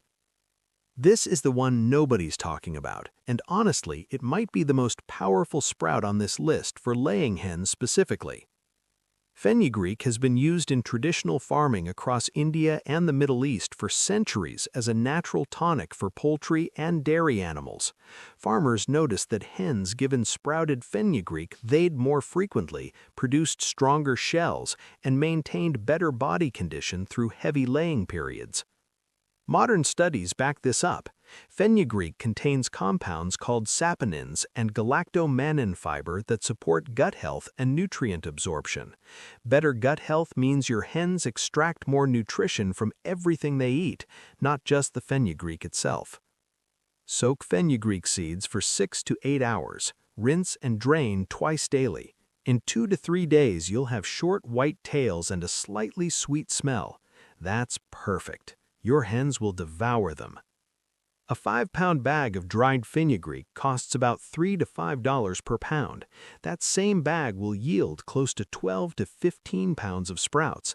That's one of the best cost-to-nutrition ratios you'll find anywhere. I was skeptical about this one at first, but the egg results spoke for themselves. Now wait until you see number 7. Item 7. Alfalfa seeds, the complete nutritional package. If you could only sprout one thing for your chickens for the rest of your life, a strong argument could be made for alfalfa. Alfalfa sprouts are loaded with vitamins A, B, C, D, E, and K. They contain calcium, iron, magnesium, and phosphorus, all essential minerals for strong eggshells and healthy laying cycles. And they're about 18 to 20% protein when sprouted. Alfalfa seeds are tiny, so a little goes a long way. 1 tablespoon of seeds produces a surprising volume of sprouts in 3 to 4 days. Use a jar with a mesh lid, rinse twice a day, and keep them out of direct sunlight. That's it. A 1-pound bag of alfalfa sprouting seeds costs around $8 to $12, but that 1 pound will last you months because you use so little at a time. Dollar for dollar, it's one of the cheapest ways to deliver a broad spectrum of nutrition to your flock. Here's my favorite way to feed alfalfa sprouts. Mix them with 1 or 2 of the other sprouts on this list. A blend of alfalfa, lentils, and mung beans creates a superfood mix that covers nearly every nutritional gap in standard layer feed. Your hens won't just eat better, they'll lay better. Let me tell you exactly how I went from skeptic to full convert on this. About 2 years ago, my flock of 14 hens hit a wall. I was getting maybe 5 to 6 eggs a day from birds that should have been producing 10 or 11. I'd tried everything: oyster shell supplements, different feed brands, extra light in the coop during winter. Nothing moved the needle. My feed bill was sitting around $65 a month and climbing. I was frustrated. I even started questioning whether some of my hens were just done laying who needed to be culled. Then I stumbled onto an old homesteading forum where a guy in his 70s was talking about how his grandmother sprouted barley and beans for her chickens every single morning. He said she never bought commercial feed a day in her life and her hens laid year-round. I thought, there's no way it's that simple. But I had a bag of dried lentils in the pantry, so I figured I'd try it. Soaked a cup overnight, rinsed them for 3 days, fed the sprouts to my hens on day 4. They went insane for it. I mean, fighting over every last sprout like it was the first food they'd seen in weeks. Within 10 days, I noticed the first change: yolk color, deeper, richer orange. By the end of week 3, I was collecting 8 to 9 eggs a day from those same 14 hens. That's a jump of nearly 50%. I started rotating mung beans, lentils, and peas, added fenugreek a month later. My feed bill dropped to around $40 a month because the sprouts were replacing about a third of their commercial feed intake. That was 2 years ago. I haven't stopped sprouting since, not one single day. And I'll be honest, I felt a little angry at first. Angry that something this cheap, this easy, and this effective had been sitting right in front of me the whole time. Angry that no feed company ever mentioned it. But then I realized, of course they didn't. They can't sell you something you grow in a jar on your kitchen counter. Now, before you rush to your pantry and start soaking everything in sight, let me save you from the mistakes I made and the ones I see people make all the time. Mistake number 1, not rinsing enough. This is the #1 reason people fail at sprouting. If you don't rinse your sprouts at least twice a day, mold will take over. And moldy sprouts aren't just useless, they're dangerous. Mold produces mycotoxins that can destroy a hen's liver and shut down egg production completely. Rinse morning and evening, every single day, no exceptions. If you see any fuzzy white or green patches that smell sour, throw the whole batch out. Don't risk it. Mistake number 2, feeding too much too fast. Sprouts are powerful nutrition, but they're also a sudden dietary change. If you dump a huge pile of sprouts into your coop on day 1, you're going to get runny droppings and possibly upset crops. Start small, a tablespoon per hen for the first week, then gradually increase over 2 to 3 weeks until sprouts make up about 20 to 30% of their total diet. Your hen's digestive systems need time to adjust. Mistake number 3, using old or treated seeds. Not all dried beans and seeds are created equal. Some store-bought beans have been treated with preservatives or irradiated to extend shelf life. Those seeds won't sprout, or they'll sprout poorly. Always buy organic or sprouting grade seeds when possible. Check the date on the bag. Old seeds have low germination rates. If less than 70% of your seeds are sprouting after 48 hours, your batch is too old. Switch suppliers. Mistake number 4, sprouting in direct sunlight. A lot of beginners put their sprouting jars on a windowsill thinking the seeds need light. They don't, not at the sprout stage. Direct sunlight heats the jar, creates excess moisture, and accelerates bacterial growth. Keep your sprouts in a well-ventilated area with indirect light or even in a shaded corner of your kitchen. Save the sunlight for when you're growing full fodder trays. For 3-day sprouts, shade is your friend. Now, zoom out with me for a second and picture what this looks like 6 months from now. You've got a simple rotation system running on your kitchen counter. 3 or 4 jars staggered by a day each. Every morning you drain a fresh batch of living, enzyme-rich sprouts and toss them to your flock. Your feed bill has dropped by 25 to 35%. Your egg count is up. Your yolks are so orange that your neighbors think you're adding food coloring. Your hens' feathers are glossier, their energy is higher, and you haven't called a vet in months. You're not dependent on whatever the feed store decides to stock or charge this month. You're growing a key part of your flock's diet yourself, from dry beans that store for years on a shelf. That's real self-sufficiency, not the kind people talk about online, the kind you actually live every single morning. Now I want to hear from you. Drop a comment below and tell me which sprout from this list you're going to try first. I read every single comment and I'll answer your questions personally. If you got value from this video, smash that subscribe button and hit the bell so you never miss a new one. Every week I'm sharing practical, proven methods to help you build a more self-sufficient homestead without breaking the bank. And speaking of that, in the next video I'm going to show you how to ferment your chicken feed in just 48 hours to unlock even more nutrition and slash your costs even further. You won't want to miss that one. Remember, you don't need expensive supplements or fancy equipment to feed your flock right. You just need a jar, some water, and a bag of beans. Everything your hens need is already within your reach. Start sprouting, start saving, and start collecting more eggs. Stop buying duck feed. I'm serious.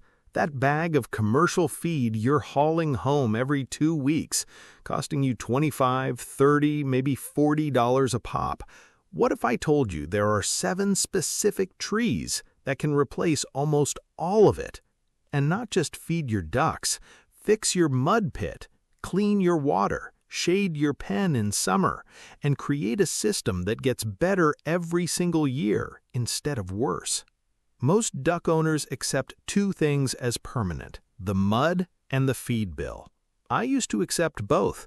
My duck pen looked like a swamp, and my feed costs were climbing every single month. Then I planted 7 trees, and everything changed. By the end of this video, you're going to know exactly which 7 trees to plant in your duck pen, why each one works, how they eliminate mud and slash your feed bill to nearly zero, and the ancient farming logic behind this system that commercial agriculture doesn't want you thinking about. This isn't theory. I did this, and I'm going to show you the results. Here's what nobody tells you when you first get ducks: the feed bill never stops growing. When I started, I had a small flock, maybe $20 a month in feed, no big deal. But ducks eat more than chickens, a lot more. An adult duck will go through roughly 6 to 8 ounces of feed per day. Scale that across even a modest flock of 8 ducks, and you're burning through a 50-pound bag every 10 to 12 days. At today's prices, that's $30 to $45 per bag. That's $90 to $135 every single month, over $1,000 a year just to keep 8 ducks alive. And if feed prices spike again like they did in 2022 and 2023, you're looking at even more. Now add the mud problem, because ducks and water go together. They splash, they dabble, they turn every square foot of bare ground into a slippery, stinking mess within weeks. And once that ground is compacted mud, nothing grows. No grass, no clover, no insects, just wet, dead earth that smells terrible and breeds bacteria. So you're stuck in this ugly cycle. You're paying more for feed because nothing grows in the pen, and nothing grows in the pen because the ground is destroyed. Most people try to fix the mud with straw or wood chips or gravel, and those things work for about 2 weeks before the ducks turn them into soggy mush. Then you're hauling in more material, spending more money, doing more labor, and the pen still looks awful. I tried all of that: straw, chips, sand. I even tried planting grass seed directly into the pen 3 separate times. The ducks ate every sprout before it had a chance. I was frustrated. I was spending money I didn't want to spend. And I started wondering if a permanent mud pit was just the price of keeping ducks. It's not, and the solution has been hiding in plain sight for centuries. Here's what most people don't realize. Before commercial feed even existed, before the first bag of pellets ever rolled off a factory line, farmers raised ducks under trees. Not by accident, by design. In 18th century England, farmers ran ducks through their orchards as standard practice. The ducks ate fallen fruit, slugs, snails, and insects. The trees provided shade, windbreak, and a constant supply of natural food. And the duck manure fed the trees. It was a closed loop. Zero feed purchased, zero mud. And it worked for generations. In Southeast Asia, this system goes back even further. Rice paddy farmers in China and Vietnam have integrated ducks with tree crops for over 1,000 years. Mulberry trees, fruit trees, bamboo. The trees dropped leaves and fruit, the ducks ate the insects and organic matter underneath, the manure fertilized the next cycle. Entire villages fed their flocks without ever buying a single grain of feed. This wasn't primitive. This was intelligent design, refined over centuries of observation. But when commercial agriculture took over in the mid-1900s, this knowledge got buried. Feed companies needed you dependent on their product. So the message became simple. Ducks need commercial feed, full stop. Buy the bag, don't ask questions. And most of us listened. I listened too for years. But the old farmers had it figured out. Trees aren't decoration in a duck pen. They're infrastructure. They're the feed system, the drainage system, and the pest control system all in one. And once I understood that, I stopped fighting the mud and started planting. If you're serious about cutting your feed bill and fixing your duck pen for good, hit that subscribe button right now, because the 7 trees I'm about to reveal will completely change how you think about raising ducks. Number 1. Mulberry tree. This is the single most powerful tree you can plant in a duck pen. And I'll be honest with you, I didn't believe it until I saw it with my own eyes.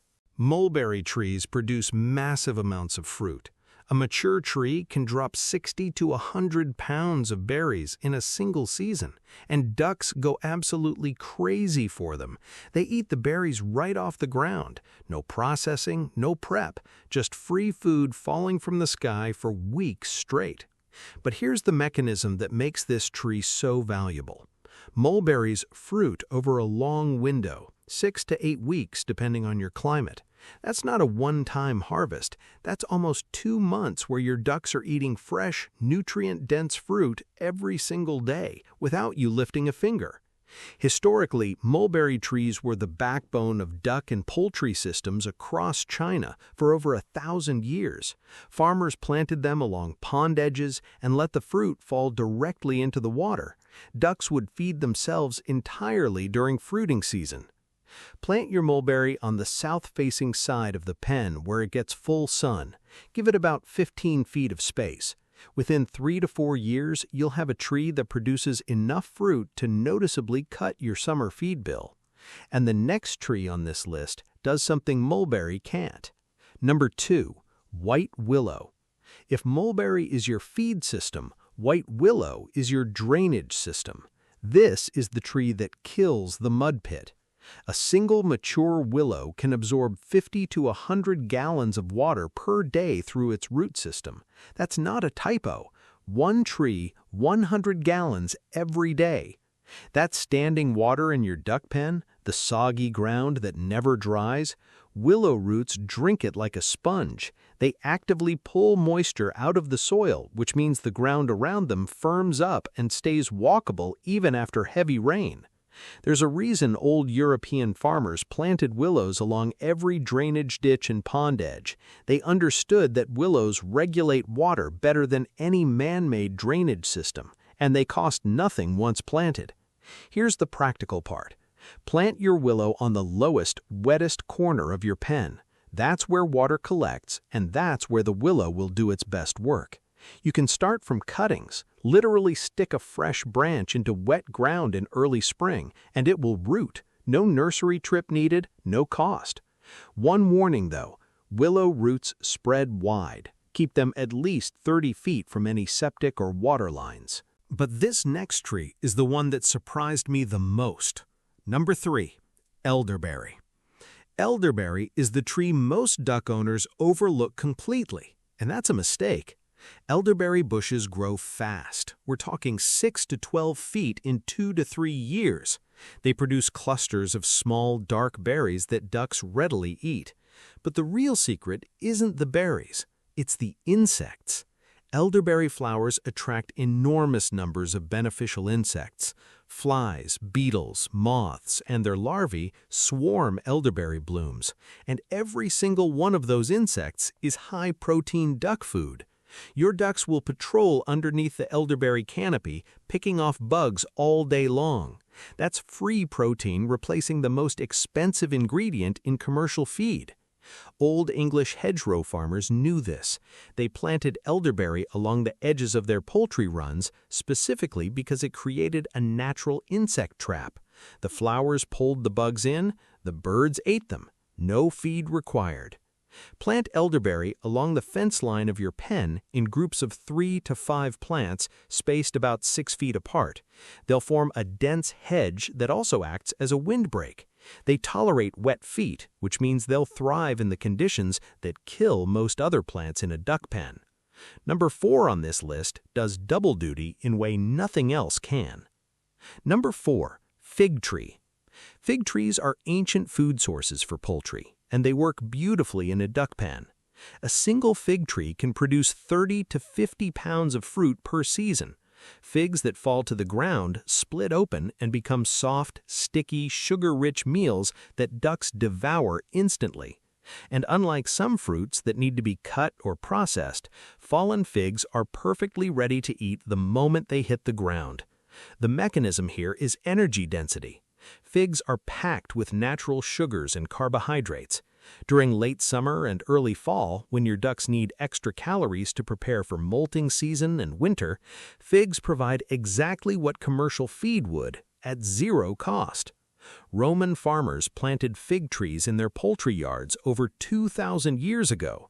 This is one of the oldest documented tree and bird pairings in agricultural history. It worked then, it works now. For your pen, plant a fig on the most sheltered side, ideally near a south-facing wall or fence that holds heat. If you're in Zone 7 or colder, choose a cold-hardy variety like Chicago Hardy or Brown Turkey. They'll survive winters that would kill a standard fig. But the next tree is the one most people have never even heard of for this purpose. Number 5, hackberry. Hackberry is the forgotten homestead tree, and it's almost criminally underused in duck systems. This tree produces thousands of small, sweet berries every fall. Ducks eat them eagerly, but here's what makes hackberry special. It's one of the toughest, most low-maintenance trees on the planet. It tolerates poor soil, wet ground, drought, wind, and neglect, basically everything a duck pen throws at it. The berries are high in fat and calories. Native Americans relied on hackberry fruit as a calorie-dense food source for centuries, grinding the berries into paste and mixing them with meat. If it sustained people through harsh winters, it will absolutely sustain your ducks. Hackberry also develops a wide, spreading canopy that provides excellent shade. In summer, that shade keeps your pen 10 to 15 degrees cooler, which reduces heat stress on your flock. Heat-stressed ducks eat less, lay fewer eggs, and get sicker more often. Shade alone can increase egg production by 10 to 15% during hot months. Plant hackberry in the center of your pen if you have room. Give it 20 feet of space. It grows slowly at first, but becomes a powerhouse by year 5. The next tree works underground in a way that changes everything. Number 6, black locust. This tree doesn't feed your ducks directly. It feeds everything that feeds your ducks. Black locust is a nitrogen-fixing tree. Its roots pull nitrogen from the atmosphere and deposit it into the soil. That means every plant growing near a black locust, the clover, the grass, the weeds your ducks graze, grows faster, thicker, and more nutritious without you ever adding fertilizer. Think about that for a second. Instead of buying fertilizer to grow the forage and buying feed to supplement the forage, you plant one tree and the ground beneath it becomes permanently more productive. Traditional European silvopasture farmers planted black locust as the anchor tree in every grazing system. It made the pasture beneath it richer, which made the animals on that pasture healthier, which reduced input costs across the board. It was the foundation species.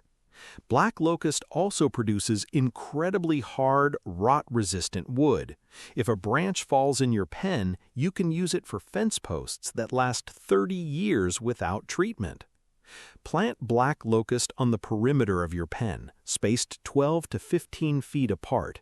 Keep it pruned to manage the canopy and let enough light through for ground cover to grow. And the final tree on this list ties the whole system together. Serviceberry.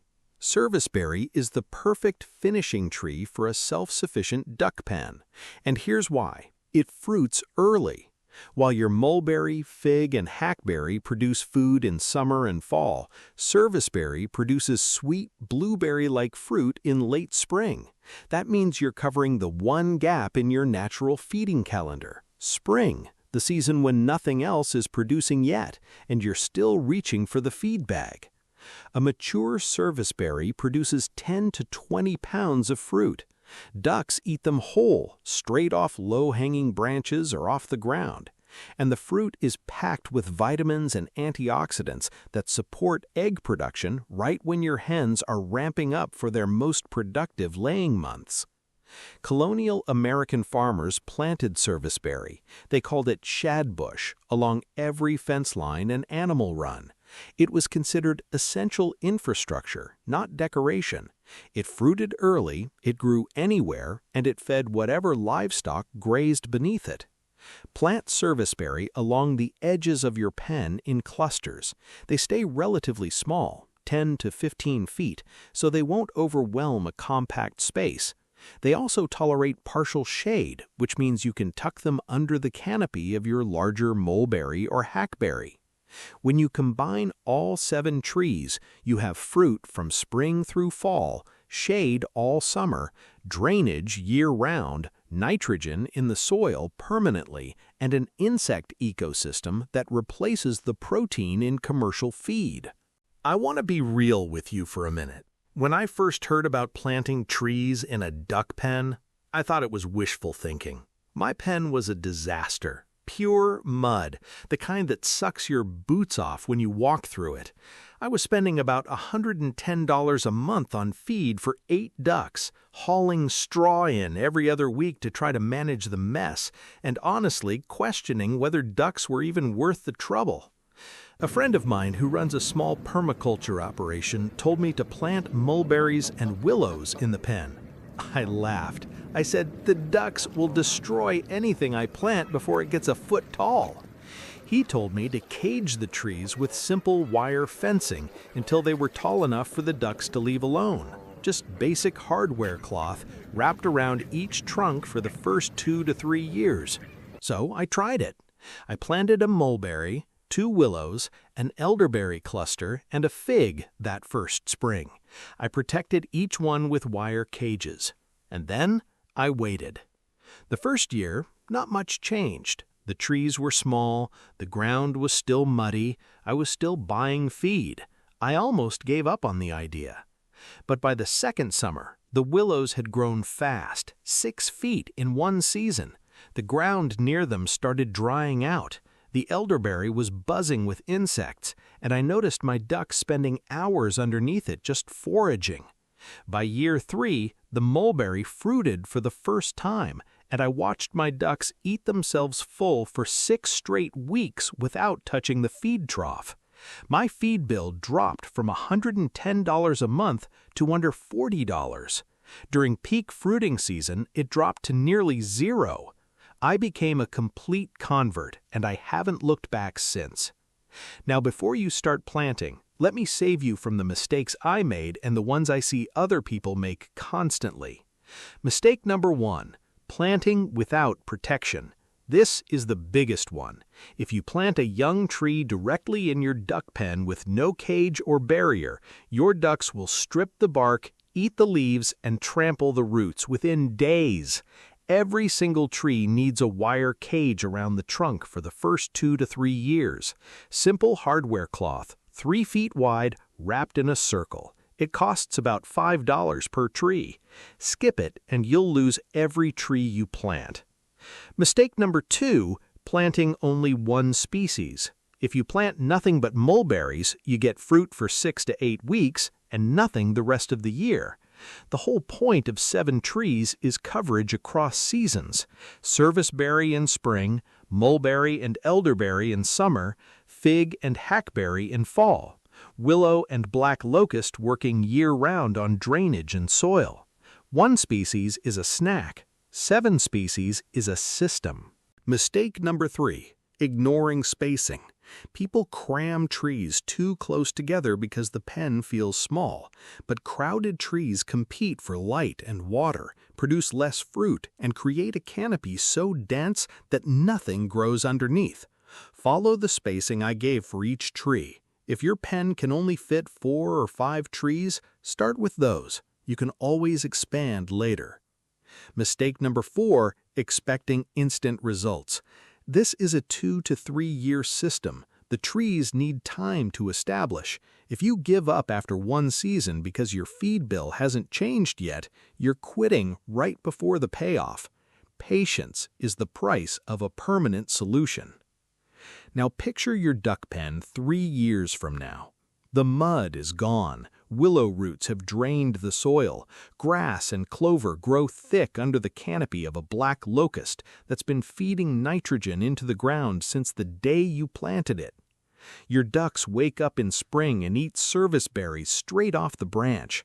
Summer brings mulberries by the pound and elderberry bushes crawling with insects. By fall, figs and hackberries drop daily, and your flock barely glances at the feed trough. Your feed bill has gone from $1,000 a year to under $200. That's $800 back in your pocket every single year, and the savings get bigger as the trees mature.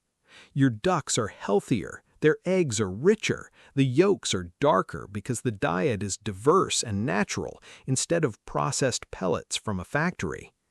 And here's the part that matters most.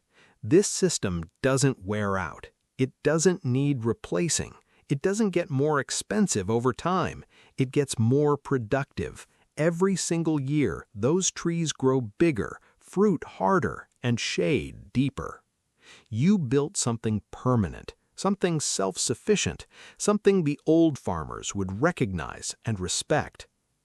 Now, I want to hear from you. Which of these 7 trees are you planting first? Drop it in the comments and tell me your climate zone. I'll try to reply with a tip specific to your area. If this video opened your eyes to what's possible, hit that subscribe button and tap the bell so you don't miss what's coming next. Because in the next video, I'm going to show you how to combine this tree system with a simple duck rotation method that eliminates the last bit of feed cost entirely. You won't want to miss that one. Your duck pen doesn't have to be a mud pit, and your feed bill doesn't have to keep climbing. Plant the trees, protect them, be patient, and let the system your great-grandparents already perfected do the work for you.